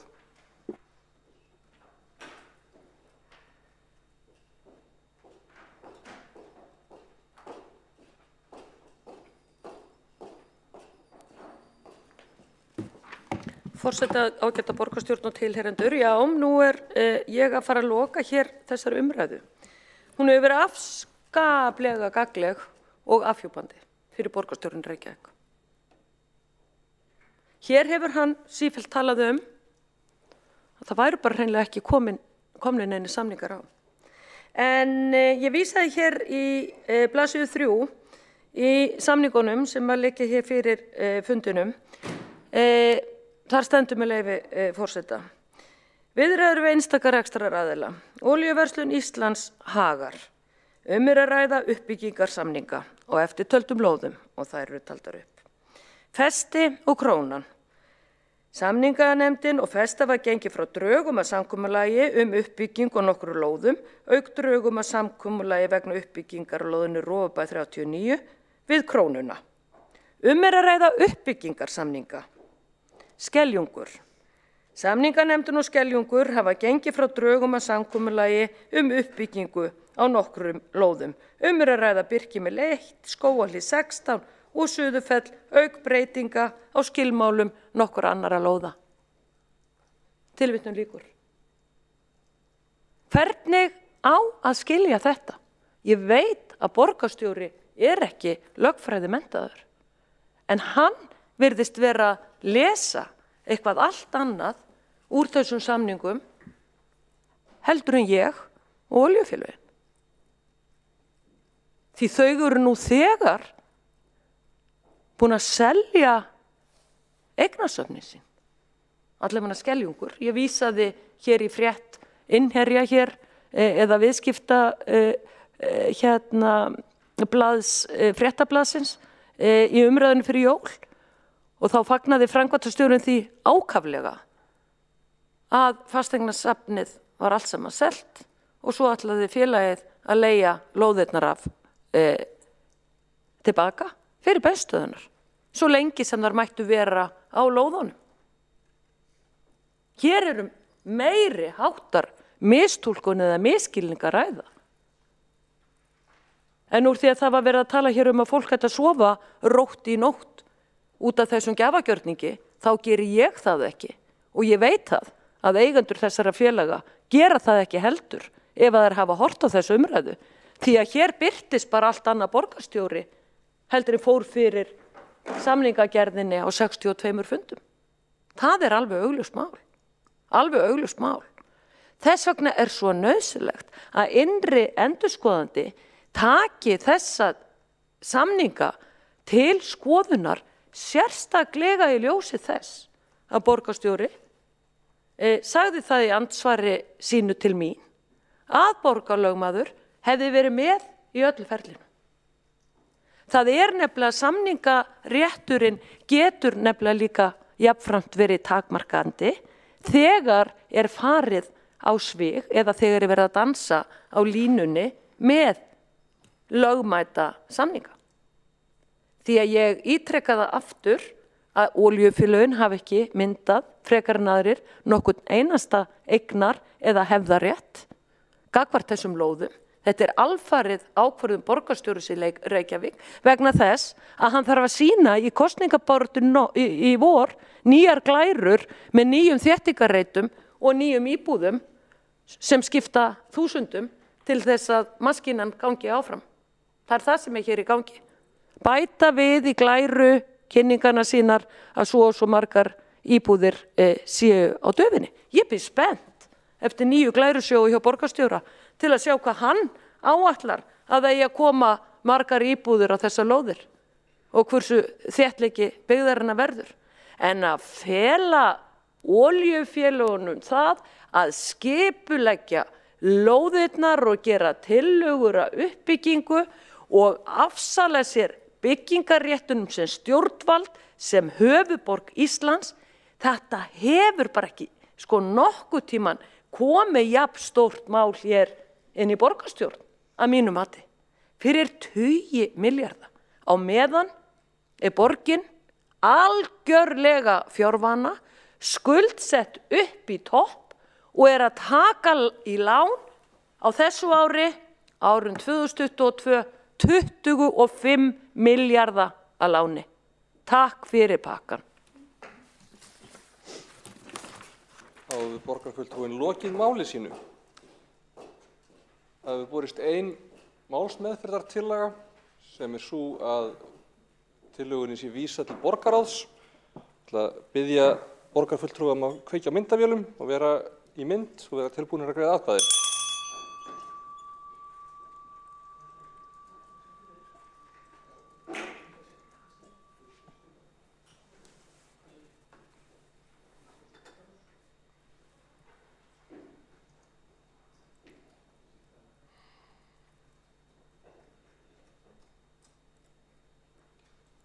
mætti ég biðja Hjálmar Sveinsson, borgarfulltrúa já, fyrirgefðu. Þá bið ég engan, það er allir konur í mynd, og þau ykkar sem eru samþykk þeirri málsmeðferðartillögu að vísa í borgarráð, gefið þess merki. Sjá, Björn, Hjálmar, Ellen og Jórunn Pála, kjósið þið með eða á móti? Já, er það? Jórunn og Björn voru ekki með hendin uppi. Nei, við erum á móti. Ok. Og þau sem á móti kunna vera? Ok. Þarna þá er tillagan samþykkt með 24 atkvæðum gegn 3. Var það ekki? Fyrirgefðu. Við erum bara 23. Það er rétt. Afsakið, ég mistaldi. Endurtökum bara kosninguna. Ekki fleiri borgarfulltrúar. Ekki fleiri borgarfulltrúar í bili, það er góð hugmynd.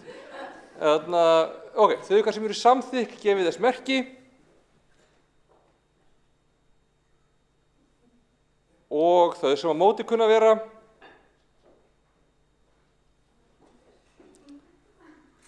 Þau sem á móti kunna vera.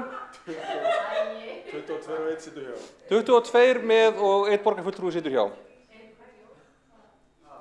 Það með er málsmeðferðartillagan samþykkt og förum við þá til kvöldverðar. Það verður tekið hálftíma matarhlé.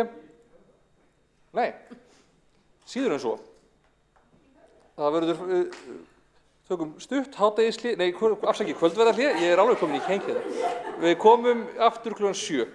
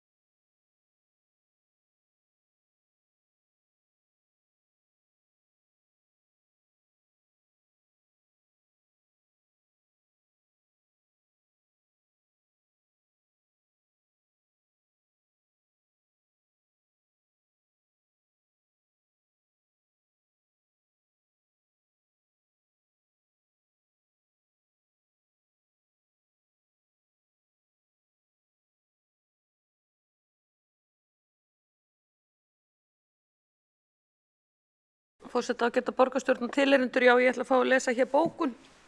Afsakið, ég ætla að afklæða mig, það er svo kalt hérna. Meirihlutinn, með leyfi forseta, meirihlutinn í borgarstjórn vísaði tillögu minni að innri endurskoðandi verði falið að skoða og leggja mat á lögmæti samninga Reykjavíkurborgar við olíufélögin í borgarráð. Það er kjarkleysi. Borgarráð er lægra sett stjórnvald en borgarstjórn.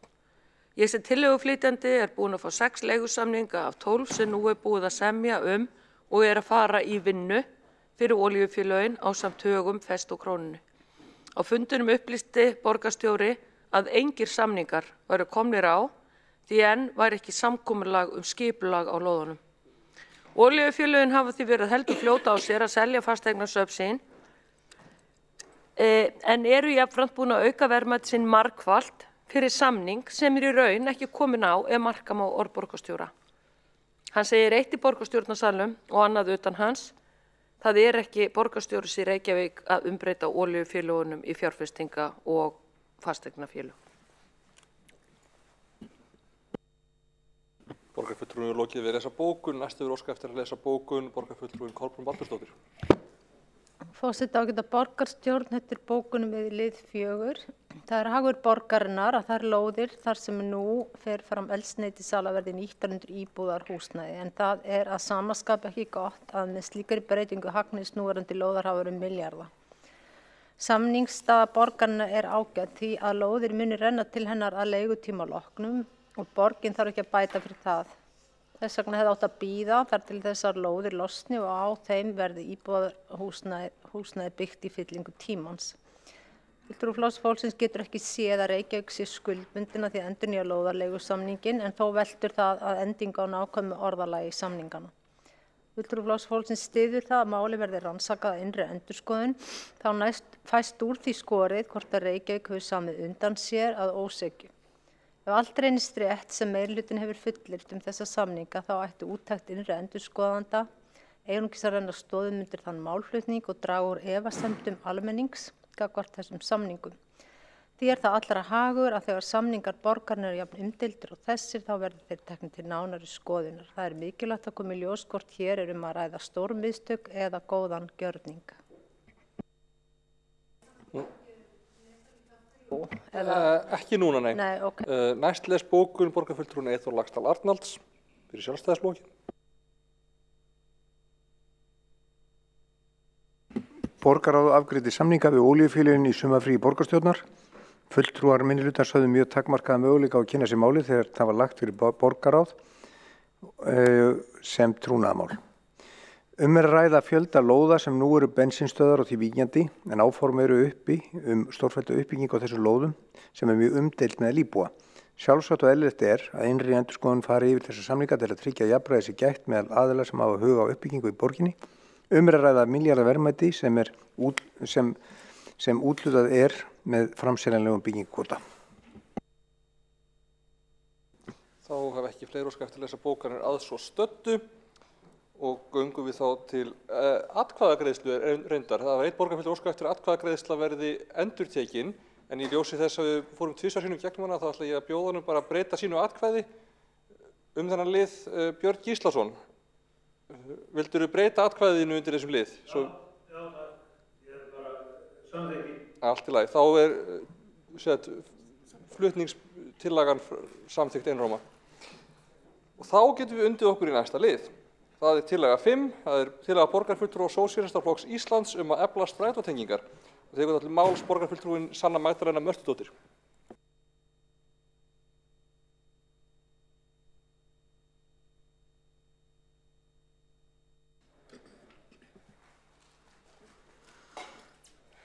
Forseti, borgarbúar, það þarf að laga margt varðandi strætó. Það þarf að hlusta á raddir þeirra sem að nota strætó. Fólki sem notar strætó ætti að vera stjórn strætó.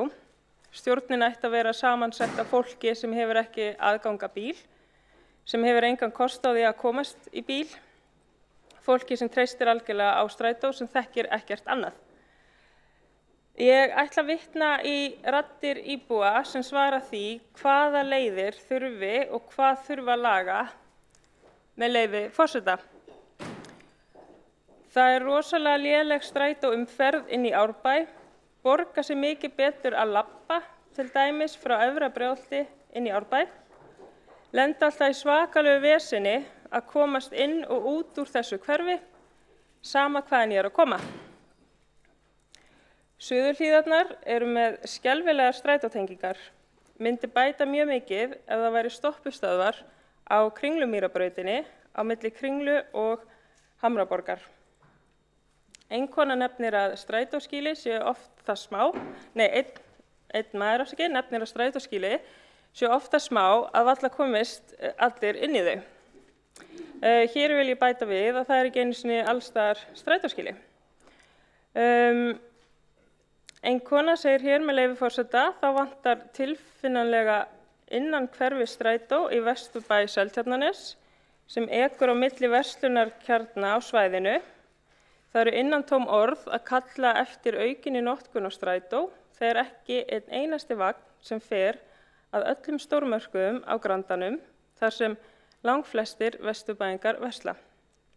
Spáði alla mengunina sem hægt var að koma í veg fyrir ef slíkar samgöngur væru í boði. En það er líkast því að stjórn Strætó BS geta ekki hugsað út fyrir kassan, ferðir allra vagna eru borgarendana á milli. Tilvitnun lýkur. Annar tekur undir og nefnir að það sé engin tenging á milli Nýja Vesturbæjar og Granda. Einn íbúi bendir á að leið 13 mætti líka fara í báðar áttir, eins og sé hægt að komast frá Seltjarnarnesi út á Granda, en ekki tilbaka með innkaupapokana. Einkona segir hún myndi vilja fá vagn til að koma í Bryggjukörfið og svo mætti laga strætóleiðir í Grafavogi sem var breytt síðast. Það komi illa fyrir fólk þegar vagnar fari ekki lengur í gegnum hverfin, eins og núna með Engjakörfi. Ég held áfram með leyfi forseta og nefnir einn, það þarf að bæta samgöngur milli Grafarholts, Grafarvogs og Breiðholts. Það vantar tengingu frá 107 að Granda, tekur klukkustund að taka strætó frá búðunum við Fiskislóð að Meistaravöllum. Að minnstakosti einn af þeim 4 sem fer á Suðurlandsbraut á að fara í gegnum Laugardal. Grandinn er mjög illa tengdur strætókerfinu, kemur enn annar íbúi hér með. Einn íbúi nefnir, það vantar tengingu á milli Árbæjar og Breiðholts. Ég hef líka hugsað hvers vegna það er engin strætó frá 107 Reykjavík út á Granda. Hélt að verslanir þar ættu að nýtast Vesturbænum. Einn íbúi fjallar Gufunes, þar sé verið að byggja vistþorp og borgin hafi haft að minnstakosti 2 ár til að undirbúa samgönguleiðir þangað. Loforð voru að þangað til stoppistöð yrði fyndinn staður, yrði boðið upp á akstursþjónustu frá hverfinu upp að næstu stoppistöð. Það hefur ekki reynst raunin. Hverfið er mjög einangrað og bíllausa fólkið sem hefur búið þar í hálft ár núna eru það þar með líka. Þangað liggur ein gata og meðfram henni er ekki gangstétt. Það er ekki einu sinni göngustígar eða út úr þessu nýja hverfi og það kostar langa, erfiða og hættulega göngu til að komast á næstu stoppstöð og þetta er fullkomlega óásættanlegt ástand. Svo þegar ég spurði og þá komið fram svör að gera strætó ókeypis, bæta aðstöðu í kringum strætó og að bæta tíðni og leiðir út úr höfuðborgarsvæðinu. Og þetta er það sem kemur fram með að spyrja.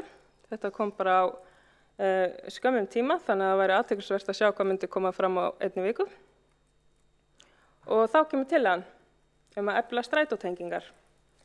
Borgarstjórn Reykjavíkur samþykkir að beina því til stjórnar Strætó BS að bæta strætótengingar milli hverfa og innan hverfa.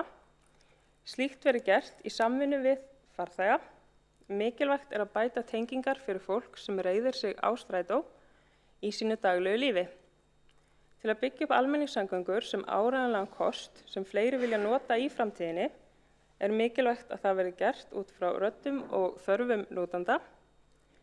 Með tengingum er átt við leiðarnar sem vagnarnir fara í núverandi leiðakerfi strætó, sem á staðsetningu og fjölda þeirra strætóstoppistöða sem eru í boði á þeirri leið. Þetta er tillagan og svo er ég með greinargerð sem fylgir með þessu og oft vísað til borgarlínu þegar fjallað þær úrbætur sem þurfa að eiga sér stað á almenningssamgöngum. Langt í að það verða veruleika og fólk sem treystir á strætó í dag þarf betri lausnir núna. Það því mikilvægt að efla og styrkja strætó út frá þörfum notenda. Með því að byggja almenningssamgöngur út frá röddum farþega þá aukast líkur á að fleiri kjósi sér þann kost þar sem áreiðanlegan valmöguleika að ræða. Að búa í nálægð við stoppistöð þýðir ekki endilega að það sé stöð sem komi fólki á leiðarenda. Huga þarf sérstaklega tengingum á milli hverfa og hægt sé að ferðast innan hverfis, til dæmis til og frá verslunarkjörnum. Þegar ný hverfi verða til, þarf að tryggja að samgöngur séu til staðar inn í hverfið og út úr því. Þá þarf einnig að skoða fjölda biðstöðva á hverju leið og tryggja að þær séu nógu margar.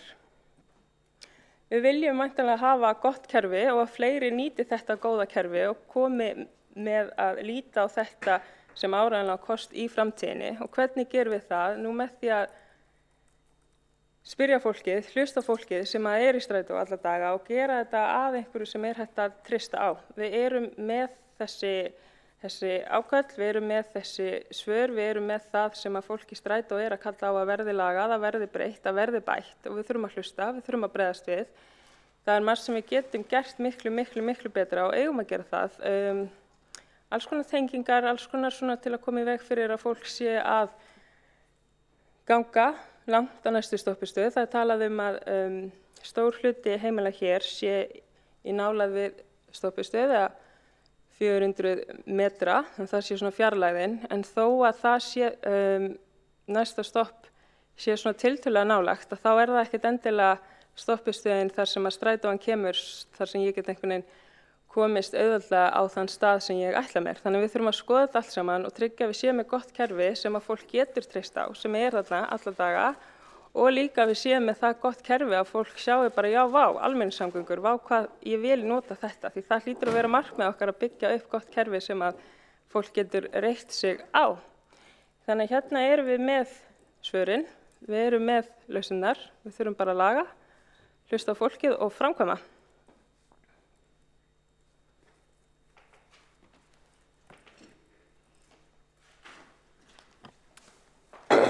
Borgarfulltrúinn hefur lokið máli sínu. Næst tekur til máls borgarfulltrúinn Hjálmar Sveinsson.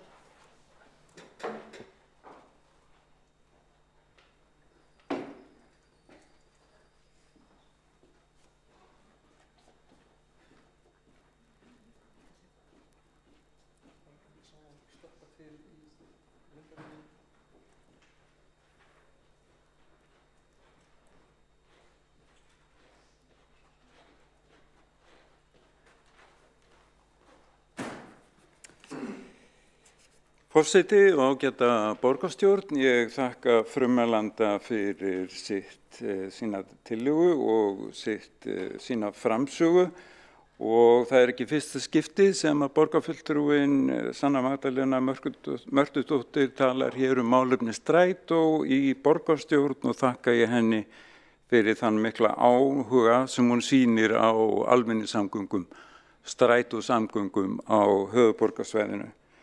Og ég tek heilshugar undir margt sem hún sagði eins og nauðsyn þess að efla og styrkja strætó og fara sem sagt eftir þörfum neytenda. Það markmið strætó að flytja fólk og gera á þann hátt að það sem sé skilvirkast og þægilegast og það þarf ekki að fara mörgum orðum það að það nú einmitt ein ástæðan fyrir því að öll sveitarfélögin á höfuðborgarsvæðinu hafa komið sér saman að setja af stað hér skilvirkt strætókerfi eða hraðvagnakerfi sem að gengur stundum undir nafninu borgarlína. Og allt þetta til þess að efla þjónustuna og fá sem flesta til að nota strætó. Nú, það þarf svo sem ekki að orðlengja það að auðvitað fær strætó eða færi fyrirtæki strætó nánast á hverjum degi ábendingar ýmislegt sem að betur mætti fara. Aðrar leiðir, stoppa á tilteknum stöðum og svo framvegis. og þetta reynir strætó svona að megni að koma til móts við það. En að mínu mati þetta eiginlega, ekkert eiginlega, nákvæmlega þetta sem að borgarfulltrúinn taldi upp. Markmið strætó í dag að þjóna sem best og mest og þess vegna má geta þess að aðgengi íbúa höfuðborgarsvæðinu almennt sem sagt almenningssamgöngum, vildi ég sagt hafa, í alþjóðlegum samanburði mjög há. Og hér hefur nefnilega verið leiðarkerfið skipulagt út frá því sem kallað þekjandi aðferðafræði og það þýðir að strætókerfið, það þekur eiginlega allt höfuðborgarsvæðið sem ekkert alveg auðvelt af því að tiltölulega mjög dreift og nákvæmlega þess vegna hefur verið erfitt að halda uppi tíðum samgöngum út alla króka hinna mörgu hverfa sem hafa dreifst mjög mikið eins og ég kom inn á. En engu að síður hefur tekist að það það bil 95% íbúa höfuðborgarsvæðisins hafa aðgengi að stoppustöðum á 400 metra frá heimili. Og það út af fyrir sig afrek. Og í leiðakerfinu, til að skýra það aðeins út, í leiðakerfinu eru síðan stórar skiptistöðvar þar sem að margar leiðir mætast og það reynt að skipuleggja kerfið þannig að þar mætist sem flestir eða flestar leiðir, það kallað púlsakerfi til þess að fólk geti á einni skiptistöð gengið rakleiðis upp í næsta vagn og þarf ekki að bíða. Og það gerir þá þeim eða strætófarþegunum auðveldara að skipta og komast sem fyrst á leiðarenda.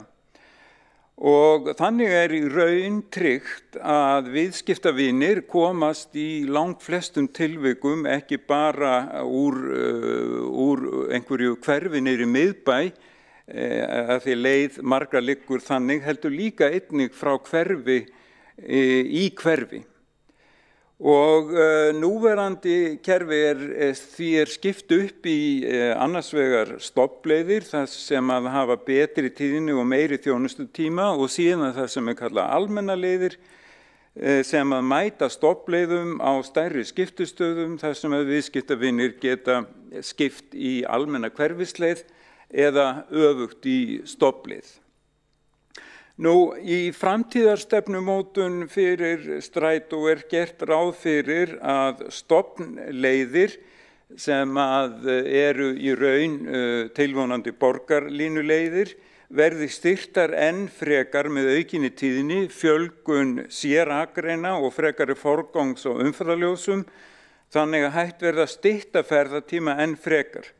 Og í þeirri vinnu frekar horft til þáttöku aðferðafræðinnar, aðferðafræðin sem hefur verið notuð hér í áratugi eins og ég sagði áðan þekjandi aðferðafræði að komast yfir sem stærstan flöt en í framtíðarstefnumótun strætó meiningin að leggja meiri áherslu á sem sagt stoppleiðir sem að geta þá keyrt mjög títt og flutt mjög mikinn fjölda af fólki. Og sem sagt með því að þá eykst hlutfall þeirra sem að hafa aðgengi að stoppustöð þar sem að leiðir hafa miklu betri tíðni heldur en áður. Að því að talandi samráð við íbúa þá verið að sem sagt skipuleggja og endurhugsa leiðakerfið og það stöðu vinna í því. Og dæmi það að þegar var verið undirbúa nýtt leiðarkerfi, ég kem aðeins inn á það eftir að þá voru haldnir opnir samráðsfundir, það var fundað með íbúaráðum og kallað eftir ábendingum og vefsíðu þar sem að hugmyndir að nýju leiðarneti voru kynntar. Þannig að ég tel nú að strætó hafi staðið sig ágætlega í því að kynna vinnu og fá íbúa til þáttöku í mótun þessa nýja kerfis. og það fyrirhugað að hafa enn meira samráð í vinnu við nýtt leiðarnet þegar að fyrstu drög liggja fyrir og jafnframt, og það rétt að geta þess, hefur Strætó haldið út í ábendingakerfi þar sem að viðskiptavinir geta komið með ábendingar hvað betur megi fara til að mynda í leiðakerfinu og það hefur verið tekið tillit til þeirra ábendinga, séu þær að mati sérfræðinga Strætó skynsamlegar fyrir framþróun í leiðakerfinu. En mér langar rétt að fara örfáum orðum á þessum tæpu 3 mínútum sem ég á eftir borgarlínuna og nýja leiðakerfið af því að þetta eins og kannski vonir hefur svona aðeins margir pínuldur ruglaðar á þessum 2 orðum, nýtt leiðakerfi og borgarlína, það eitthvað bara tvennt ólíkt eða hvað það eiginlega? Og þá sko, það auðvitað þannig að nú verið að vinna að hönnun innviða borgarlínunar en á sama tíma Strætó að þróa nýtt leiðarnet, framtíða leiðarnet almenningssamgangna á höfuðborgarsvæðinu þar sem að borgarlínuleiðir eru hluti af. Það að segja nýja leiðakerfið svona reglífahugtakið og borgarlínukerfið svona hlutmengi í því. Ja, því að það mun almennt strætókerfi mun eftir að borgarlínan komin í gagnið þjónusta eða fæða borgarlínuleiðirnar, stoppleiðirnar. Nú það stefnt að því að innleiða nýja leiðakerfið í stað núverandi leiðakerfis þegar fyrstu lotu borgarlínu framkvæmda lýkur en það áætlað að það verði 2025 og við þurfum bara að sjá til hvenær það verður. En mín niðurstaða sú að það sé stöðugt verið að vinna að því að bæta kerfið, það stöðugt verið að taka við ábendingum það sem að betur mætti fara. Stundum hægt að verða við því, stundum ekki og ég minni á það að Strætó eða almenningssamgöngukerfið það þarf að fjárfesta alveg gríðarlega mikið af því svo að það geti þjónað sem flestum en peningar eru takmörkuð auðlind þannig að Strætó eru settar ákveðnar skorður það hvað langt hægt að ganga í þessum málum.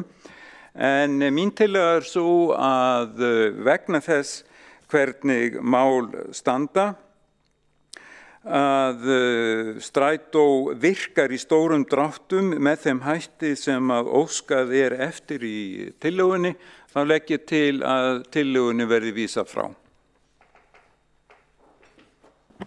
Borgarfulltrúin hefur lokið máli sínu og hafa 2 borgarfulltrúar óskað eftir að veita andsvar. Fyrst veitir andsvar borgarfulltrúin Björn Gíslason. Forseti, ágæta borgarstjórn. Ég vil nú koma með ábendingu og það kannski til borgarfulltrúa Hjálmar Sveinssonar.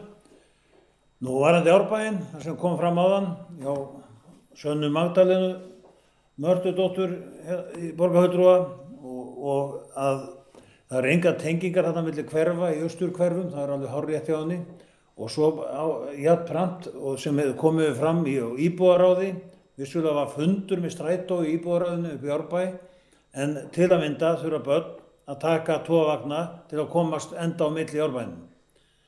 Það eitt atriði. Síðan annað að það á að fara að fækka stoppustöðum í Norðlingaholti. Það 1 stoppustöð sem á að vera þar í staðinn fyrir keyrt upp á skólanum í staðinn fyrir að nú keyrt svona hring í hverfinu. Og íbúar eru mjög óhressir með þetta og ég verð nú bara að segja það, ég eiginlega hálf hissa á að hlusta á hann Hjálmar því sko það útilokað að það sé verið að búa til farþega framtíðarinnar með þessum hætti eins og Strætó gerir. Takk. Borgarfulltrúin hefur lokið við að veita andsvar. Vill borgarfulltrúin svara andsvari? Svarar andsvari borgarfulltrúin Hjálmar Sveinsson.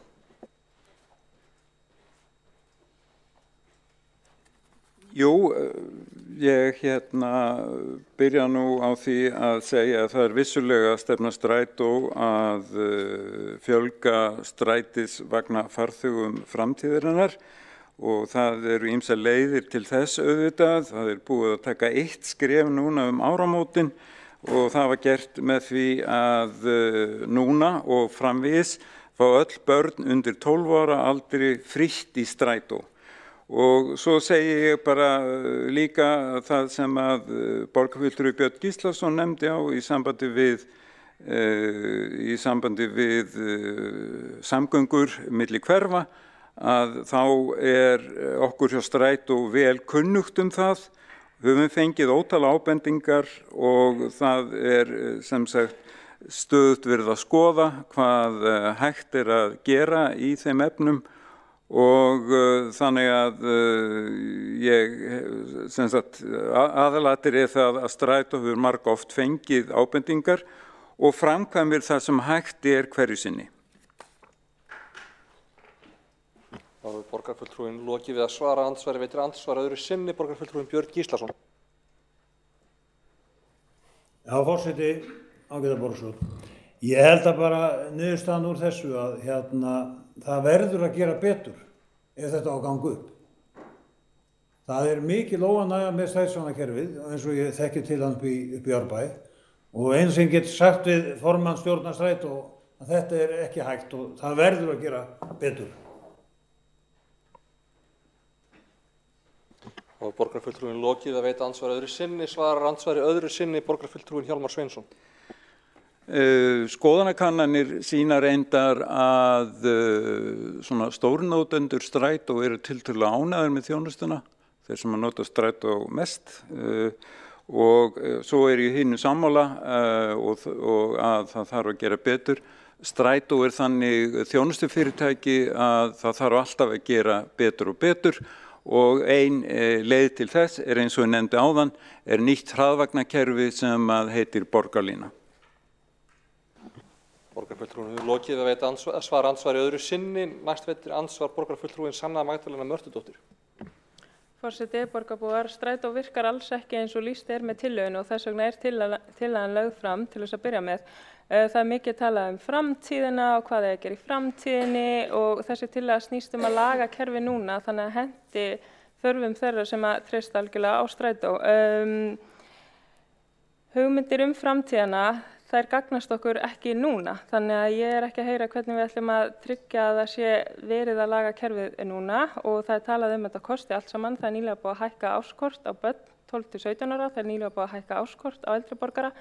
Þannig að það verið að fá peninga frá fólkinu sem að nota Strætó en á sama tíma heyrum við þessar óánægju raddir. Þannig að það þarf að bæta þetta kerfi, það þarf að hlusta meira fólk og það þarf að gera þetta í samvinnu við fólkið. Framtíðin ekki hér nú. Við þurfum eitthvað sem núna verið að bæta miklu meira. Borgarfulltrúinn hefur lokið við að veita andsvar, svarar andsvari borgarfulltrúinn Hjálmar Sveinsson.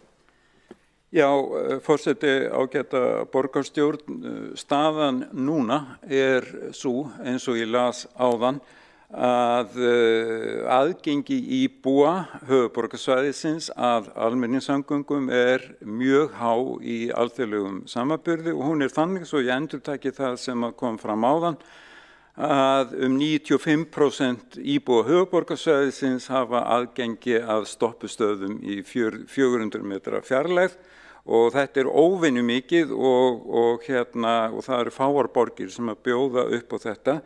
Gallinn við þetta kerfi hins vegar að ferðir mjög strálar að því að borgin svo dreifð og ég gleymdi að geta þess áðan að því að frumælandi myndist á Gufunesið að það var núna áramótin, þá var þetta hlustað á íbúa í Gufunesi og það frá áramótum komin pöntunarþjónusta sem að íbúar í nýja hverfinu þar geta notað. Þeir nota sem sagt þjónustu Strætó. Þá hefur borgarfulltrúinn lokið við að svara andsvari, veitir andsvar öðru sinni borgarfulltrúinn Sanna Magdalena Mörtudóttir. Forseti, borgarbúar, eins og ég nefndi í ræðu minni áðan að þó þú búir nálægt stoppistöð, þó hún sé 400 metra fjarlægð frá heimiliðinu, þá þýðir það ekki endilega að þar getur náð Strætó sem að fari með þig á áfangastað. Þú vilt kannski komast í ráðhúsið og þetta einhver strætó sem verður ekkert nálægt ráðhúsinu. Þannig þá þarf líka að skoða þessar tengingar. Þessi pöntunarþjónusta, hún nú ekki einhver þar sem að íbúar voru endilega að biðja Þau voru vissulega að biðja samgöngutengingar en þetta eitthvað sem á ákveðnum tíma, þarf að pönta með fyrirvara. Þannig það vantar bara strætó sem að fer inn í hverfið og út úr því. Bara að það sé strætó inn í öll hverfi. Þetta sé bara algjörlega eitthvað sem að virki. Það hafa komið fram óánægjur raddir varðandi þessa pöntunarþjónustu. Þetta þarf að vera eitthvað betra. Borgarfulltrúinn lokið að veita andsvar öðru sinni, svarar ansvari öðru sinni borgarfulltrúinn Hjálmar Sveinsson. Já, mig langar að geta þess úr því við erum að tala Gufunesið og þá sem sagt voru þarna 2-3 íbúar sem að voru í miklu sambandi við mig og skrifuðu mér mörg skeyti og það átti sinn þátt í því að það var ákveðið að veita þessa pöntunarþjónustu. Og auðvitað verður strætó þjónusta þarna með tíð og tíma en í þorpinu sem að þarna nýresið þá eru að ég held örugglega innan við 100 manns sem að búa þar og það einfaldlega of lítið fyrir þessa venjulegu strætósamgöngur og þess vegna fer strætó að eins og í sumum, hvað við kalla, útkvörfum bæði í Hafnarfirði og Garðabæ að veita þessa pöntunarþjónustu og að því að Frummælandi kom áðan inn á skort og stígum og þá einmitt byrjað að setja þarna betri lýsingu og þá að setja nýjan stíg sem þarna upp á Strandveginn. Þá við borgarfulltrúinn lokið við að svara andsvari öðru sinni. Næst tekur til máls borgarfulltrúinn Eyþór Laxdal Arnalds.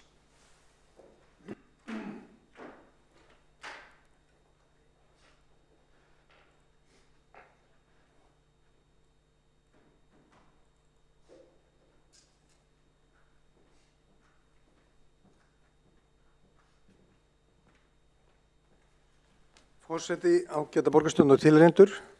Ég fagna því að það sé verið að ræða strætó hérna. Það er að segja strætó eins og hann í dag. Við höfum upplifað þá þessu kjörtímabili að það sé verið að tala framtíðina, borgarlínu og annað. En borgarlínan hefur verið að fjarlægast en ekki að færast nær því að borgarlínan átti að taka hann í notkun á þessu kjörtímabili einhverju leyti og það er að tefjast. Framkvæmdur í borgarlínu átti að hefjast 2019, sem sagt árið eftir kosningar og þær ekki ennþá farnar í útboð hvað það meira. Þannig að tímalínan hefur raun og veru lengst og á sama tíma hefur þjónustastrætó verið skert þó að það sé komin einstaka pöntunarþjónusta þá það bara ekki almenningssamgöngur eins og menn telja að þær eigi að vera í þéttbýli. Pöntunarþjónusta í raun og veru svona undantekningaþjónusta sem væri hægt að fela leigubílum eða hvernig sem en strætisvagnaþjónusta eru reglubundnar ferðir og í byrjun kjörtímabilsins þá vorum við hérna 22 okkar sem að greiddum atkvæði með því að auka tíðnina á helstu leiðum, leið 1 og annarri leið í 7,5 mínútu og það hefur ekki verið gert. Í staðinn þá hefur næturstrætó verið aflagður, það hefur verið fækkað stoppstöðum í Austurborginni og þrátt fyrir þessar skerðingar að þá hefur verðskráin verið hækkuð. Þannig að maður spyr sig hvert er raunsæið því að fólk, við tökum bara ungt fólk, það getur ekki beðið í mörg kjörtímabil eftir borgarlínu sem síðan mun bara þjónusta hluta af leiðinni og ég held að sé alveg rétt sem að borgarfulltrúi Sanna Maddalena sagði hérna fyrr í dag að þetta er hérna þetta tekur allt of langa tíma að komast á milli og við erum ekki að ala upp nýja notendur.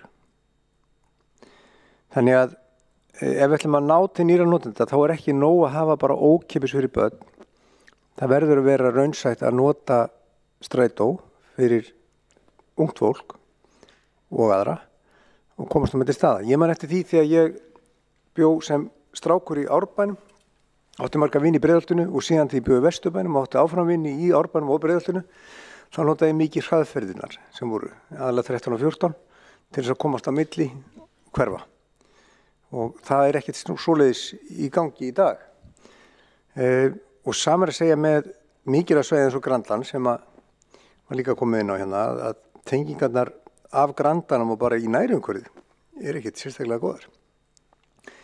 Við höfum komið ýmsar tillögur hérna á kjörtímabilinu og lögðum til svona einhverjar litlar einingar sem getur farið tilraunaverkefni sjálfkerandi til þess að lækka kostnað líka. Mögulega tengingar í miðbænum, bætingar við Austurborginu og fleira, en það hefur ekkert af þessu gerst og ég auðvitað finnir til með hérna formanni Strætó og öðrum sem í stjórninni með takmarkaða fjármuni, en á sama tíma eru milljarðar að fara í hönnun eða hugmyndavinnu varðandi borgarlínu og eitt sem ég glemdi að nefna er að hérna það hafi ekki verið keyptir vagnar eins og þarf. Það þarf fjármagn til að kaupa vagna því að hérna eins og staðan er þá held ég að vanti svona 20 til 25 vagna bara til þess að standa undir eðlilegri endurnýjun. Og þegar vagnarnir bila og fólk sem er á leið í vinnu upplifir það að það þarf að fara út úr vagninum eða er á leið í skóla, þá verður það fyrir ákveðnu höggi. Því að það er kannski ekki til annar vagn til að taka við. Þannig að kerfið það hefur versnað. Það verður ekki barnað. Og ég held að við verum að horfa bara á svona þróunarverkefni eins og borgarlínuverkefnið, þannig að það taki ekki fjármagn burt úr rekstri almenningssamgangna.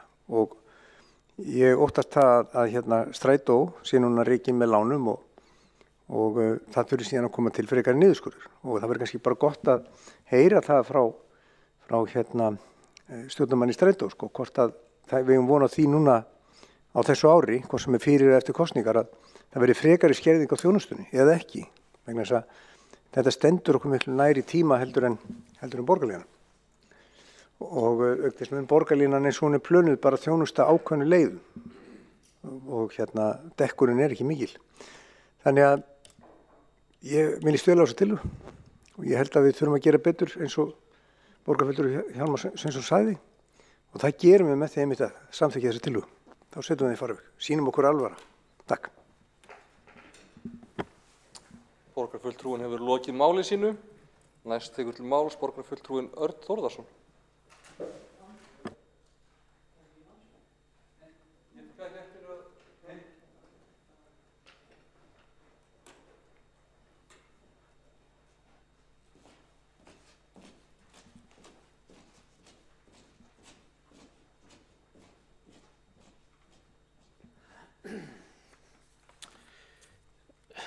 Forseti, ágæta borgarstjórn.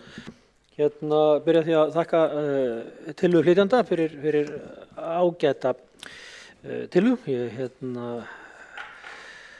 alltaf styð hana og mér finnst hún vera fín að því leytinu til að hún er lögð hér fram inn í þessum sal, borgarstjórnarsalum, einmitt til þess að kalla eftir því sem ég segi pólitískri afstöðu okkar sem hér setjum inni til þessara máls, hvort að sé ástæða til þess að bæta Strætó þjónustuna og tengingar.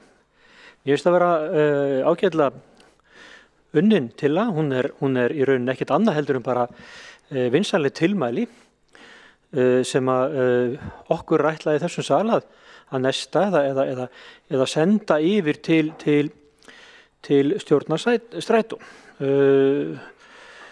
Þess vegna voru það ákveðin vonbrigði að í stað þess að eiga hreinskipta og opinska og umræðu hvort að þetta sé eitthvað sem við þurfum að skilaboð sem við þurfum að senda til Strætó, að ég hefði viljað sjá borgarfulltrúan Hjálmar Sveinsson taka frekar á málinu, taka við þessari tillögu hér í þessum sal, þessari aðbrás góðu tillögu að ég tel, og síðan að vinna með hana þegar komið inn í stjórn Strætó.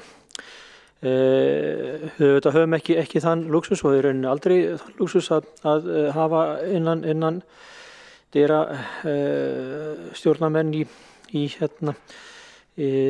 bélhlutafyrirtækjum sem er að svara beint fyrir þá hluti sem það er að gerast innan dyra.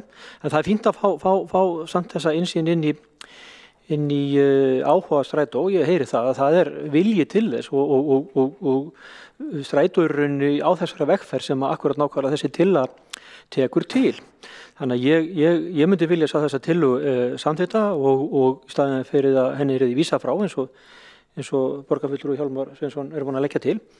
Við höfum að samþykkja hana og við höfum auðvitað að biðja að henni sé vel tekið inn í strætó því að hún er skynsum og hún er góð. Það er ekkert í henni sem að ætti að raska stórkostlega því sem er að gerast hjá strætó. Hins vegar erum við með samþykkt þessara tillögu svolítið að senda strætó þau skilaboð að við viljum auðvitað bæta þjónustuna fyrir farþegana og ég held að strætó sé á sömum staðu við að við þurfum auðvitað að bæta þjónustuna. Borgarfulltrúi Sanna Magdalena Mörtudóttir og borgarfulltrúi Björn Gíslason eru búin að fara ágætlega yfir það að það er ekki allir ánægðir með þjónustustrætó og það sé kallað eftir betri lausnum og það er kallað eftir betri lausnum núna. Það er einmitt í greinargerðinni sem fylgir tillögu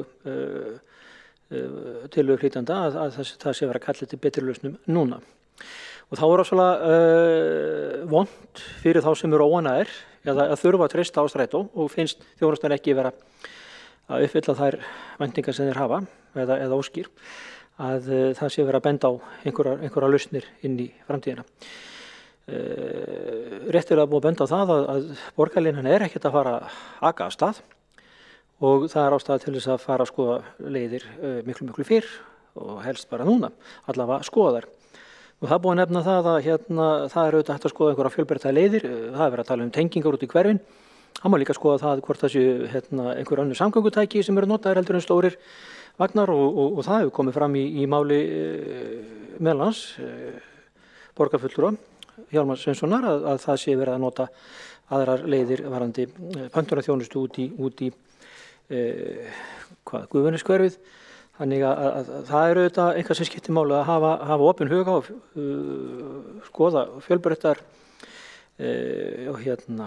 leiðir og útfærslur á því hvernig er þetta að mæta þessum þörf. Og mér finnst líka sérstaklega áhugavert með það sem er í þessari tillögu, það er að vera að kalla eftir notenda samráð. Því að það er svolítið vont fyrir okkur sem að kannski að ég segja fyrir mig, ég nota svo sem ekki strætó mikið og hef ekki margir gefið sér að tala við mig og kvartað undan þjónustustrætó, en ég gerir mig grein fyrir því að það eru einhverjir sem eru með ágætis upplýsingar og það hefur komið fram. Það eru bæði borgarfulltrúarnir sem ég nefndi, Sanna Magdalena Mörtudóttir og Björn Gíslason sem að einmitt þekkja það að það er eitthvað sem að mætti betur fara. Og við þurfum auðvitað að kalla eða óska eftir þessu samtali og fá fólk í samstarf að finna betri leiðir. Og það er líka rétt sem að þarna er nefnt í tillögunni eða greinargerðinni sem fylgir með að það eru auðvitað þessir áfangastæðir sem fólk er að fara á, það getur verið erfitt að komast nákvæmlega á þá og þetta er erfitt að uppfylla það nákvæmlega og hér er ég að vísa í það sem ég þekki nú kannski frekar á erlendu tungumáli, það sem heitir first mile og last mile, þar sem fólki þarf að sækja inn á stoppstöð og geta vita það að 95% borgarbúa hafa aðgang að stoppstöð í 400 metra fjarlægð, en það kannski kemur þá meira óvart hvers vegna þetta er ekki meira notað. Það er þá einhvað annað sem virðist vera að. Þetta er hvað maður að segja, framúrskarandi á alla mælikvarða yfir heiminn, þannig að það kannski frekar að við þurfum að skoða einhverjar aðra leiðir til þess að auka þjónustu og auka notkun á strætó. Það er það sem okkur öllum vakir fyrir okkur öllum hér inni. Þannig að ég ætla bara að hvetja til þess að við hér í þessum sal tökum okkur saman og segjum okkar pólitísku meiningu í þessu máli, hvort það sé ástæða til þess að fara í það núna að skoða leiðir til þess að bæta þjónustu við notendur strætó eins og tillöguflytjandi og fleiri hafa verið að benda á að er alls ekki nægilega góð. Þannig að ég hvet alla borgarfulltrúa til þess að samþykkja þessa alveg hreint ágætu tillögu og vænti þess að þegar hún verður samþykkt að hún fái góða móttökur inn í stjórnstætt og óska svo að verði. Takk.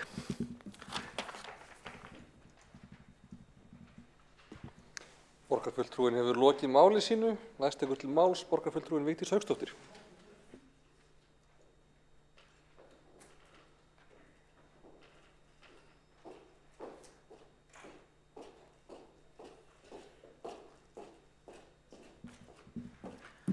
Forseti ágæta borgarstjórn og tilheyrendur. Já, ég ætlaði að styðja þessa tillögu.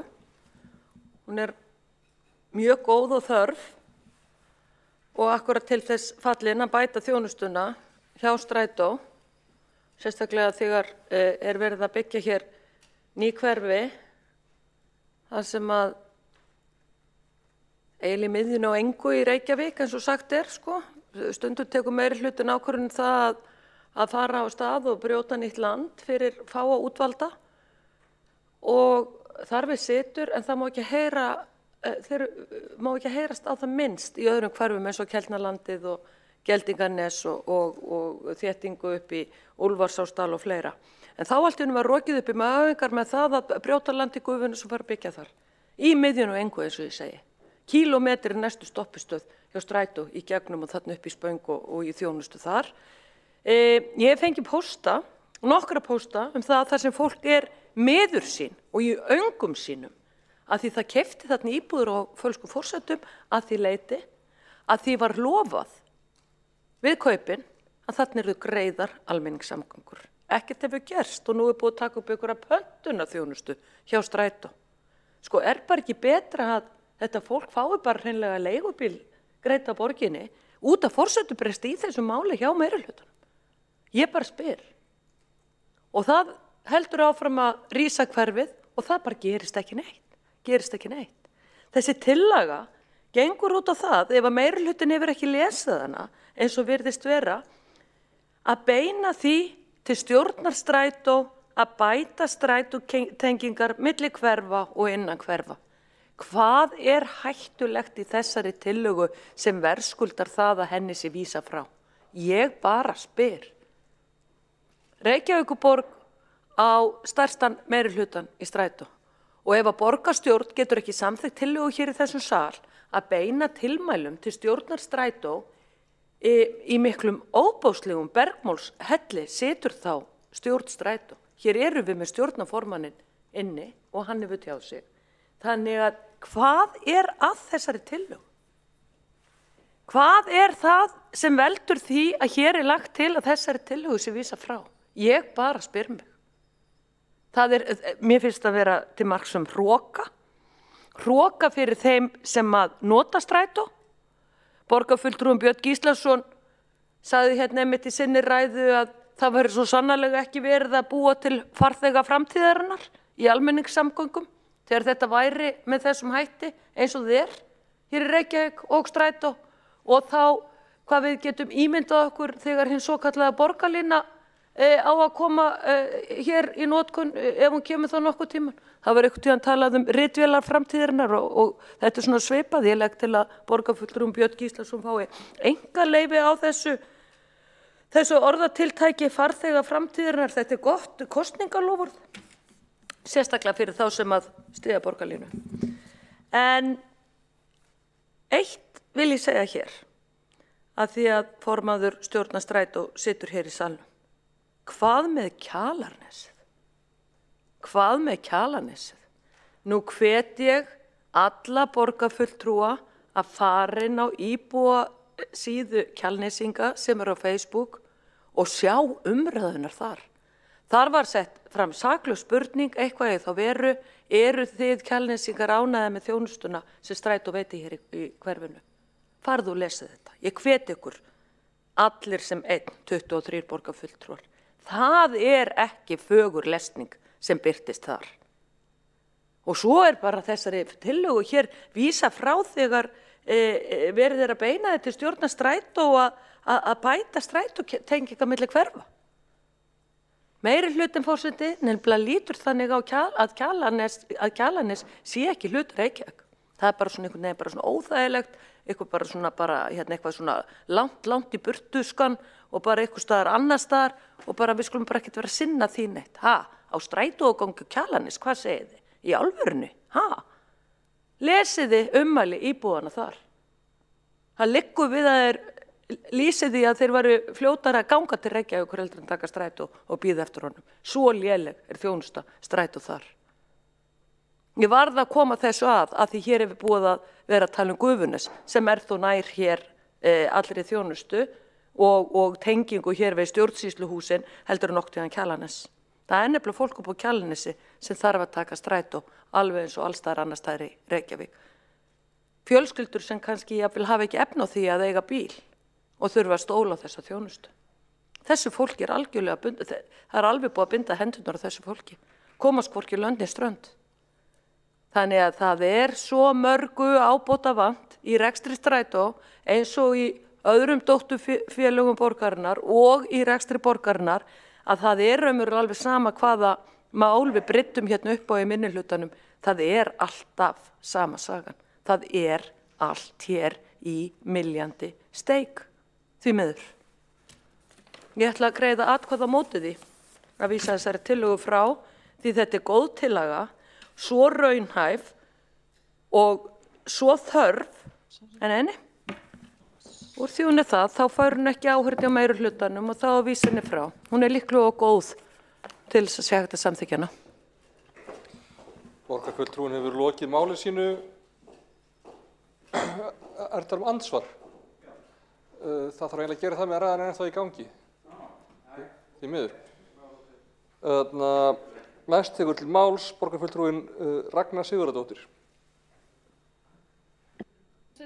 Ágæta borgarstjórn, mér langar að fagna þessum áhuga líka eins og fleiri hafa gert í þessum sal á strætó og leiðakerfi þess.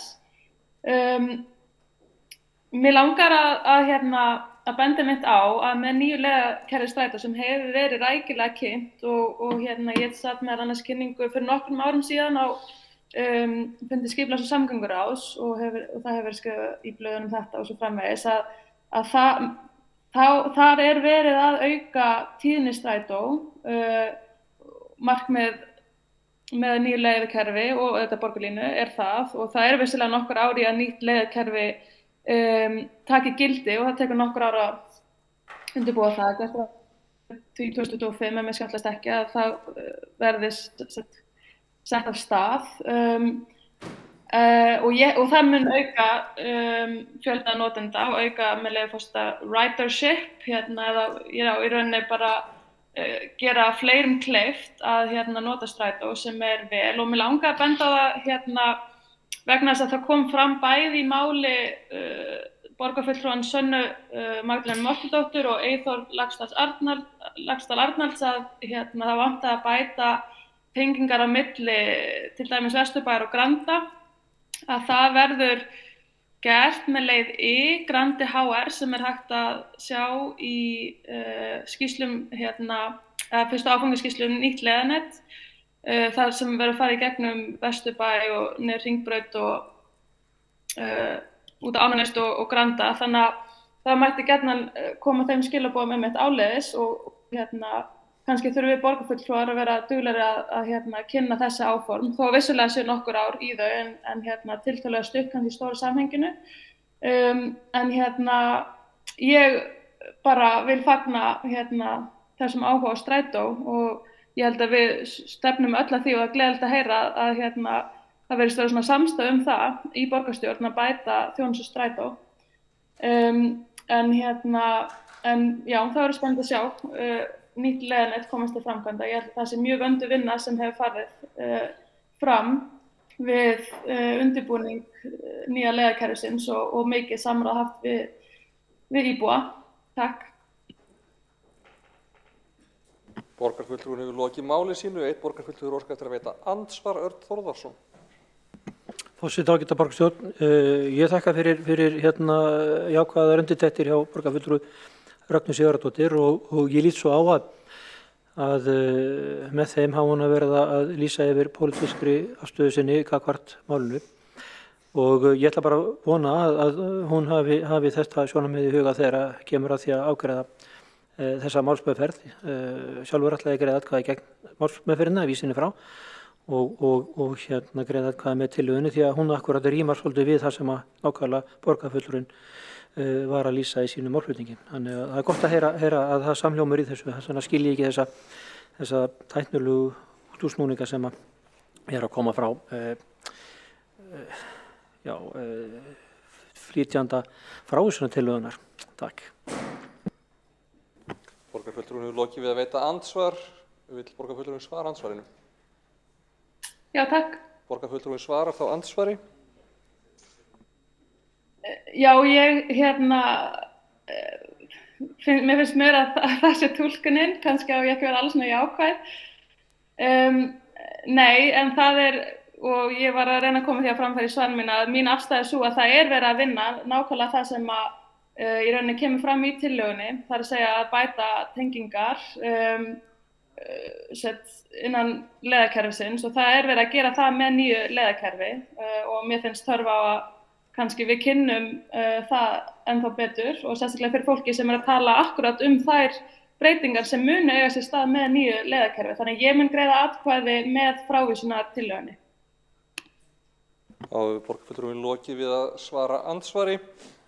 Næst tekur til máls borgarfulltrúinn Kolbrún Baldursdóttir.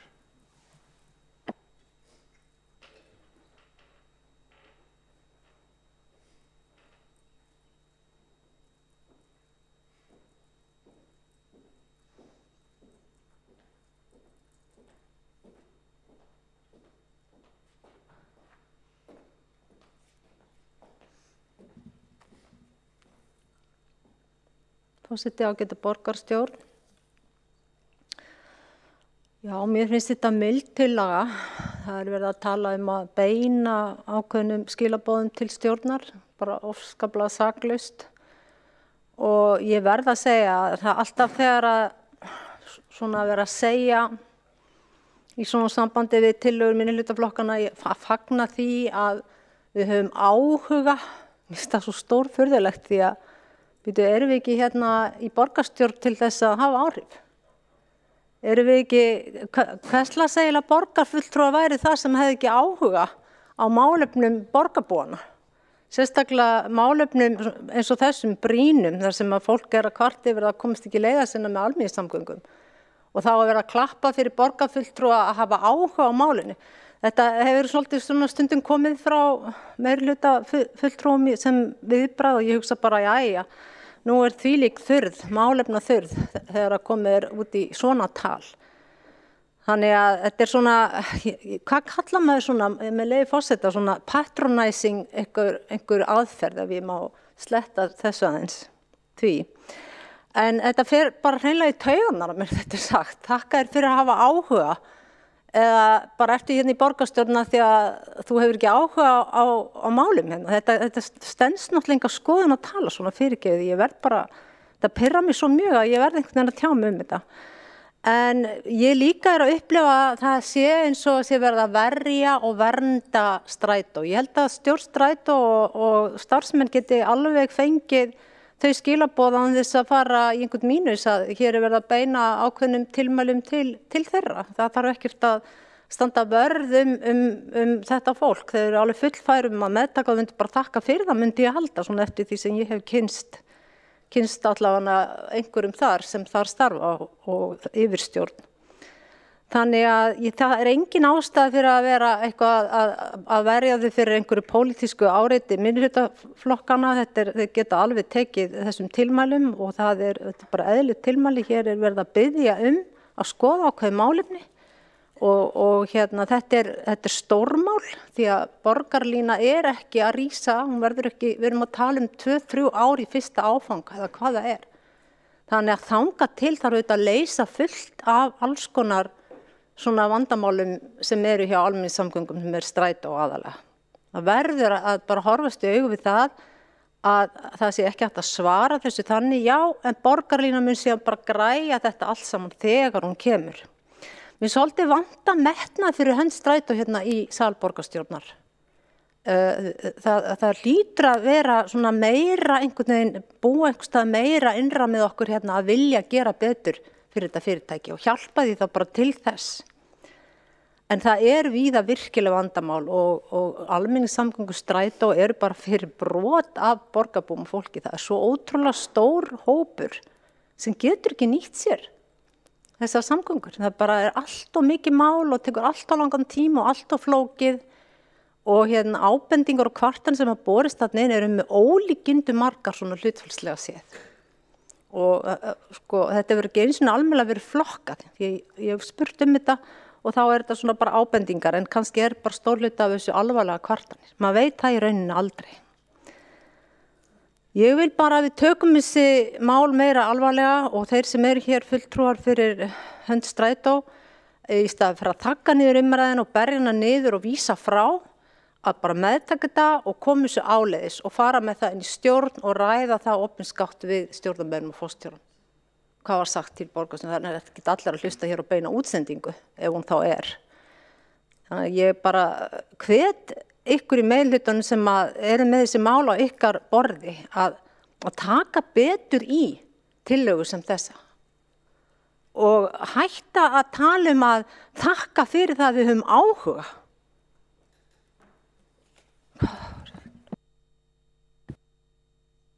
Borgarfulltrúin hefur þá lokið máli sínu. Einn borgarfulltrúður óskar eftir að veita andsvar. Ragnar Sigurðardóttir.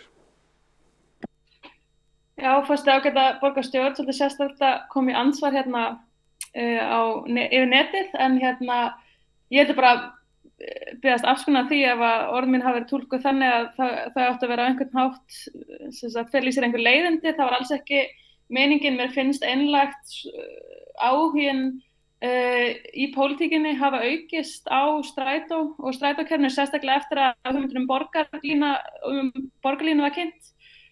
Og hérna þá finnst mér áhuginn hafa aukist svona þvert á flokka og hérna og jafnvel ennþá meira á hægri vægnum og hérna það er kannski röng túlkun hjá mér, en hérna ég held að það sé bara jákvætt og ætla alls ekki að vera með nein leiðindi með þessum orðum. Borgarfulltrúin hefur lokið við að veita andsvar. Næst tekur til máls borgarfulltrúin Hjálmar Sveinsson.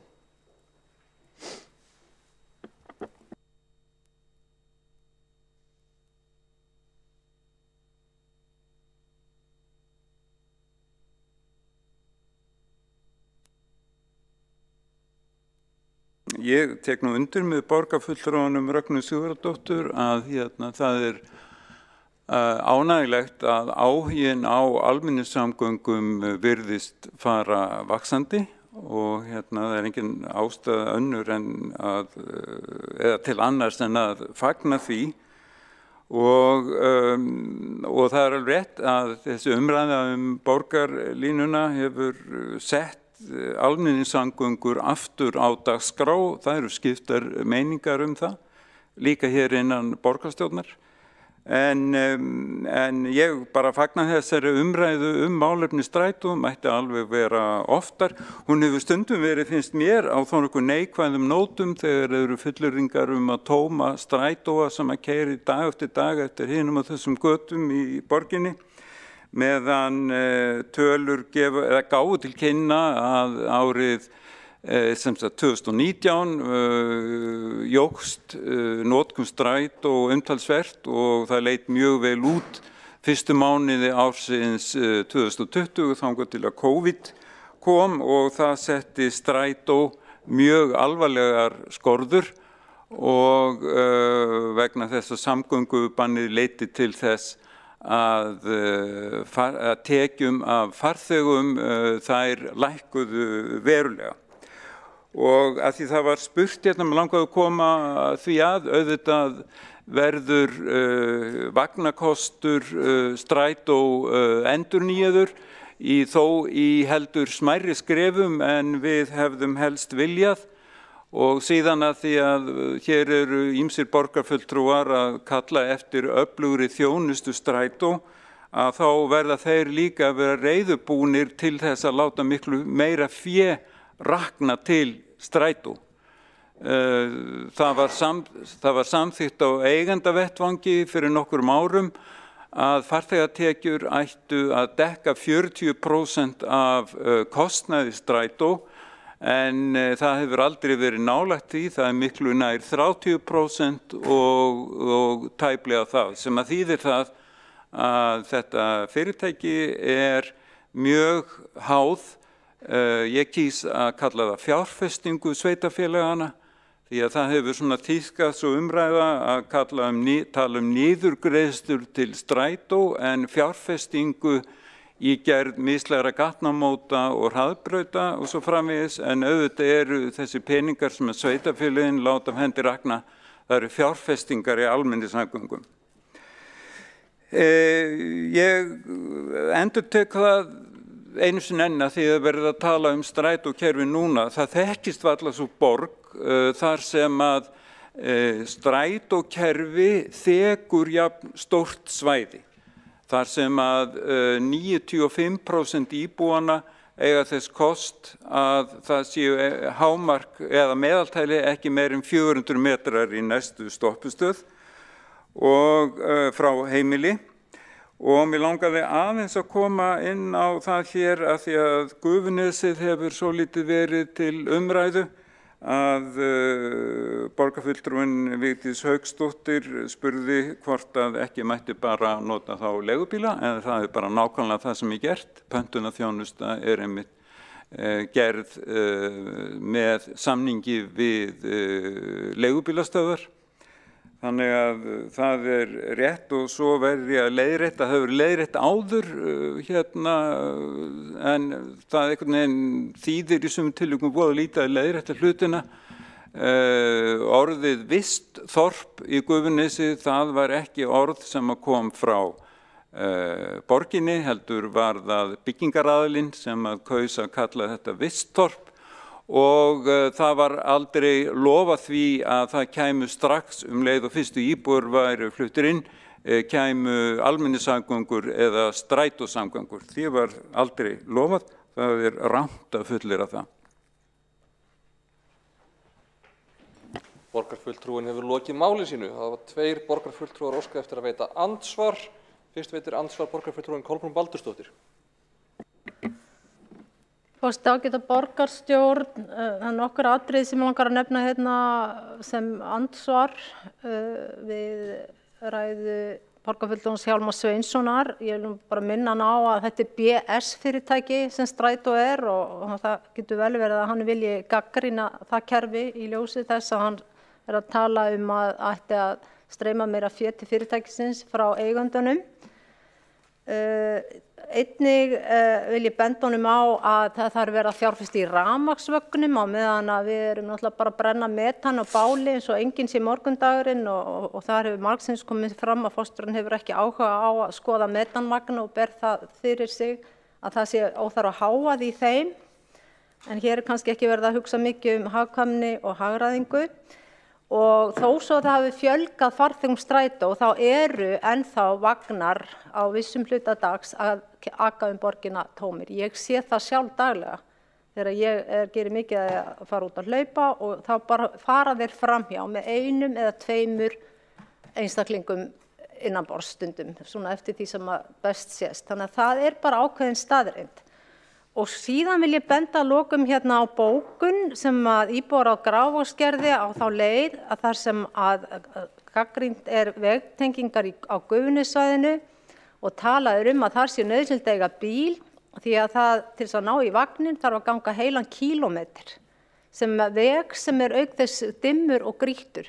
Þannig að svona nú þjónustan víða hvar. Þannig að þetta ekki bara spurning að hafa þetta nógu dreift ef að síðan ekki hægt að nota samgöngurnar vegna þess bæði að langt að fara í þær, ganga dimma og grýta vegaleið og síðan taka kannski mann 2 tíma að komast á áfangastað. Þannig að svona nú raunveruleikinn í þessum málum. Ég ekki að segja sé allstaðar og þetta virkar vissulega fyrir nemendur sem eru mögulega á leið sinni í skólan, virkar misvel en virkar, en síðan bara meiri hlutin ekki geta nýtt sér þessa samgöngur.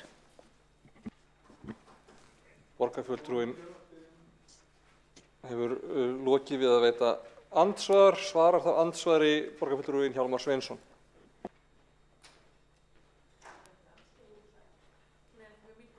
Það eru yfirleitt andsvör úr sæti en ekki þegar að menn sitja á borðið þar sem ekki mikrofón. Já, ég ætlaði bara að ég ætla nú helst ekki fara í mjög mikið að svörum og andsvörum en ég verð þó að nefna það að því að ég endurtaka það út af því sem að borgarfulltrúinn Kolbrún Baldursdóttir nefndi að ég gat þess áðan að það einmitt verið að bregðast við þessum ábendingum úr Gufunesinu og það búið að ákveða og það einhverjum byrjað að stórbæta lýsingu í kringum hverfið og leggja malbikaðan stíg þarna upp á veginn þar sem það nær í betri samgöngur. Og ég gat þetta áðan en borgarfulltrúinn hefur greinilega ekki heyrt það. Borgarfulltrúinn er lokið við að svara andsvari, veitir andsvar öðru sinni, borgarfulltrúinn Kolbrún Baldursdóttir. Þá myndi ég gjarnan vilja vita hvort að borgarfulltrúinn Hjálmar Sveinsson veit hversu langan tíma það tók að fá hlustun á þessar athugasemdir, hvað þá að eitthvað verði gert, því að eftir því sem ég heyrði, þar sem ég sat sem varamaður í íbúðaráði þarna, þá var það alltaf 2 ár sem búið var að tala um þetta og kvarta. Borgarfulltrúinn hefur lokið við að veita andsvar öðru sinni, svarar andsvari öðru sinni, borgarfulltrúinn Já, Hjálmar Sveinsson. forseti, við erum bara kannski alls ekki að tala um sama hlutin. Ég er að tala um byggðina í Gufunesi sem er nú bara splungun í. Það bjóðar enginn fyrir 2 árum og það var enginn að óska eftir einhverjum stíg og lýsingu þarna upp á Strandveginn. En sem sagt, en ég þekki það mál mjög vel að því ég hefur verið miklu sambandi við fáeina íbúa þar og það er það sem að ég er að tala um, Gufunesið, þar sem að við komum á pöntunarþjónustu nú áramótin. Þá er borgarfulltrúinn lokið við að svara andsvari öðru sinni. Næst veitir andsvar borgarfulltrúinn Vigdís Hauksdóttir. Forseti, ég þakka ræðuna. Borgarfulltrúinn Hjálmar Sveinsson kýs að misskilja orð mín þegar ég sagði að það myndi jafnvel bara borga sig að kaupa leigubíl fyrir aðila sem þurfa að taka strætó á daginn og þar á meðal talið Gufunes frá A til B, frá A heimili, B áfangastaður, en ekki vera að kaupa einhverja leigubíla sem er að skottast með eitthvað fólk upp á næstu stoppistöð. Það er náttúrulega bara sóun á peningum. Sko eins og borgarfulltrúinn Kolbrún Baldursdóttir sagði hér að þá horfum við öll á það sem erum allavega með opin augun á daginn að strætó flengist hér tómur göturnar allan liðlanga daginn, en svo þegar kemur álagspunktur þá fer að fjölga í strætó og það veri fróðlegt að reikna það út hvað hreinlega myndi kosta að gera samninga við leigubílastöðvar að taka bara hreinlega þess að þjónustu að sér. Það var lofað hér okkur fundi á strætó að fara að minnka bílana. Ég er búin að kalla eftir því sem settist í borgarstjórn að væri það okkur að litla skutlur á daginn og drekarnir, olíuspúandi drekar væri þá hvildir yfir miðjan daginn, en að sjálfsögðu hefur ekki orðið af því. Já, það er akkurat þetta með þorpið vistfélag. Hér er því haldið fram enn einu sinni að það hefur verið byggingaaðilinn, verktakinn, þorpið vistfélag sem hafi bara allt í einu bara dottið að himnum ofan og bara ákveðið þau upp úr sitt einsdæmi að hafa þetta vistvænt þorp. Einmitt, Reykjavíkurborg fer með skipulagsmálinu Reykjavík.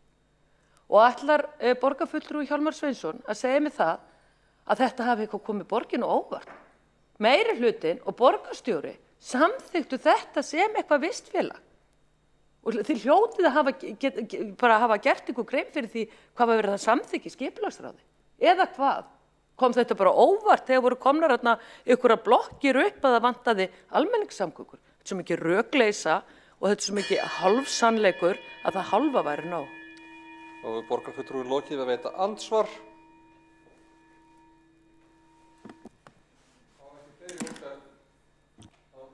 Þá hafa ekki fleiri óskað eftir að taka til máls undir þessum lið. Eða vill borgarfulltrúinn svara andsvari? Nei. Og verður þá gengið til atkvæðagreiðslu málið. Borist hefur málsmeðferðartillaga, borist hefur frávísunartillaga og ætlar forseti þá að biðja alla borgarfulltrúa að vera í mynd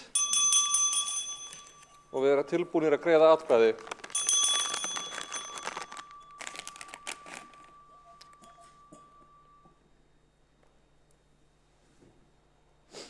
Allt í lagi. Þau ykkar sem eruð samþykk frávísunartillögu gefið þess merki.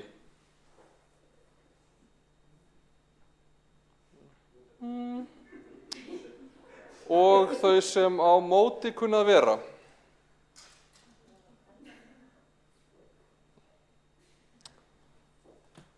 Þá er frávísunartillagan samþykkt. Það er nóg. Og göngum við þá til næsta liðar, en forseta hefur borist ósk að taka inn mál með afbrigðum. Raunar bæði kosningar í ráð og nefndir og Svo lausnarbeiðni, eða afsagnarbeiðni, hvort sem við köllum það. Sjá.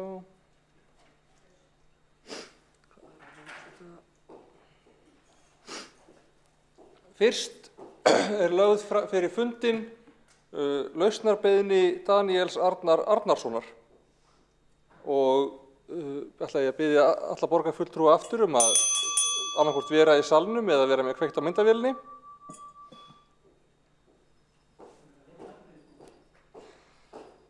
Já, það er reyndar rétt. Forseti þarf að byrja á að leita afbrigða við það að taka þessa tillögu inn á fundinn.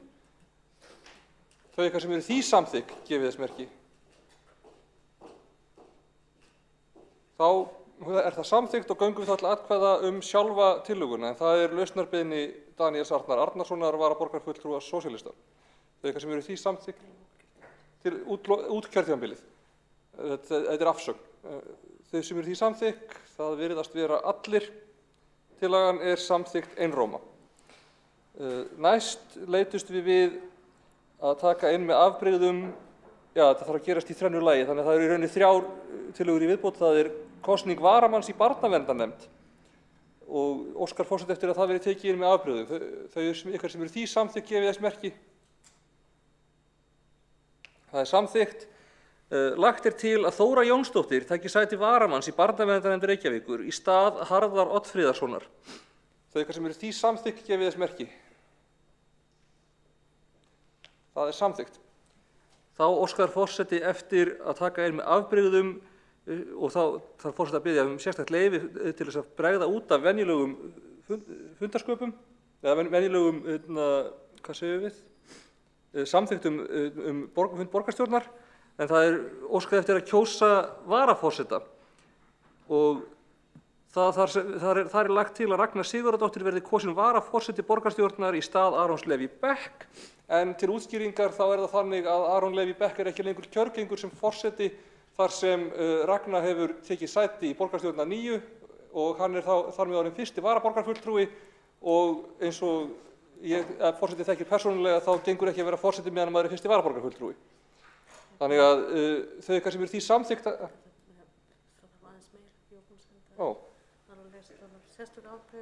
Ok, hvar var það? Hérna. Er þetta eitthvað annað?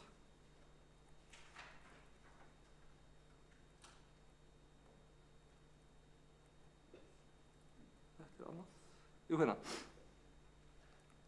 Það er sem sagt, formlega séð ætlar forseti að leggja til að vikið verði frá ákvæðum 5. töluliðar 13. greinar sveitarstjórnarlaga hlutfallskosningu varaoddvita og fari kosningin þá fram með hefðbundinni handauppréttingu þar sem hluti borgarstjórnar er í fjarfundi. Þau ykkar sem eru samþykkt í að fara þessa leið gefið þess merki. Það er samþykkt. Þá er lagt til að Ragna Sigurðardóttir verði kosin varaforseti borgarstjórnar í stað Arons Leví Beck og þau ykkar sem eru því samþykkt gefið þess merki. Það er samþykkt. Þá leggur forseti til að tekið verði inn á dagskrá með afbrigðum kosningi skipulags- og samgönguráð. En þau ykkar sem eru því samþykkt gefið þess merki. Það er samþykkt. Þá er lagt til að Ragna Sigurðardóttir og Anna Wojtinska taki sæti í skipulags- og samgönguráði í stað Arons Leví Beck og Daníels Arnar Arnarssonar. Einnig er lagt til að Aron Leví Beck taki sæti sem varamaður í ráðinu í stað Heiðu Bjargar Hilmisdóttur. Þau ykkar sem eru því samþykkt gefið þess merki. Það er samþykkt. Þá er búið að taka fyrir þá liði sem þurfti að afgreiða með afbrigðum. Og göngum við þá til næsta hefðbundna eitthvað sem ég er að gleyma. Þá göngum við til næsta liðar á dagskrá, á reglulegri dagskrá.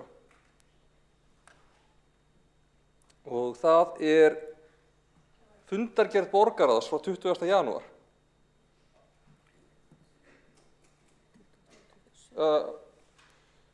Vigdís Hauksdóttir, vildur ræða fundarsköp eða hvað er? Vildur ræða fundargerð borgarráðs?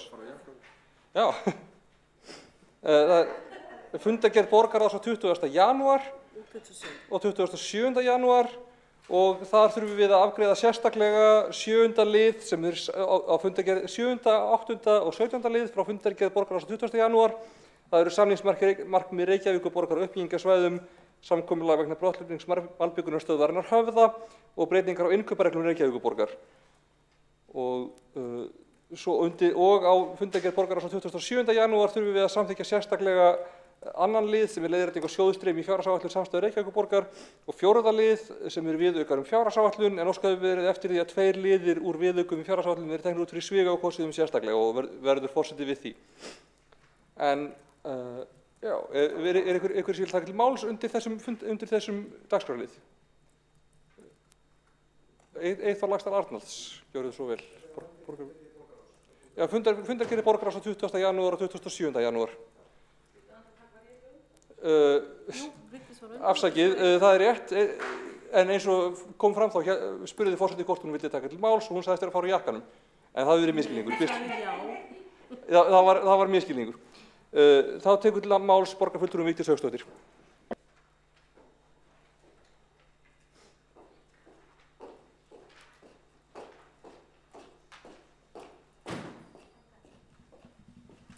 Forseti, ágæta borgarstjórn og tilheyrendur. Já, hér ræðum við í einu lagi undir einu dagskrárlið fundargerðir borgarráðs frá 20. janúar 27. janúar. Við fundargerð borgarráðs frá 20. janúar hef ég athugasemdir við 8. lið samkomulags vegna brottflutnings malbikunarstöðunar Höfða. Það nú orðið ansi dapurt ástand í Reykjavíkurborg ef að Reykjavíkurborg getur ekki haldið einu sinni sínum eigin fyrirtækjum innan borgarmarkanna. Þetta er svo mikið, þetta svo skrítið og þetta er svo mikið niðurbrot fyrir Reykjavíkurborg að flytja fyrirtæki sitt sem að Reykjavíkurborg vill ekki leggja niður og loka þrátt fyrir allt sé ónýtt upp á Höfða. Og Reykjavíkurborg á ekki verið í samkeppnisrekstri. Það var verið að tala hér samkeppnissjónarmið vegna þess að ég er ekki búin að fá fundargerðir olíufélagana og borgarstjóra frá samningafundunum varðandi olíufélagin. Nei, Reykjavíkurborg á ekki að verið í samkeppnisrekstri. En það er ekkert að tala með hægri hendinni þegar það hentar og vinstri hendinni þegar það hentar ekki. Þannig að það eru engin verðmæti sem eru inn í malbikunarstöðunni í Höfða nema þessir undirboðssamningar sem að þeir hafa stundað í gegnum árin. Það eru þarna samningar sem að hafa leitt það af sér að þeir hafa alltaf verið lægstir, enda hlýtur það að gerast þannig að þegar dótturfélag skiptir við móðurfélag sitt, þá er alltaf hægt að líta í kringu fingur sér með það og jafnvel að gefa þá lægri tilboð. En það er alveg einkennilegt að oftar en ekki þá hefur malbikunarstöðin Höfði vinningin.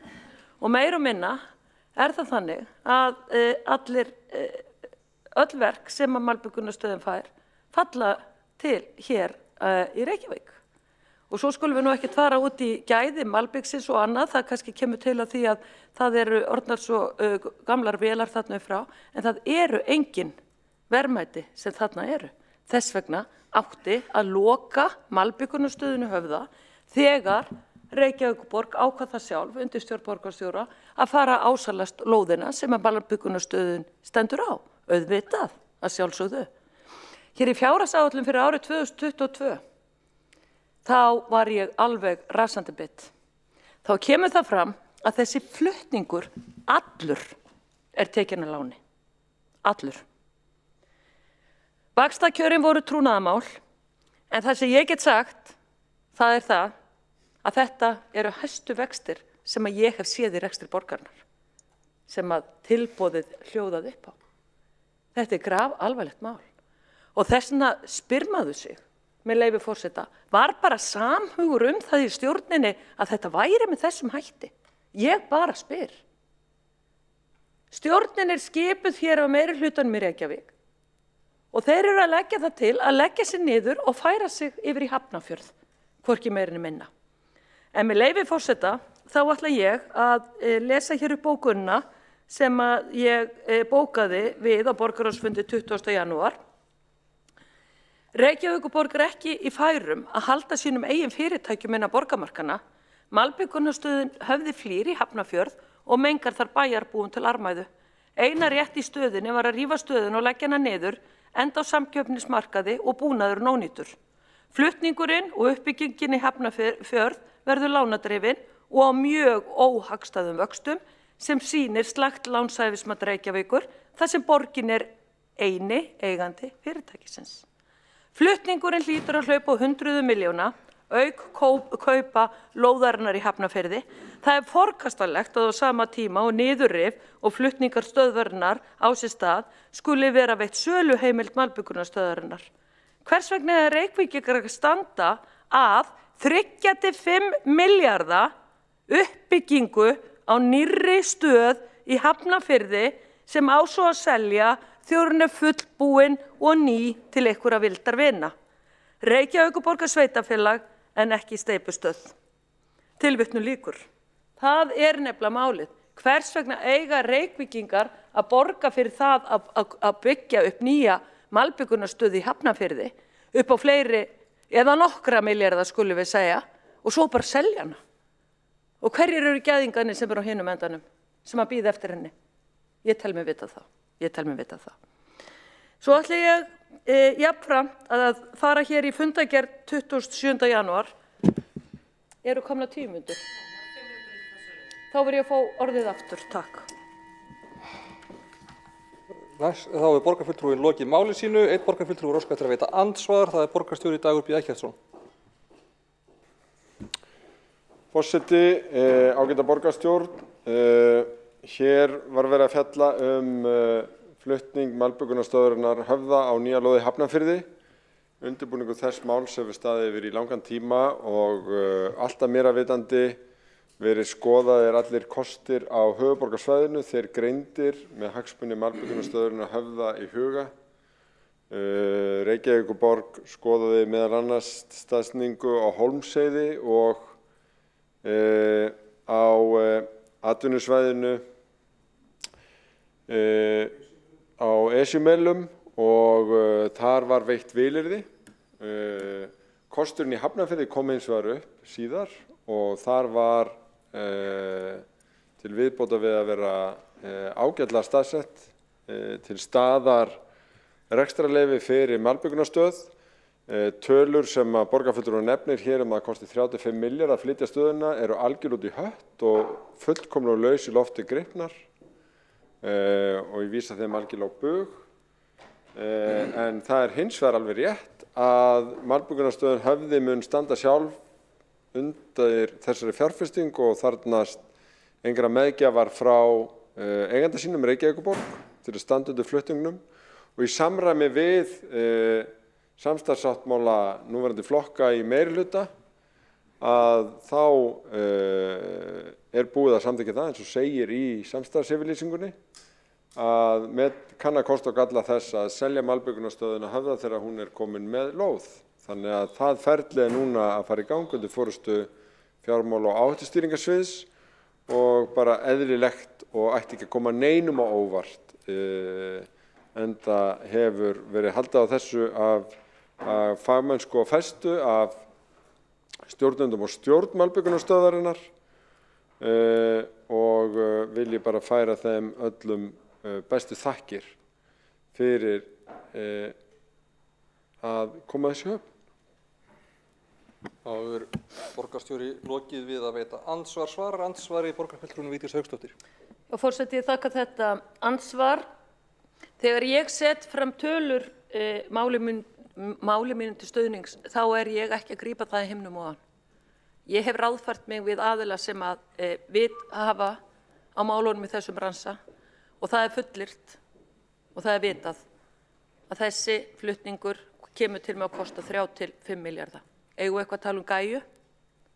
Þarna er ég ekki með ofmat inni vegna vanmats, heldur er þetta rauntölur. En þetta er svona eitt verkefni, eitt gæluverkefni í viðbót sem þarf að fara í. Það er að flytja þessa malbikunarstöð í stað þess að leggja hana niður og það er slengt fram með einhverju svona byrjunarverði til þess að koma verkefninu á stað og svo er bara framúrkeyrsla. Bragginn, ergo, gæja, ergo.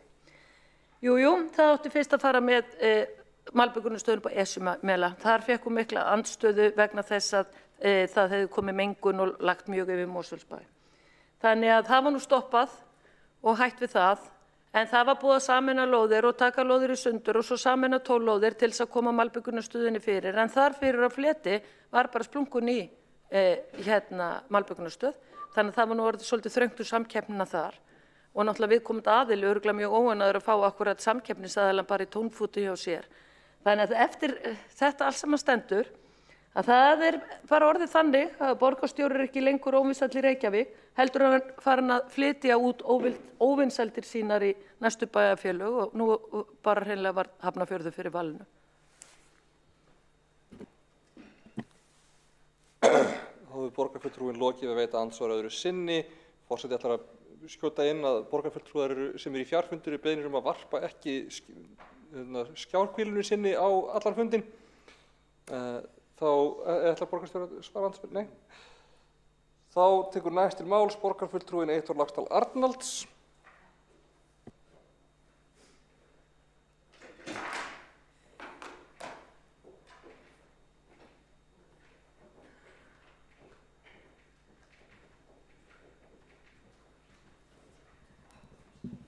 Forseti, ágæta borgarstjórn, tilnefnendur, ég að fjalla hér fundargerð borgarráðs frá 20. lið 7 og 8. Samningsmarkmið borgarinnar sem eru hérna upp fyrir fundinum hafa reynst mjög íþyngjandi markmið sem hafa leitt til hækkunar og húsnæðisverði. Það hefur orðið til þess að þeir sem eru að byggja hús, þeir þurfa að selja borginni íbúðir á afslætti og þurfa að bæta sér upp það tap með því að hækka ennþá frekar húsnæðisverð. Og síðan það þannig að það eru aðrar kvaðir hérna í samningsmarkmiðunum sem að auka líka á kostnað þeirra sem byggja og þess vegna erum við ekki sammála þeim. Samningsmarkmið borgarinnar ættu náttúrulega að lúta því að auka framboð á húsnæði og auðvelda húsbyggjendum að byggja sem mest af húsnæði þannig að skorturinn búi ekki til óþarfa hækkun. Síðan það malbikunarstöðin Höfði. Það með ólíkindum að fylgjast með hvernig lóðamál Höfða hafa þróast.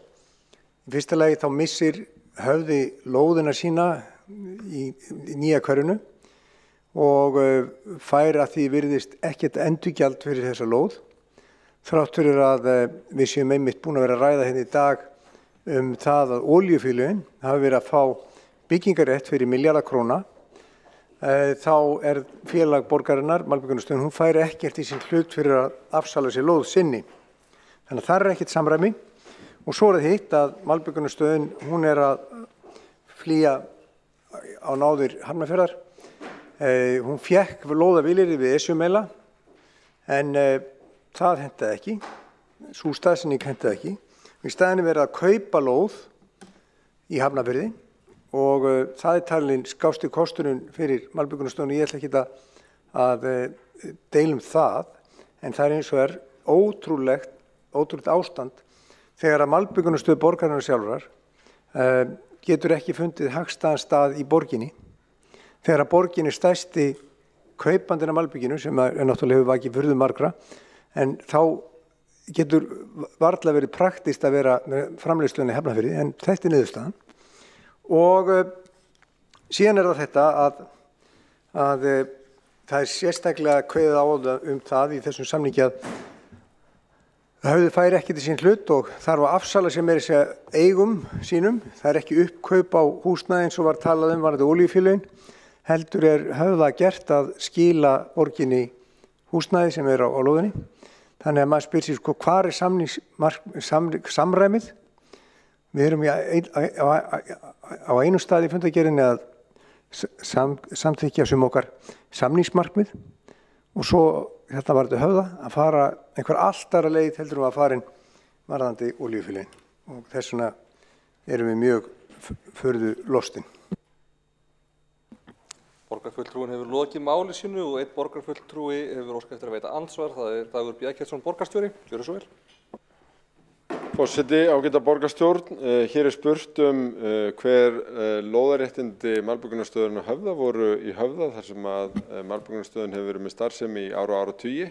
svaraði það að þau lóðaréttindi voru engin, lóðinni var aldrei úthlutað, það var aldrei til lóðaleigusamningur hann, heldur fekk stöðin að vera þarna. Borgarstjóri hefur lokið við að veita andsvar, svarar andsvari borgarfulltrúinn Eyþór Laxdal Arnalds. Já, nú það svo að lóðaréttindi eru með ýmsum hætti. Sum lóðaréttindi eru þinglýst, sum eru samningsbundin, sum eru runnin út og önnur ekki og var eitt látið yfir alla ganga var þetta olíufélögin, hvort sem þau voru útrunnin lóðaréttindi eða ekki. En oft það þannig að aðilar sem eru með jafnvel íbúðarhús eru ekki með lóðaleigusamning og í sömu tilfellum það hefðaréttur sem hefur verið jafnvel í hundruður ára á Íslandi. Þannig að lóðaréttindin geta verið með ýmsum hætti. Hefðin hefur eins og verið svo að þegar að aðili með fasteign á lóð að hann fá allavega einhverja bætur þegar hann er vikið burt. Og nýlega dæmi það eru til dæmis bara sumarbústaði bæði við Þingvelli og hérna í nágrenninu Reykjavíkur. Þannig að lóðaréttindi með ýmsum hætti og borgin hefur einmitt í máli olíufélagana ákveðið að láta eitt yfir alla ganga þar sem að sumir voru með útrunnan lóðaleigusamning og aðri voru með gildan í áratugi. Þannig að manni finnst aldrei sérstakt þegar að einkaaðilar fá allir sem einn ívilnanir, hvort sem þeir eru með útrunnan eða óútrunnan lóðaleigusamning, en Höfði blessaður sem að þar og núna hlaupa í Hafnarfjörð, hann þurfi ekki bara að afhenda þetta bótalaust, heldur líka að afhenda fasteignir sínar. Borgarfulltrúinn hefur lokið við að svara andsvari. Veitir andsvar öðru sinni borgarstjóri Dagur B. Eggertsson. Forseti ágæta borgarstjórn, já, ég ítreka það að í engum tilvikum þegar bensínstöðvar inn í byggð að ræða var eins farið og lóðamál Höfða. Það var aldrei úthlutað lóð, það var aldrei gerður lóðaleigusamningur, heldur var malbyggunarstöðin þarna. Þannig að þarna ekki, þessi ekki saman að líkja, en í máli olíufélagana að þá var heldur ekki farið í samningana þar fyrir en að búið var að leggja þetta upplegg fyrir borgarráð og alla flokki borgarstjórn sem sammæltust að þetta væri aðferðafræði til þess að fækka bensínstöðvum hratt. En það er býsna ólíkur tónn í talsmanni Sjálfstæðisflokksins þegar kemur að lóðamálum malbyggunarstöðvarinn á Höfða en í umræðunni hérna rétt áðan.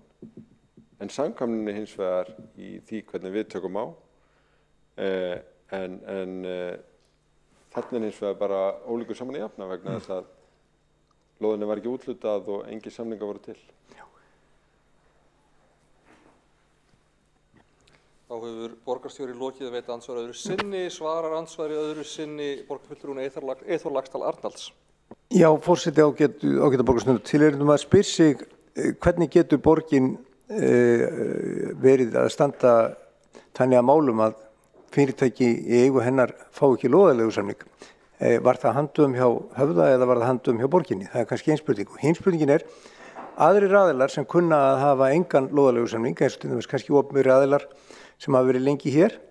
Ég veit ekki hvernig lóðaleigusamningarnir hjá menntaskólanum í Reykjavík eða Alþingi. Eiga þeir von á því að fá sömu traktinningar ef að þeir reynast ekki vera með lóðaleigusamning? Forseti ætlar að ítreka það að borgarfulltrúar séu ekki að varpa fram fyrirspurnum á þann sem að setja fram andsvör þegar verið að svara síðara andsvari enda þá andsvörum lokið. Næst hefur bara fengið að fara á mælendaskrá bara allt upp. Já, þá hefur óskað eftir að fara á mælendaskrá beint á eftir borgarstjóri Dagur B. Eggertsson. Jú, en borgarstjóri má koma inn í mælendaskrá. Forseti ágæta borgarstjórn, þetta auðvitað bara byggir á mjög gömlum tíma, mjög langt síðan að malbyggunarstöðin hefði komið fyrir þarna.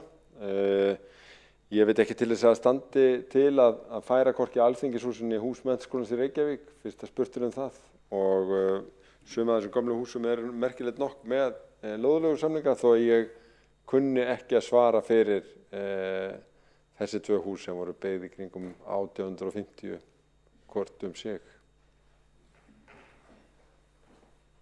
Borgarstjóri hefur lokið máli sínu og einn borgarfulltrúi óskar eftir að veita andsvar. Það er Eyþór Laxdal Arnalds, borgarfulltrúi. Já, ég held að væri bara gott að fá yfirlit bara í borgarráði yfir hversu margar lóðir eða byggingar eru með lóðalegu samninga og hverjir eru ekki með þær. Því að ef að fordæmið er eins og með Höfða að aðilar geti átt von á því að þeir eru ekki með gildan lóðalegu samninga. Þeir þurfi ekki bara að afhenda lóðina bótalaust, þetta er líka fasteignar eins og er gert þarna. Þá held ég að sé ágætt að skoða að þó vissulega sé það rétt að það standi ekki til að hnika við húsunum á þessum reitum, Alþingishúsinu og Menntaskólanum, enda njóta þau húsverndar sem betur fyrr. En þetta er eins og er umhugsunarefni þegar að einkaaðilar fá ívilnanir en aðrir aðilar sem er eins og til dæmis þetta hlutafélag sem er sveitafélag á, færingabætur og þarf að kaupa þessa lóð sem mun kosta talsvert fé, þó ég veit ekki hvort það verði 1, 2 eða 3 milljarðar, en það kemur tíminn til að leiðljós. Takk. Borgarfulltrúin hefur lokið við að veita andsvar. Næst tekur til máls borgarfulltrúin Örn Þórðarson.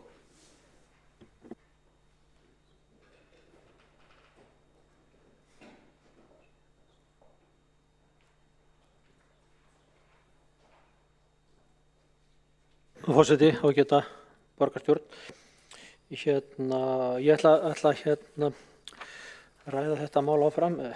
Þetta er fundagerð borgarráðs frá 20. janúar, 8. líður, svo það sé sagt. Flutningur, og varðar malbyggunarstöðina Höfða. Sem betur fyrir nú komin aðeins mál farin að skýrast, en þó samt ekki, varðandi lóðina sjálfa. Ég var á svipuðum slóðum og Eyþór Laxdal Arnalds velti fyrir mig hvort að þarna væri í boði sami díll eins og fyrir olíufélögin við flutningin. Nú kom í ljós að svo er ekki og enda allt önnur réttarstaða þess þarna á milli, að Malbyggunarstöðin hafði ekki undirritaðan og frágengin lóðaleigusamning. En ég ætla samt að minna á þennan hefðarétt sem að Eyþór Laxdal Arnalds benti á og spyr þá kannski í framhaldi hvort að þetta standist einhverja skoðun og þetta sé alveg fyllir rétt. Og auðvitað velti ég fyrir mig þá hvort að þarna hefur verið að ræða einhvers konar róleyfisframkvæmd eða starfsemi, vonandi ekki. En það auðvitað setur eftir þessi spurning var einhverja handvömm að ræða. Við þurfum auðvitað að treysta á eftirlits aðila. Og kannski svara því hvers vegna það var látið átölulaust ef það kemur ljós að þetta hefur verið handvömm.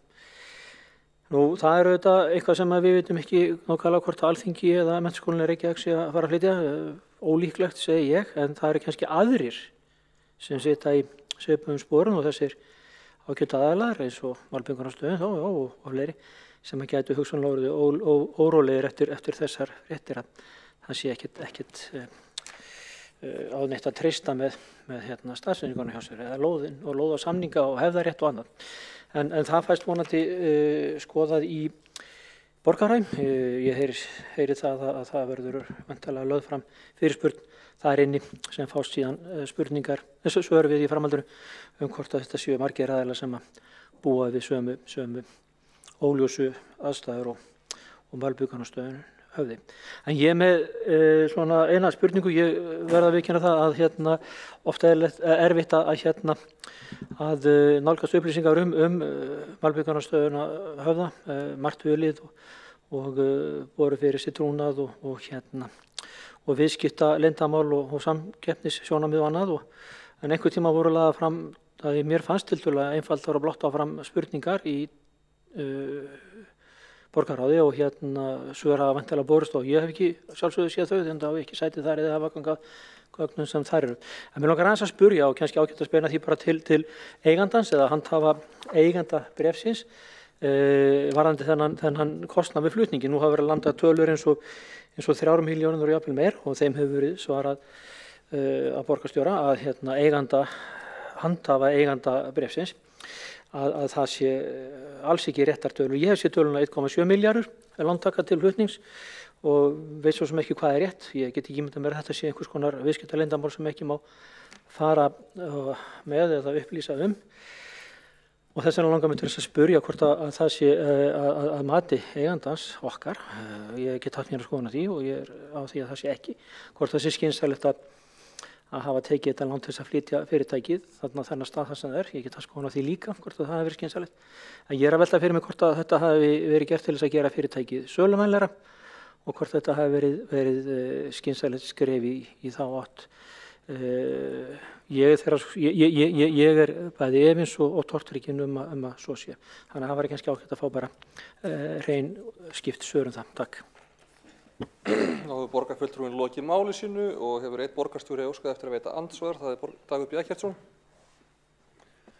Forseti, ágæta borgarstjórn. Já, ég ítrykka það sem ég sagði hérna áðan. Mér finnst það að vera vel leyst úr þessu á stjórnendum og stjórn Malbikunarstöðvarinnar. Það er rétt sem borgarfulltrúinn nefnir að það voru lagðar fram skýrar spurningar af hálfu fulltrúa Sjálfstæðisflokksins og lögð fram skýr svör við því í borgarráði en í trúnaði út af því samkeppnisumhverfi sem fyrirtækið er í. En borgarfulltrúar eiga að geta í gegnum sína flokka hópa fengið aðgang að þeim upplýsingum vænti ég og Sjálfstæðisflokkurinn á fulltrúa í stjórn fyrirtækisins sem ætti að tryggja upplýsingagjöf inn í hópinn. En auðvitað þarf að gæta trúnaður það sem trúnaði lítur í þessu rekstrarumhverfi. Malbikunarstöðin höfði þurft að víkja samkvæmt aðalskipulagi þannig að það hafði ekki með það að gera fyrirtækið söluvænlegra.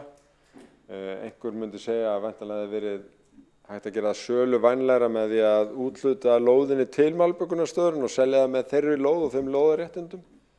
En hitt var mikið eðlilegra fyrst hún þurfti að víkja að finna inn aðra lóð og meta síðan kost og galla þess að hún yrði seld og hvert samkeppnisumhverfið og þessu markaði því að það hefur áður verið skoðað af hálfu borgarstjórnar þverpólitískt með aðkomu Sjálfstæðisflokksins hvort það ætti að selja Malbikunarstöðin og þá var matið það að hún væri á fákeppnismarkaði og það væri óskynsamlegt að selja.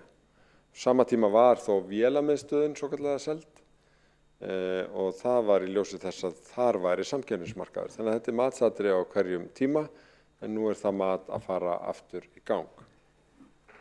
Borgarstjóri hefur lokið við að veita andsvar, svarar andsvari borgarfulltrúinn Örn Þórðarson.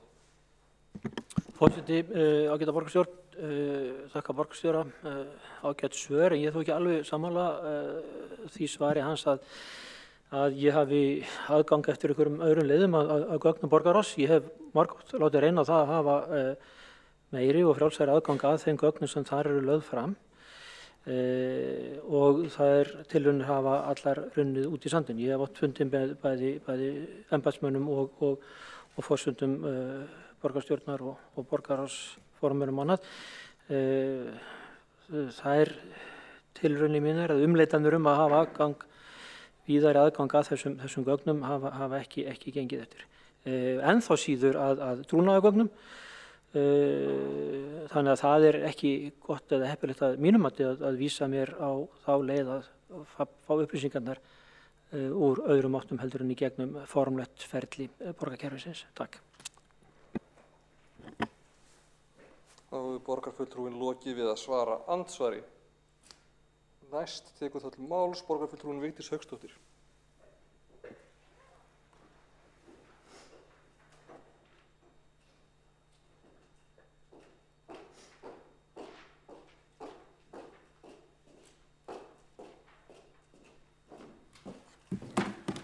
Já, forseti ágæta borgarstjórn. Það eru þessar tvær veigamiklu athugasemdir sem hef við fundargerðirnar. Nú er ég að vísa í fundargerð borgarráðs frá 27. janúar. Það sem að fjórði liður þess fundar var viðaukar við fjárhagsáætlun. 27. janúar á nýju ári. 27 dagar liðnir af janúar.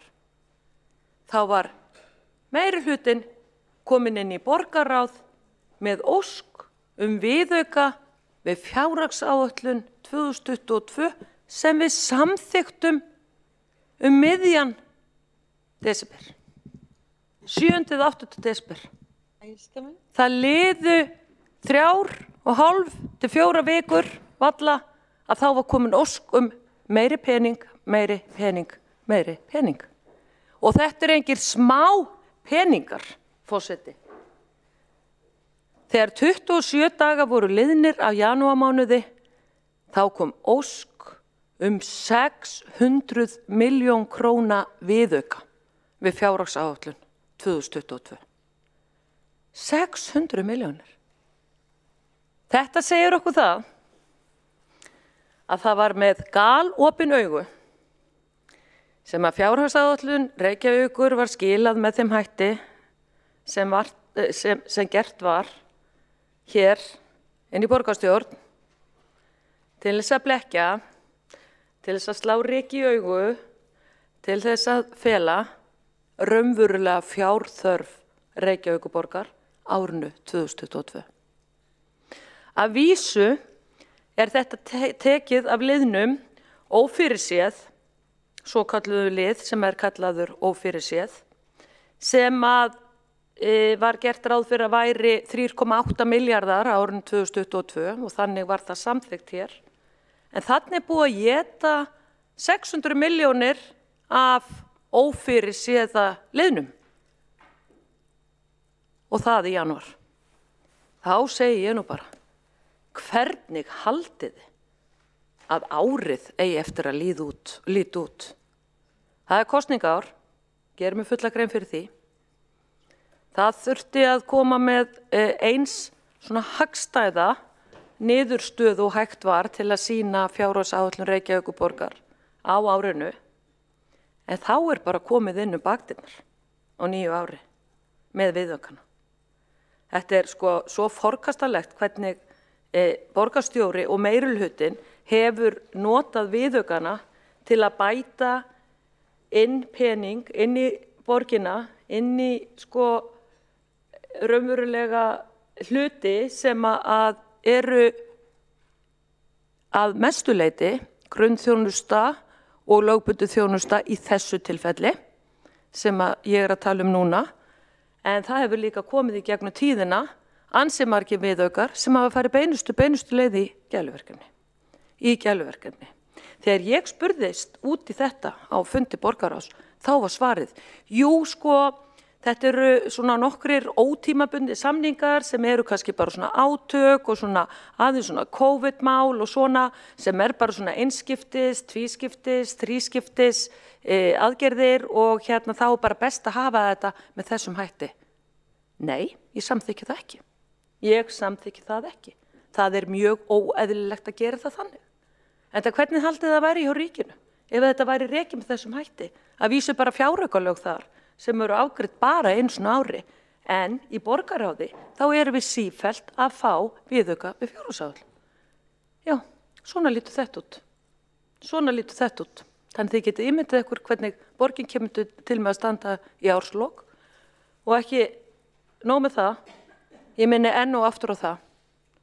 Lántöku áætlun ársins 2022 eru 25 milljarðar, 25.000 milljónir. Það sjá allir að reksturinn í kaldakólum. Þá hefur borgarfulltrúinn lokið máli sínu og hefur einn borgarfulltrúi óskað eftir að veita andsvar. Það Dagur B. Eggertsson, borgarstjóri, gjörðu svo vel. Forseti, ágæta borgarstjórn, takk fyrir þessar spurningar. Hér verið að spyrja hvernig standa á því að örfáum vikum eftir samþykkt fjárhagsáætlunar sé gerður viðauki varðandi liði sem eru tímabundnir eða einskiptis og voru til meðferðar milli umræðina í fjárhagsáætlun. Og það einmitt vegna þess að þeir eru tímabundnir eða einskiptis að mjög stórum hluta eða tengjast liðum sem eru núna verið að færa yfir á kostnaðarstaði í öllum tilvikum af því sem búið var að taka til hliðar á ófyrirséð. Þannig að það sem var rangt í uppleggi fyrirspyrjanda að þetta leiðir ekki til breyttrar rekstrarniðurstöðu ársins. Þetta einungis fyrir að samþykkja yfir á rétta kostnaðarstaði þessa liðið en að því að sumir þeirra eru tímabundnir að þá var ákveðið að þeir færi ekki inn í svokallaða ramma málaflokkana heldur að málaflokkarnir fengju þá til ráðstöfunar með þessari ákvörðun í þetta skiptið á þessu ári. Þannig að þetta breytir ekki niðurstöðu ársins, þetta þvert á móti það sem við gerðum ráð fyrir að yrði gert svona þegar við samþykktum fjárhagsáætlun í desember. Borgarstjóri hefur lokið við að veita andsvar, svarar andsvari borgarfulltrúin Vigdís Hauksdóttir. Já, forseti ágæta borgarstjórn og tilheyrendur, ég var bara ekki með nokkra einustu spurningu. Ég var að upplýsa borgarstjórn þessi mál og fór yfir þetta með þessum hætti eins og ég gerði. Þannig að þetta var nú bara fyrst og fremst upplýsingar hér, þannig að bæði borgarstjórnar menn og borgarbúar allir vita hvernig í pottinn búið. Það var engar spurningar í þessari ræðumenni. Borgarfulltrúin hefur lokið við að svara andsvari. Næst tekur það til máls borgarfulltrúin Pavel Bartósek.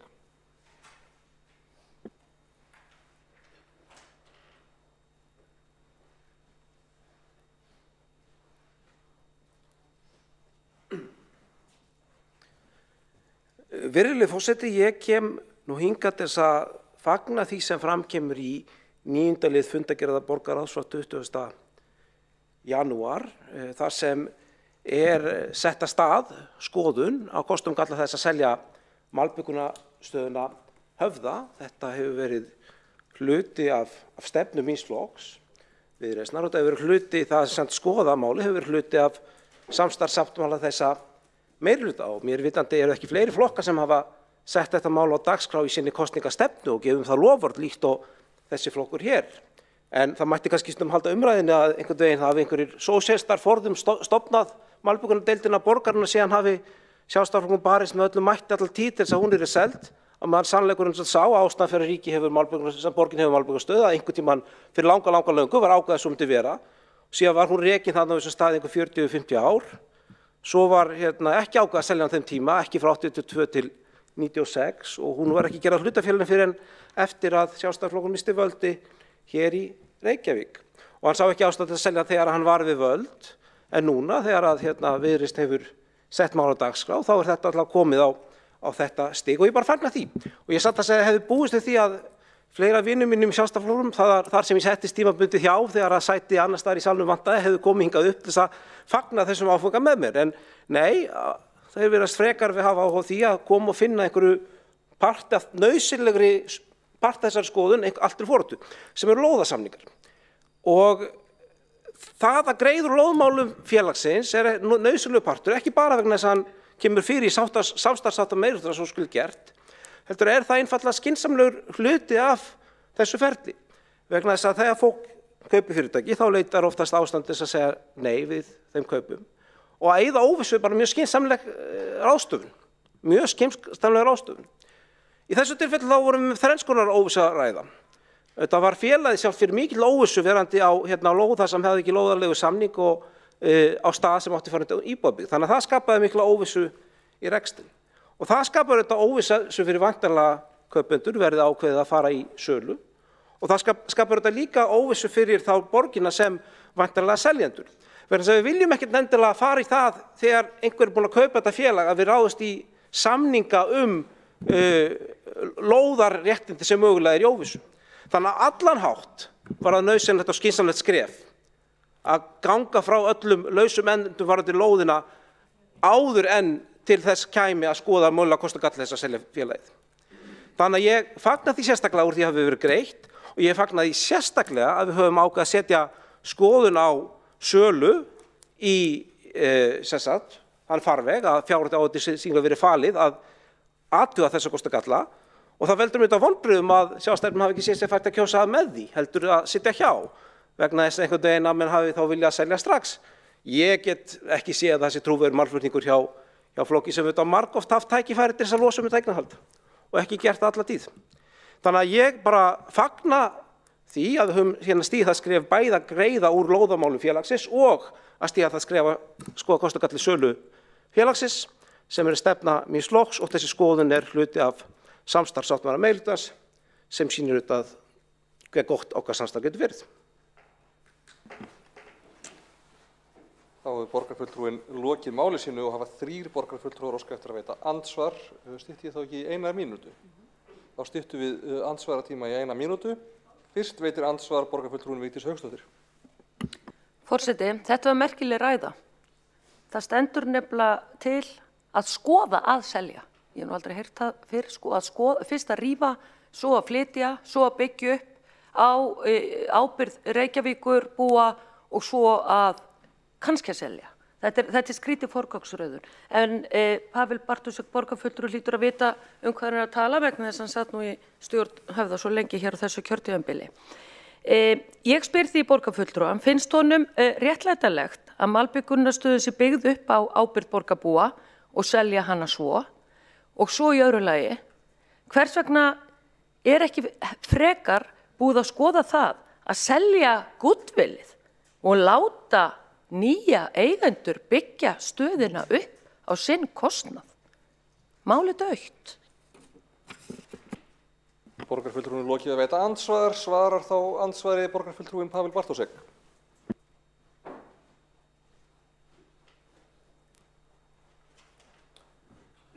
Virðulegi forseti, ég veit ekki hvort svo mikið ætlast að borgarfulltrúar hafi skilning á því hvernig hlutafélagalög virka, en þannig er það með hlutafélög. Að hlutafélög eru hlutafélög með takmarka ábyrgð. Malbyggunnarstöðin Höfði er hlutafélag með takmarka ábyrgð. Segir því það að ábyrgð Reykjavíkurborgar sem eigenda og þar með skattgreiðenda takmarks við það hlutafé sem borgin hefur lagt í Malbyggunnarstöðina.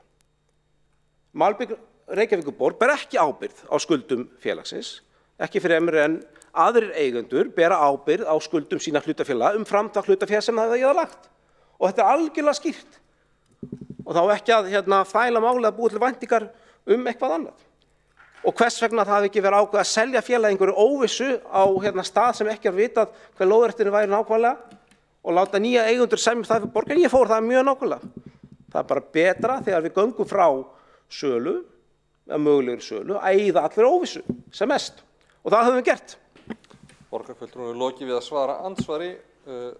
Næst veitir þá andsvar öðru sinni borgarfulltrúin Vigdís Hauksdóttir. Forseti, já, það er mikill hroki sem felst í þessu andsvari borgarfulltrúans. Ég hitti greinilega mjög slæman punkt hjá honum. Það er nú svo að Malbyggunnarstöðin Höfði er B-hluta fyrirtæki borgarinnar, eins og BS-félögin. Og Reykjavíkurborg ber in the end ábyrgð á rekstri félagsins. Enda hversu nægt að vera að koma hér inn með kynningunni í borgarráð og útskýra fyrir borgarfulltrúum eitthvað viðskiptaplan sem að felst í þessum flutningi sem að ég tel, samkvæmt sérfróðum aðilum, vera 3 til 5 milljarðar. Þannig að eins og borgarfulltrúin ætti að vita, það er nú alveg sama hvaða BS-félög Reykjavíkurborg kemur nálægt, hvort sem það sé Sorpa BS eða Strætó BS, þá er það alltaf koma þessi félög á hnjánum til Reykjavíkurborgar og þá er alltaf lagt fram nýtt stofnfjárframlag eða að borgin gengst í ábyrgðar á lánum. Enda er Reykjavíkurborg eigandi að Malbyggunnarstöðinni Höfða og vegna þess að lánin eru svo á óhagstöðum kjörum sem á að taka, það sýnir fyrst og fremst skuldastöðu borgarinnar. Borgarfulltrúin við lokið við að veita andsvar öðru sinni, svarar andsvari öðru sinni borgarfulltrúin Pavel Bartósek. Virðulegi forseti, ef að borgarfulltrúin trúir mér ekki, þá verður borgarfulltrúin bara að leita til einhverja sérfróða aðila sem hún trúir í þessum málum. En það er mikill munur á BS-félagi og hlutafélagi. BS-félag er samlag sveitafélaga, þannig að sveitafélögum bera það ábyrgð sem koma með inn að fullu. Það er að segja það er að ganga inn að eignum og skattgreiðslum sveitafélaga inn í BS-félögum. Í hlutafélagum er það ekki þannig. Í hlutafélagum þá bera hlutafélög bara þá ábyrgð sem í takt við það hlutafélag sem er lagt inn. Og þetta er alveg skýrt og ég endurtek það. Borgarfulltrúin getur leita sér álits frá einhverjum sérfróðum aðilum hvernig þessi mál virka, ef hún treystir mér ekki, en það er bara með þessum hætti. Og ef menn velta þá fyrir sér, hvers vegna mögulega lánakjör hlutafélaga eru með öðrum hættir um lánakjör sveitafélag, það er það nákvæmlega út af þessu. Það er nákvæmlega út af þessu. Að lánveitendur til hlutafélaga get ekki treysta því að geta gengið að skattgreiðslum Reykvíkinga ef að það fellur á lánið. Og þess vegna er lánakjörin ekki þau sömu og þegar sveitafélag tekur lán.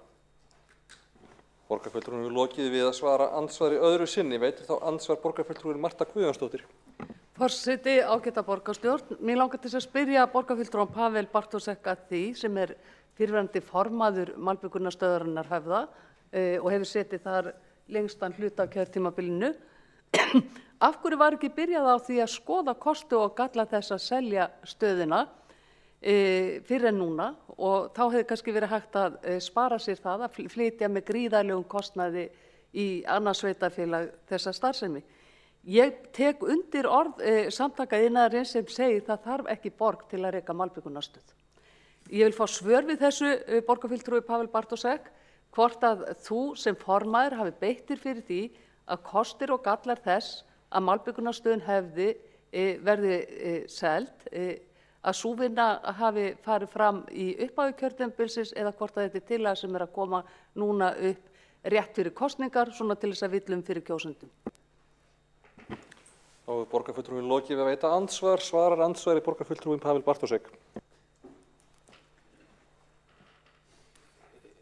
Virðulegur forseti, ég hef beitt mér fyrir því að kostur og gallar sölu malbikunarstofna hafi það séu skoðir í hlutverki mínu sem eigandi.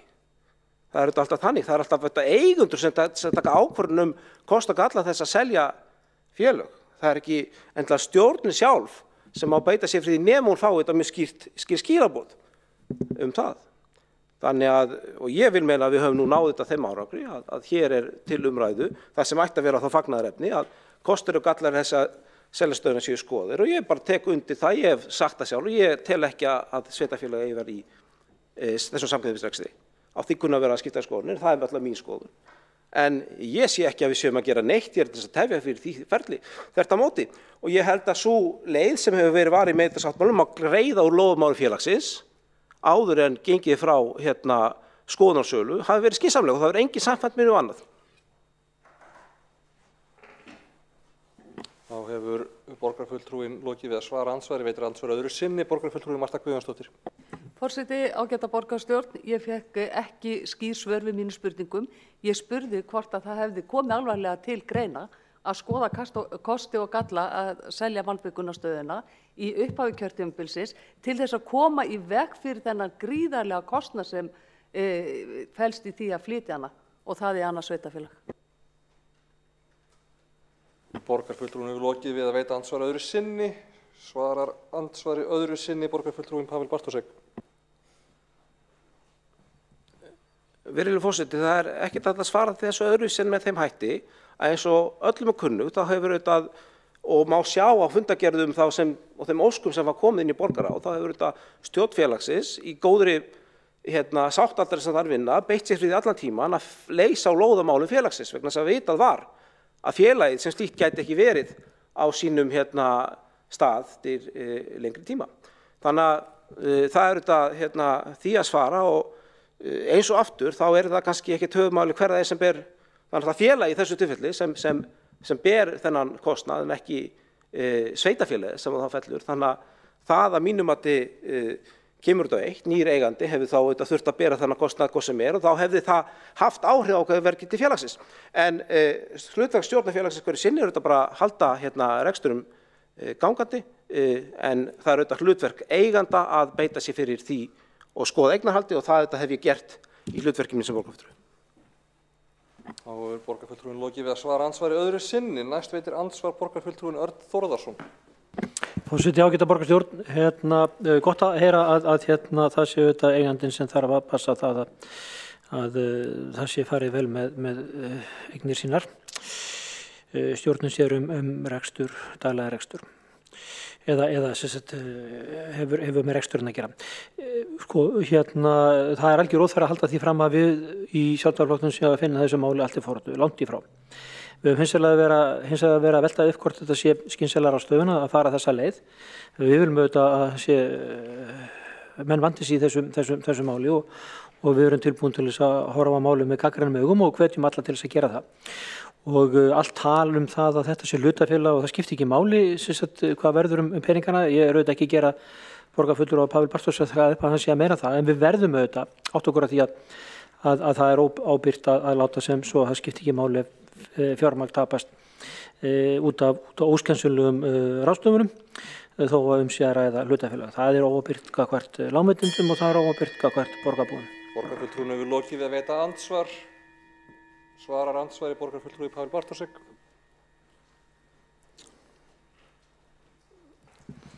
Virðulegi forseti, ég kannast ekki við þá túlkun sem borgarfulltrúinn ræði þarna í orðin. Ég tek það endar fram að ég hefur ekki innsýn inn í daglega rekstur félagsins undanfarna mánuði, enda hef ég ekki setið þar í stjórn frá því að snemma á síðasta ári, en mér sýnist allavega stjórnin núna en það nokkuð gott verk í því bæði að tryggja rekstur með skynsamlegum hætti og eyða þeirri þá óvissu sem nauðsynlegt til þess að það sé þá skynsamlegt að fara í það að ráðast í skoðun og kostum til þess að selja félagið. Mér langar kannski bara að velta fyrir fyrst að við erum hérna að ræða, ég og borgarfulltrúinn, hvaða afstöðu hann hefur til þess að skoða kost og galli þess að selja félagið. Nokkuð því til fyrirstöðu að greiða því atkvæði, heldur hann að það sé eitthvað sem slæmt sem geti komið út úr slíkri könnun, þannig að sammála félögum sínum í borgarráði sem sá sér ekki fært að styðja þessa einföldu tillögu að skoða kost og galli þess að selja. Borgarfulltrúinn hefur lokið við að veita andsvar öðru sinni.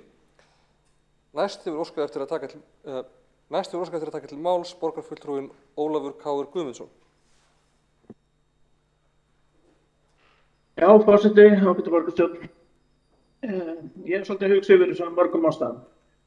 Og í fyrsta lagi, þessi samningur brottnefning og það er vitnað í einhvern ótímabundinn samning það að þeir mættu vera þarna, en þetta óskráð og nú Magnús búinn að vera þarna í ég veit ekki hvað mörg áratugi sennilega.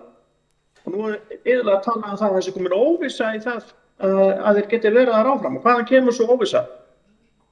Og hún kemur frá Reykjavíkurborg sjálfri með því að breyta aðalskipulaginu. Þaðan kemur óvissan, þannig að það er borgin sjálf sem býr til þessa óvissu framtíð þessa félags. Í þessum samningi síðan talað það að það er bara að fara, taka allt, en borgin ætlar að hirða byggingarnar í bili. En í bréfi 7. maí 2020 óskaði Malbyggingarstöðin formlega eftir viðræðum við borgina sanngjarnar bætur eða hvernig ætti að standa þessum flutningi. Og því var snarlega hafnað af borginni með bréfi 11. ágúst og þetta var endurtekið og beðið aftur það og það nú sest yfir málið og reynt að gera þetta þannig að einhver vit var í og því var aftur hafnað. Þannig að óvissan fyrir þetta félag er algjörlega heimatilbúin hjá Reykjavíkurborg. Og þá ég með nokkur spurningar sem ég ekki fengi svara. Hvað kostaði lóðin í Hafnarfirði og hvað borgaði höfði yfir höfuð einhverja lóðarleigu? Allan þennan tíma sem var verið hérna á þessari óskráðu lóð í hérna Reykjavík. En ég þykist nú vita að Hafnarfjörður hafa nú viljað fá eitthvað fyrir sinn snúð. Þannig að ein spurning mín sem ég hvergi fundið neitt svar við hvað kostaði lóðin í Hafnarfirði? Og ef maður horfir aðeins á ársreikning Höfða, þá að mörguleyti þá var þetta býsna bara stöndugt fyrirtæki. Ef maður kíkir á efnahagsreikninginn, reyndar að tapa félaginu í fyrra, en eignir félagsins nú hvorki meira en 750 milljónir í formi tækja upp á 427 milljónir samkvæmt ársreikningnum. En skuldir, það eru bara engar, þetta félag skuldaði nánast ekki neitt. Þannig að þetta býsna stöndugt félag, þannig að þeir áttu bæði þessi tæki sem eru metin þarna 427 milljónir, sem voru 2 meðbyggunastöðvar og skrifstofubyggingin. Önnur stöðin, henn er hent, hún fer í Broddajarn, eldri stöðin, en nýja stöðin er flutt til Hafnarfjarðar. En þegar maður horfir á veltufjármunina, skuldirnar, og þá kemur í ljós að félagið ákvarki meira en minna í handbæri fyrir einhverja 400 og eitthvað milljónir sem bara til á bankareikningum. Þannig að partur af þessum flutningi på 400 og eitthvað milljóna hefði nú bara getur verið greitt fyrir með eigið fé og skuldir Höfða ekkert nema viðskiptaskuldir og 81 milljón í skammtímaskuldir. Það eru engar langtímaskuldir en nú farið í það að taka lán til þess að flytja fyrirtækið upp á eftir sem ég kemst næst 1,5 milljarð til þess að flytja félagið fyrir 1,7 milljarða sem miklu meira heldur en félagið virði.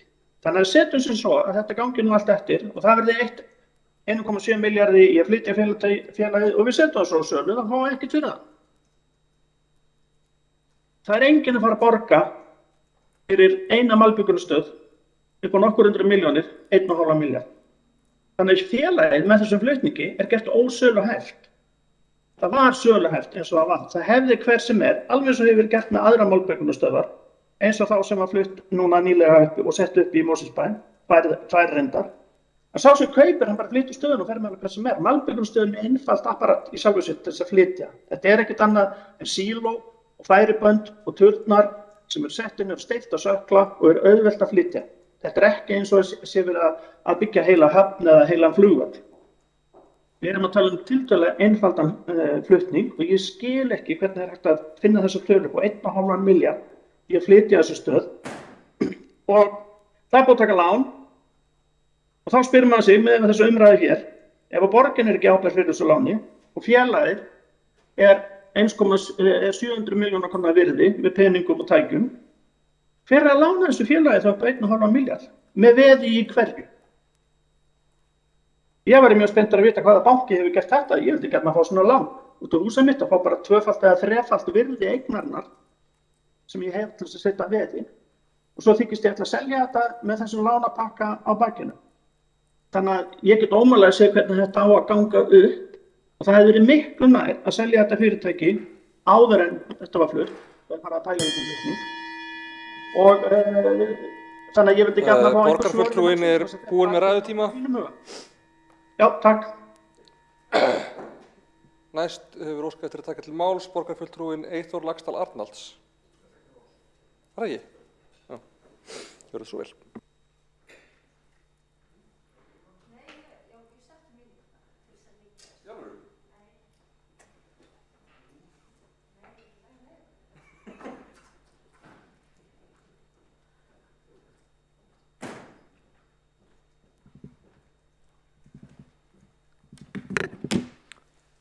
Forseti, ágæta borgarstjórn og tilnefnendur, ég ætla að koma upp undir viðauka við fjárhagsáætlun sem er 4. liður fundargerðar borgarráðs 27. janúar. Það er ýmsar breytingar í þessum viðauka sem er lagður hérna fram af meirihlutanum, en ég ætla að leggja fram breytingartillögu varðandi einn lið sem varðar samstæðu borgarinnar. Það er að segja að fjárhagsáætlunin fyrir árið 2022 er tvíþætt annars vegar fyrir A-hlutann og svo hins vegar fyrir samstæðuna.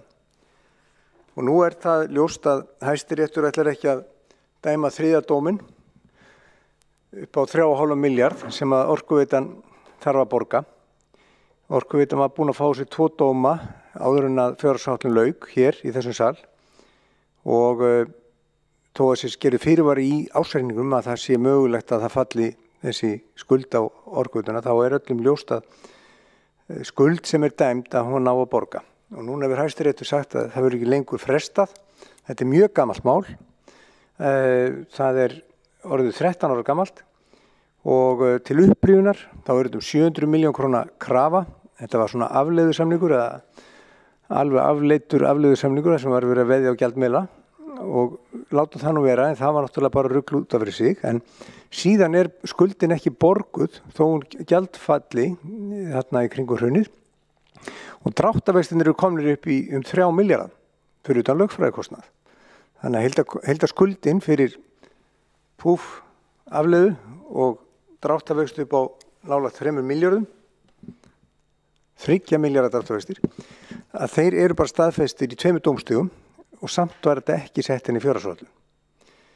Núna hefur Hæstiréttur kveðið upp lokaorðið og þessu verður ekki áfrýjað til Mannréttindadómstólsins eða annarra dómstiga og þá rættist það sem að við vörum við hérna í fjárhagsáætlunargerðinni að þetta myndi nú lenda á borginni, það er að segja samstæðinni og tillagan er einföld og hún er svona með leyfi forseta. Lagt er til að fjárhagsáætlun samstæðu borgarinnar verði endurskoðuð og taki mið af því að Orkuveita Reykjavíkur hefur verið dæmd til að greiða 3,5 milljarða króna. Hæstiréttur hefur... Þetta er breytingartillaga við viðaukann. Já. Ok, en þetta er allavega því ráðið hvernig það takir þessu. En hérna Hæstiréttur hefur synjað Orkuveita Reykjavíkur áfrýjunarleyfi á niðurstöðu Landsréttar í málsókn þrotabús Glitnis. Niðurstaða dómsins er því endanleg og ber því að endurskoða fjárhagsáætlun í samræmi við dóminn.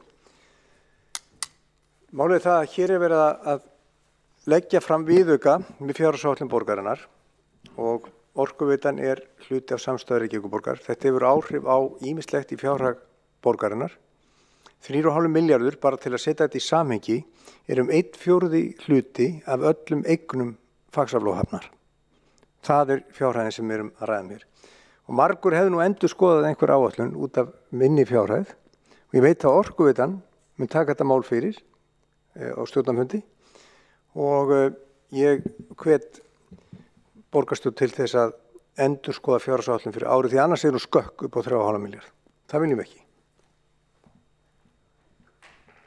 Borgarfulltrúin hefur lokið máli sínu. Einn borgarfulltrúr óskar eftir að veita andsvar. Það er Dagur Bjarkjarðsson, borgarstjóri.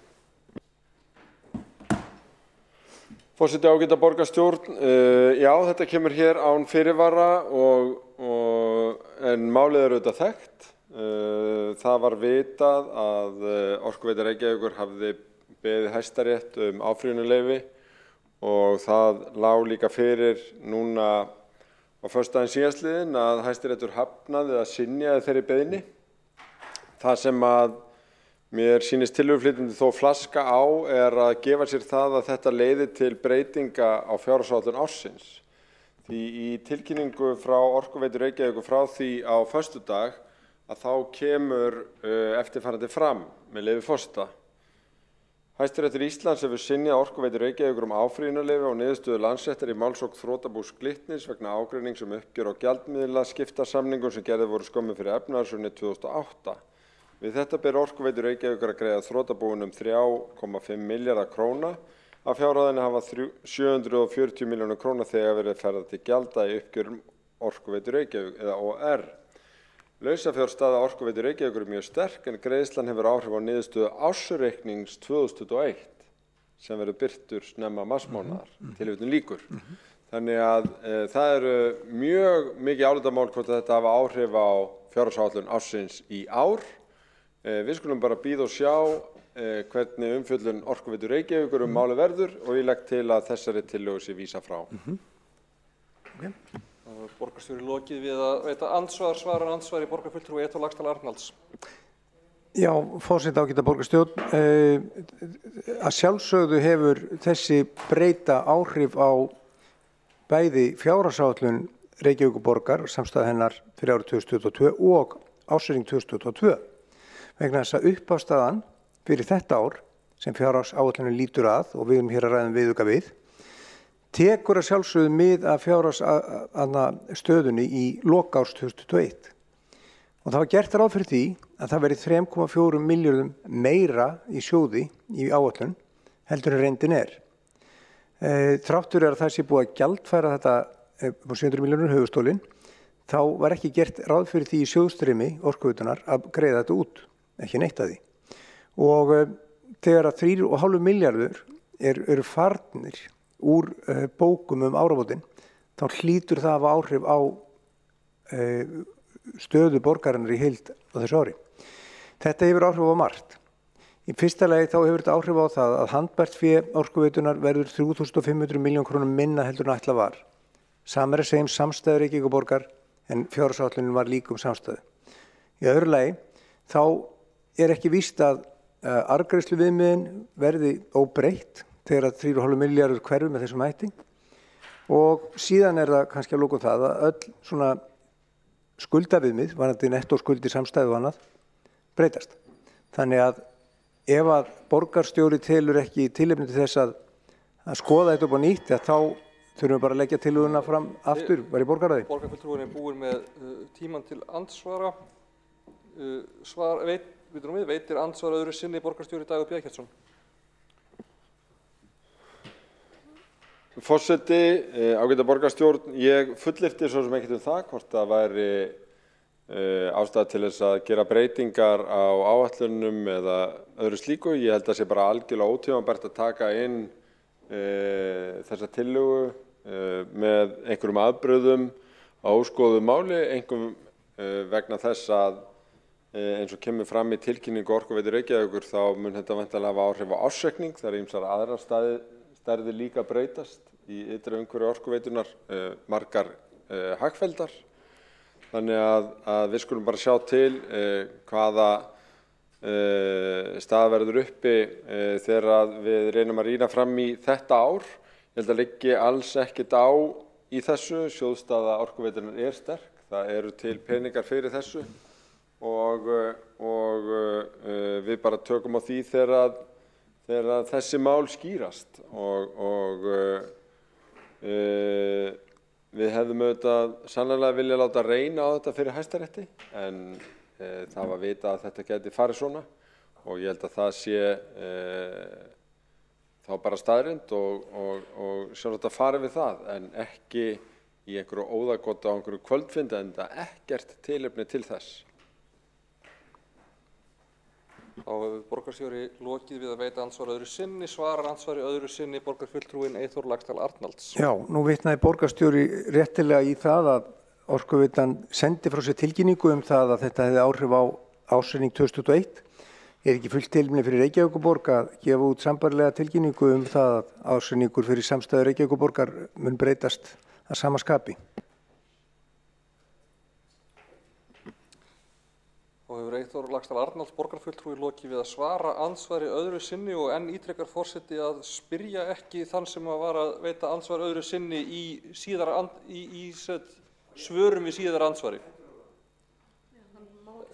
Nei, förum ekki nánar út í það, punkturinn skildist. Þá hefur næst óskað eftir að taka til máls borgarfulltrúin Sanna Magdalena Mörtudóttir.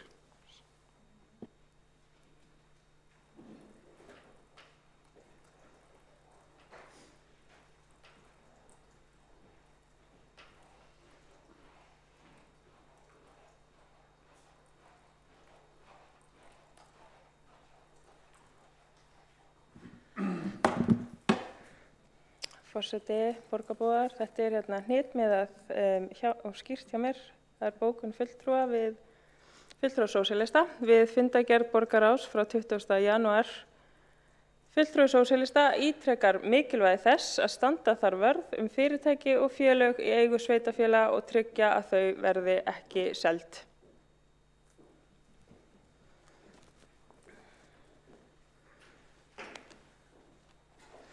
Þá hefur borgarfulltrúinn lokið máli sínum.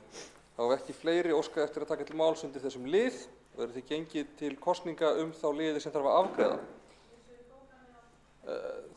Bókanir verða lesnar upp að afgreiðslu lokinni. En fyrst göngum við þá til atkvæða annan lið á fundargerð borgarráðs frá það 7. liður á fundargerð borgarráðs frá 20. janúar. Það samningsmarkmið Reykjavíkurborgar á uppbyggingarsvæðum. Og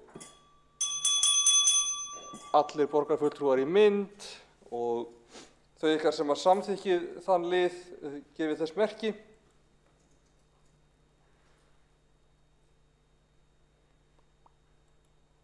Það samþykkt og, og þeir sem á móti kunna vera.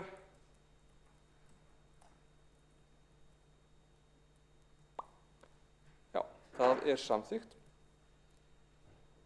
Þá það næsti liður, það 8. liður á fundargerð borgarráðs 20. janúar, það samkomulag vegna brottflutnings malbikunarstöðvarinnar Höfða. Þau ykkar sem eru því samþykkt gefið þess merki.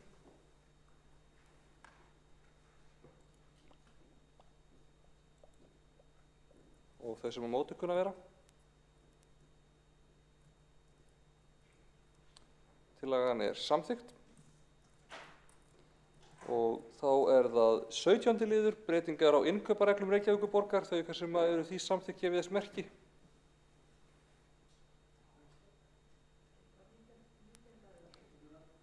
Og þau sem á móti kunna vera. Það samþykkt með 22 atkvæðum. Ef ég taldi rétt. Og þá það næst annar liður á fundargerð borgarráðs frá 27. janúar, það leiðrétting á sjóðstreymi í fjárhagsáætlun samstæðu Reykjavíkurborgar. Þau ykkar sem eru því Já, það er rétt. Já, forseta hefur borist málsmeðferðartillaga sem er í raun breytingartillaga Sjálfstæðisflokksins. Hún kom fram hérna áðan, þau eitthvað sem eru þeirri breytingartillögu samþykkt gefið. Já, og svo var lögð fram frávísunartillaga á þá tillögu og þau sem eru samþykkt þeirri frávísunartillögu á málsmeðferðartillöguna gefið þess merki.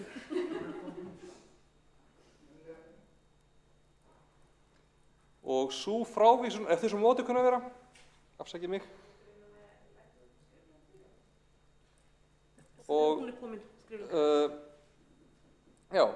frávísunartillaga á málsmeðferðartillöguna er samþykkt og þá er gengið til kosninga tillöguna óbreytta sem er aftur annar liður á fundargerð borgarráðs 27. janúar, leiðrétting á sjóðstreymi í fjárhagsáætlun samstæðu Reykjavíkurborgar, þau sem samþykki þann lið gefið þess merki. Og þau sem á móti kunna vera. Það er samþykkt. Og þá göngum við til fjórða liðar sem er viðaukar við fjárhagsáætlun og forseta hefur borist beiðni að 2 liðir séu teknir út fyrir svega sérstaklega og kosið þá sér og byrjum við á að kjósa þá 8. lið, það er viðbótarframlag til Hörpu tónlistar- og ráðstefnuhús vegna COVID-19. Þau eitthvað sem eru því samþykkt gefið þess merki og þau sem á móti kunna vera.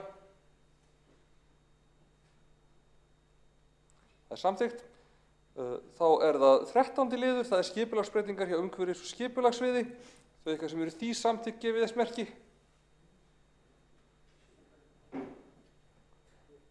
Og þau sem á móti kunna vera. Það er samþykkt og þá endurtökum kosninguna 13 skipulagsbreytingar hjá umhverfis- og skipulagssviði. Þau eitthvað sem eru því samþykkt gefið þess merki. Og þau sem á móti kunna vera. Hún er samþykkt. Takk fyrir. Ég hef verið sökuð að vera með ágætisrödd svona í ákveðnum kringumstæðum, ekki þegar ég syng eða tala eða stundum.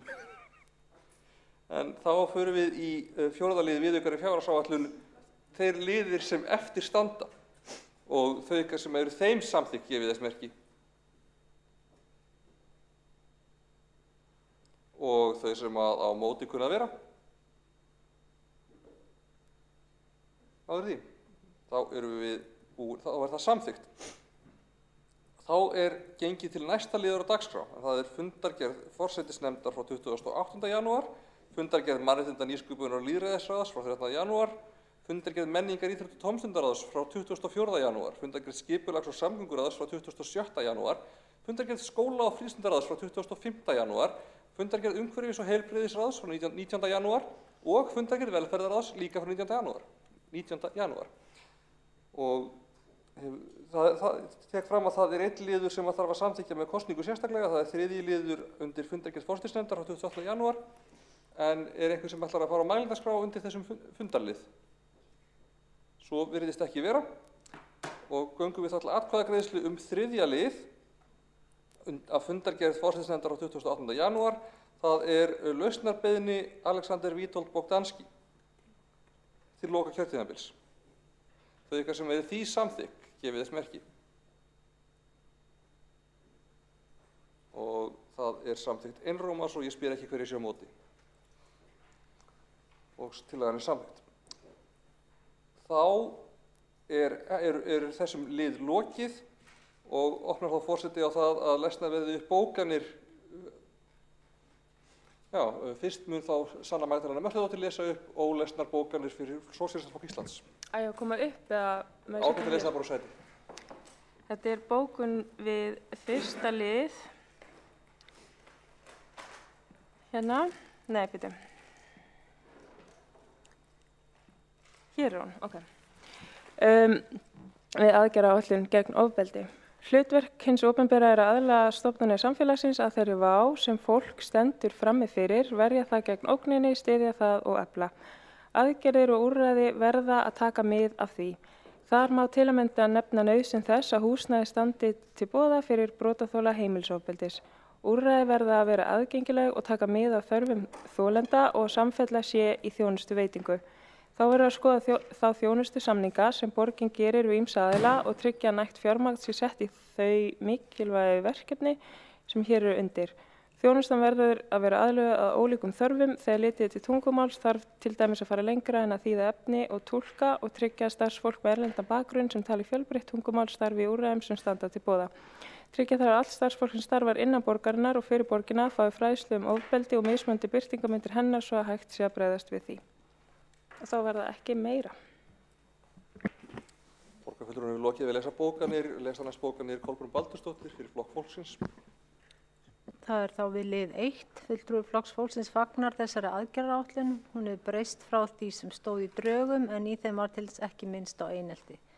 Úr því hefur aðeins verið bætt. Einelti er ofbeldi sem varðar eins og annað ofbeldi við lög. Það er mikilvægt að það sé ávarpað með ítarlegum hætti aðgerðaáætlun Reykjavíkur gegn ofbeldi. Það er upplifun fulltrúa Flokks fólksins að einelti hafi orðið nokkuð undir í umræðunum ofbeldi og aðgerðir gegn ofbeldi. Við það er ekki unað. Afleiðingar eineltis geta verið geigvænlegar og hafa eyðilagt líf fjölmargra ungara sem eldri. Í aðgerðaáætlun sem nú liggur fyrir eru þó nefndar 2 aðgerðir, aðgerðum fræðslu til starfsfólk borgarum einelti, kynferðislega áreitni, kynbundna áreitni og ofbeldi og aðgerð sem lýtur reglubundnum hætti að allir skólar í borginni séu með heilsuáætlun sem þeir starfi eftir til að fyrirbyggja og uppræta einelti. Þessi jafnframt gætt og nauðsynleg þekking sé til staðar með því að bjóða fræðslu einelti og að upplýsingar leiðir til að tilkynnum einelti séu aðgengilegar á vefsíðu ásamt viðbragðsáætlun og upplýsingum úrvinnsluferli. Jafnframt komið fram hverjir taki við ábendingum einelti og hverjir sitji í eineltisteymi skólana. Og við lið 2 ég var búin að lesa hana og þá er það liður 6. Bókun við 4. lið viðaukar. Fulltrúi Flokks fólksins fagnar því að auka í fjárheimildir til velferðarsviðs 2022 100 milljónir vegna tímabundinnar fjölgunar sérfræðinga til að vinna úr áhrifum COVID-19 á börn og unglinga. En þetta er ekki há upphæð og mun varla duga til að taka obbann af biðlistakúpnum. Meirihlutin horfir grannt í krónuna þegar kemur að því að fjárfesta í andlegri heilsu barna á meðan milljarðar streyma á sviði sem dundar sér við tilraunir og stafrænu lausnum, sumum hverjum sem engin nauðsyn er á og eru jafnvel til annar staðar. Nú bíða 1500 börn eftir aðstoð fagfólks skóla og bókum við lið 8 sala málbyggunarstöðvarinnar. Flokkur fólksins telur rétt að selja málbyggunarstöðuna Höfða og hefur áður bókað Reykjavíkurborg eigi að hætta í þessum samkeppnisrekstri en ekki verið settar fram tölur ávinning borgarbúa þessari starfsemi. Á til Flokk fólksins að standa hefði mátt betur á sölumálum. Hefði ekki verið vænlegra að selja fyrr áður en farið var í gríðarleg fjárútlát við að endurbyggja stöðin í Hafnarfirði. Er það von Flokks fólksins að viðeigandi verð fyrir þetta fyrirtæki fáist? Viðeigandi verð fyrir þetta fyrirtæki fáist og notist fyrirtækið að vantar þarna eitthvað orð og notið söluhagnaði til að auka fjárframlög til velferðarsviðs og minnka þannig biðlista. Það er að laga þessa síðustu setningu. Og síðan er það liður 7, það er fundargerð skóla frístundaráðs frá 25. janúar liður 5 og 6. Borgarfulltrúi Flokks fólksins fagnar því að tillögu hans að skóla og frístundasvið kaupi skólamöppu frá Múlalundi hefur nú verið samþykkt. Fram til þessa hefur Reykjavíkurborg hunsað Múlalundi vinnustofu SIBS varðandi kaup á margskonar skólavörum ólíkt öðrum sveitarfélögum. Í 3 ár hefur Múlalundi sem er vinnustofa fyrir fólk með skerta starfs og reynt að fá Reykjavíkurborg að samningaborðinu. Nú er það loksins orða veruleika, enda skóla og frístundasvið ekki stætt á öðrum. 80% starfsmanna Múlalundar eru með lögheimili í Reykjavík og það er löng bið eftir plássi þar. Þótt vörur séu ívið dýrari, þá er það dropi í hafið. Á móti skapar Reykjavíkurborg atvinnu fyrir hóp sem er í brothættri stöðu. Fulltrúi Flokks fólksins elur það von í brjósti ákveðið verið sem allra fyrst að versla aðeins skólavörur frá Múlalundi. Við eigum að standa saman að því að hlúa að og byggja upp vinnuaðstöðu sem þessa og nota öll tækifæri til að velja íslenskar vörur að sjálfsögðu hér græða allir. Því meiri sem eftirspurnin er eftir skólavörum frá Múlalundi því fleiri atvinnutækifæri eru sköpuð. Þess utan hefur það verið staðfest að viðskiptin skerði ekki fjárheimildir skóla og frístundasviðs. Fulltrúi Flokks fólksins vona að viðskiptin ekki aðeins aukist heldur séu komin til langrar framtíðar. Og svo átti ég eftir þarna við lið 4. Nei, ég var víst búin að lesa það, það ekki rétt? Man það enginn. Hvernig hægt að gleyma því? Það hafi borgarna það lóðir þar sem nú fer fram eldsneytissala verði nýttar undir íbúð. Já, ok. Þá það allt komið, held ég, nema ég ætla aðeins að laga þarna eina. Það nokkuð að lesa bókarnir sem hafa verið lagðar fram áður í ráðinu? Þarf að lesa bókarnir aftur sem hafa verið lagðar fram í ráðinu? Já, það ekki. Ég held að ef þeir hafa ekki komið... Nei, ef þeir hafa verið lesnar í öðrum ráðum þá þarf þessi ekki. Gott, þá ég búin. Allt í lagi. Næst ætlar þá að lesa bókanir... Ekki bara lesa? Ég bara 2 hjá okkur. Næst les bókanir fyrir Sjálfstæðisflokkinn Eyþór Laxdal Arnalds. Já, það fyrst bókun vegna 5. liðar. Það er forgangsmál að bæta strætó en það er gert með því að auka tíðni og bæta tenginga milli hverfa og innan þeirra. Í upphafi kjörtímabilsins var samþykkt samhljóða, í upphafi kjörtímabilsins var samþykkt með 22 atkvæðum í borgarstjórn að auka tíðni strætó og helstu leiðum, þannig að strætó fari á 7,5 mínútna fresti. Af einhverjum óútskýrum ástæðum hefur þetta ekki verið framkvæmt. Þvert á móti hefur stoppustöðum verið fækkað og næturstrætó verið aflagður.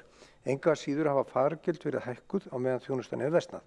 Þessi þróun hefur verið neikvæð fyrir notkun almenningssamgangna í Reykjavík og henni þarf að snúa við. Svo er það 7. liður, það var annars vegar undirliður 7 og hins vegar 8, en ég er bara í einni bókun, því ég held við megum bara að vera meina bókun. Borgarfulltrúar Sjálfstæðisflokksins telja að svonefnd samningsmarkmið borgarinnar hér séu íþykjandi og leiði til hækkunar á húsnæðisverði. Aðvunarljósin hafa blikkað árabil og flestum ljóst að húsnæðisstefna meirihlutans hefur leitt til markaðsbrests á húsnæðismarkaði sem ekki sér fyrir endan á. Svo kemur hinn hluti bókarinnar. Reykjavík hefur ekki reynst fýsilegu kostu fyrir atvinnurekstur á höfuðborgarsvæðinu og flytja fyrirtæki og stofnanir í stórum stíl aðsetur sitt til nágranna sveitarfélaga. Ekkert hefur verið aðhafst til að stöðva þennan flótta. Nú er það malbyggunarstöðin Höfði sem kveður borgina. Atvinnulóðir er af skornum skammti og fasteignaskattur á atvinnuhúsnæði og samkeppnishæfir. Það sýnir best þann vanda sem Reykjavík stendur fram fyrir að fyrirtæki eigu borgarna sjálfar skuli nú leita á náðir annarra sveitarfélaga eftir atvinnulóð undir sína starfsemi.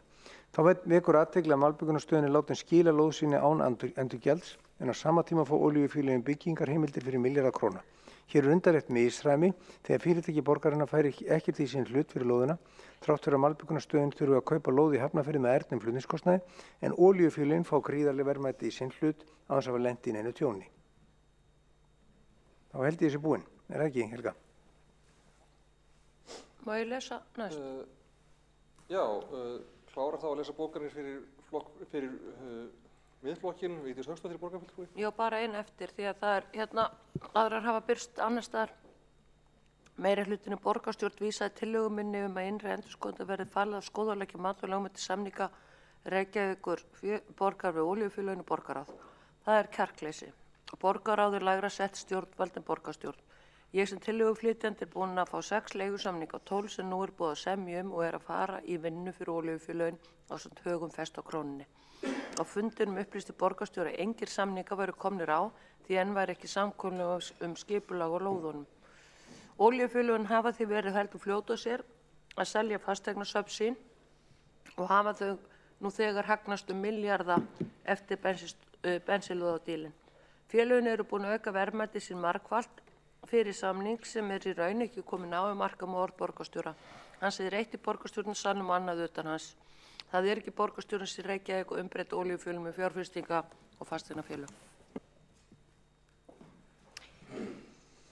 Þá hefur borgarfulltrúin lokið við að lesa bókanir og lest þá bókanir fyrir meirihlutann Líf Magnúðardóttir. Já, takk fyrir þetta. Fyrsta mál, aðgerðaáætlun gegn ofbeldi. Aðgerðaáætlun gegn ofbeldi er afrakstur víðtæks samráðs og samtals á vettvangi ofbeldisvarnarnefndar Reykjavíkur. Áætlun samanstendur af 55 aðgerðum sem er setta fram til að fá yfirsýn yfir þau fjölmörgu verkefni sem borgi sér í vinnu gegn ofbeldi og til að vera vegvísir í baráttunni gegn margs konar ofbeldi. Stór hluti forvarna er fræðsla á öllum sviðum samfélagsins, beina forvarna gegn kynferðislegu og kynbundnu ofbeldi og þróun þjónustu við brotaþola.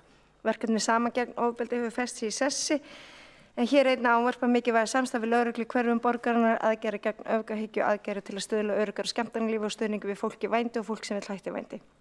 Afleiðingar ofbeldis eru alvarlega fyrir samfélagið allt og metið að kostnaðurinn við það sé 2 milljarðar á ári hverju.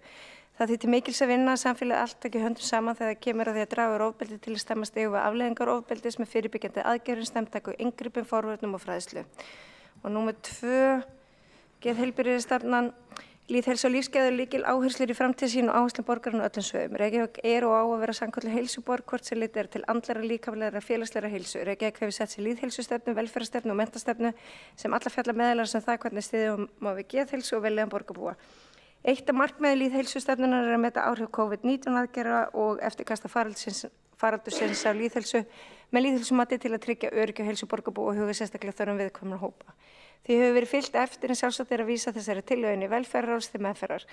Reykjavíkurborg veitir fólki sem er að takast á geðrænar áskoranir eða veikindi margvíslega þjónustu og stuðning og leita stöðugt til að gera betur. Innri endurskoðandatillagan lóðareigandi sem hér er Reykjavíkurborg getur að sjálfsögðu gert nýja samningu og þær lóðir sem tilheyra honum. Óvissu lögmæti þessara samninga er ekki til staðar en hið besta mál er að skoða það þá frekar því tillögunni vísar til borgarráðs. Strætótillagan. Nýtt leiðanett strætó er þegar í fullum farvegi. Árið 2019 voru haldnir 8 opnir fundir og notendur gefin kostur á að senda inn ábendingar. Í því samráðsferli bárust 850 ábendingar og var áfangaskýrsla unnin í kjölfari. Markmið vinnunnar var við nýtt leiðanett að bæta þjónustu strætó og fylgja það með farþegum meðal annars með því að stytta biðtímann, auka áreiðanleika og nauðvelt skiptingarbilli leiða og opna leið og nýja tenginga milli mismunandi staða á höfuðborgarsvæðinu. Núna búa 95% íbúa Reykjavíkur innan við 400 metra frá næstu strætóstöðu og með nýju leiðakerfi sem nú er í vinnslu batna bæði tengingar og áreiðanleiki strætó. Á þeim grundvelli þar sem vinnan stendur yfir er tillögunni vísað frá. Höfði fyrirliggur að Reykjavíkurborg og Malbikunarstöðin Höfði HF hafa gert með sér samkomulag brottflutning Malbikunarstöðin og Höfða HF frá Sævarhöfða 6-10 vegna fyrirhugaðrar uppbyggingar á nýju 20.000 manna íbúðahverfi á Ártúnshöfða og við Elliðavog.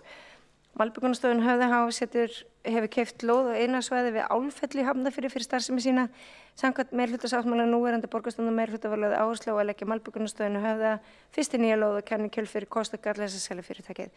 Hér er því lagt til að fjármála og átakstýringarsviði verið falið að mynda kosti þess og galla að selja Malbikunarstöðin Höfða, leita verið til óhæðra ráðgjafa vegna verkefnisins. Þá er lestri lokið.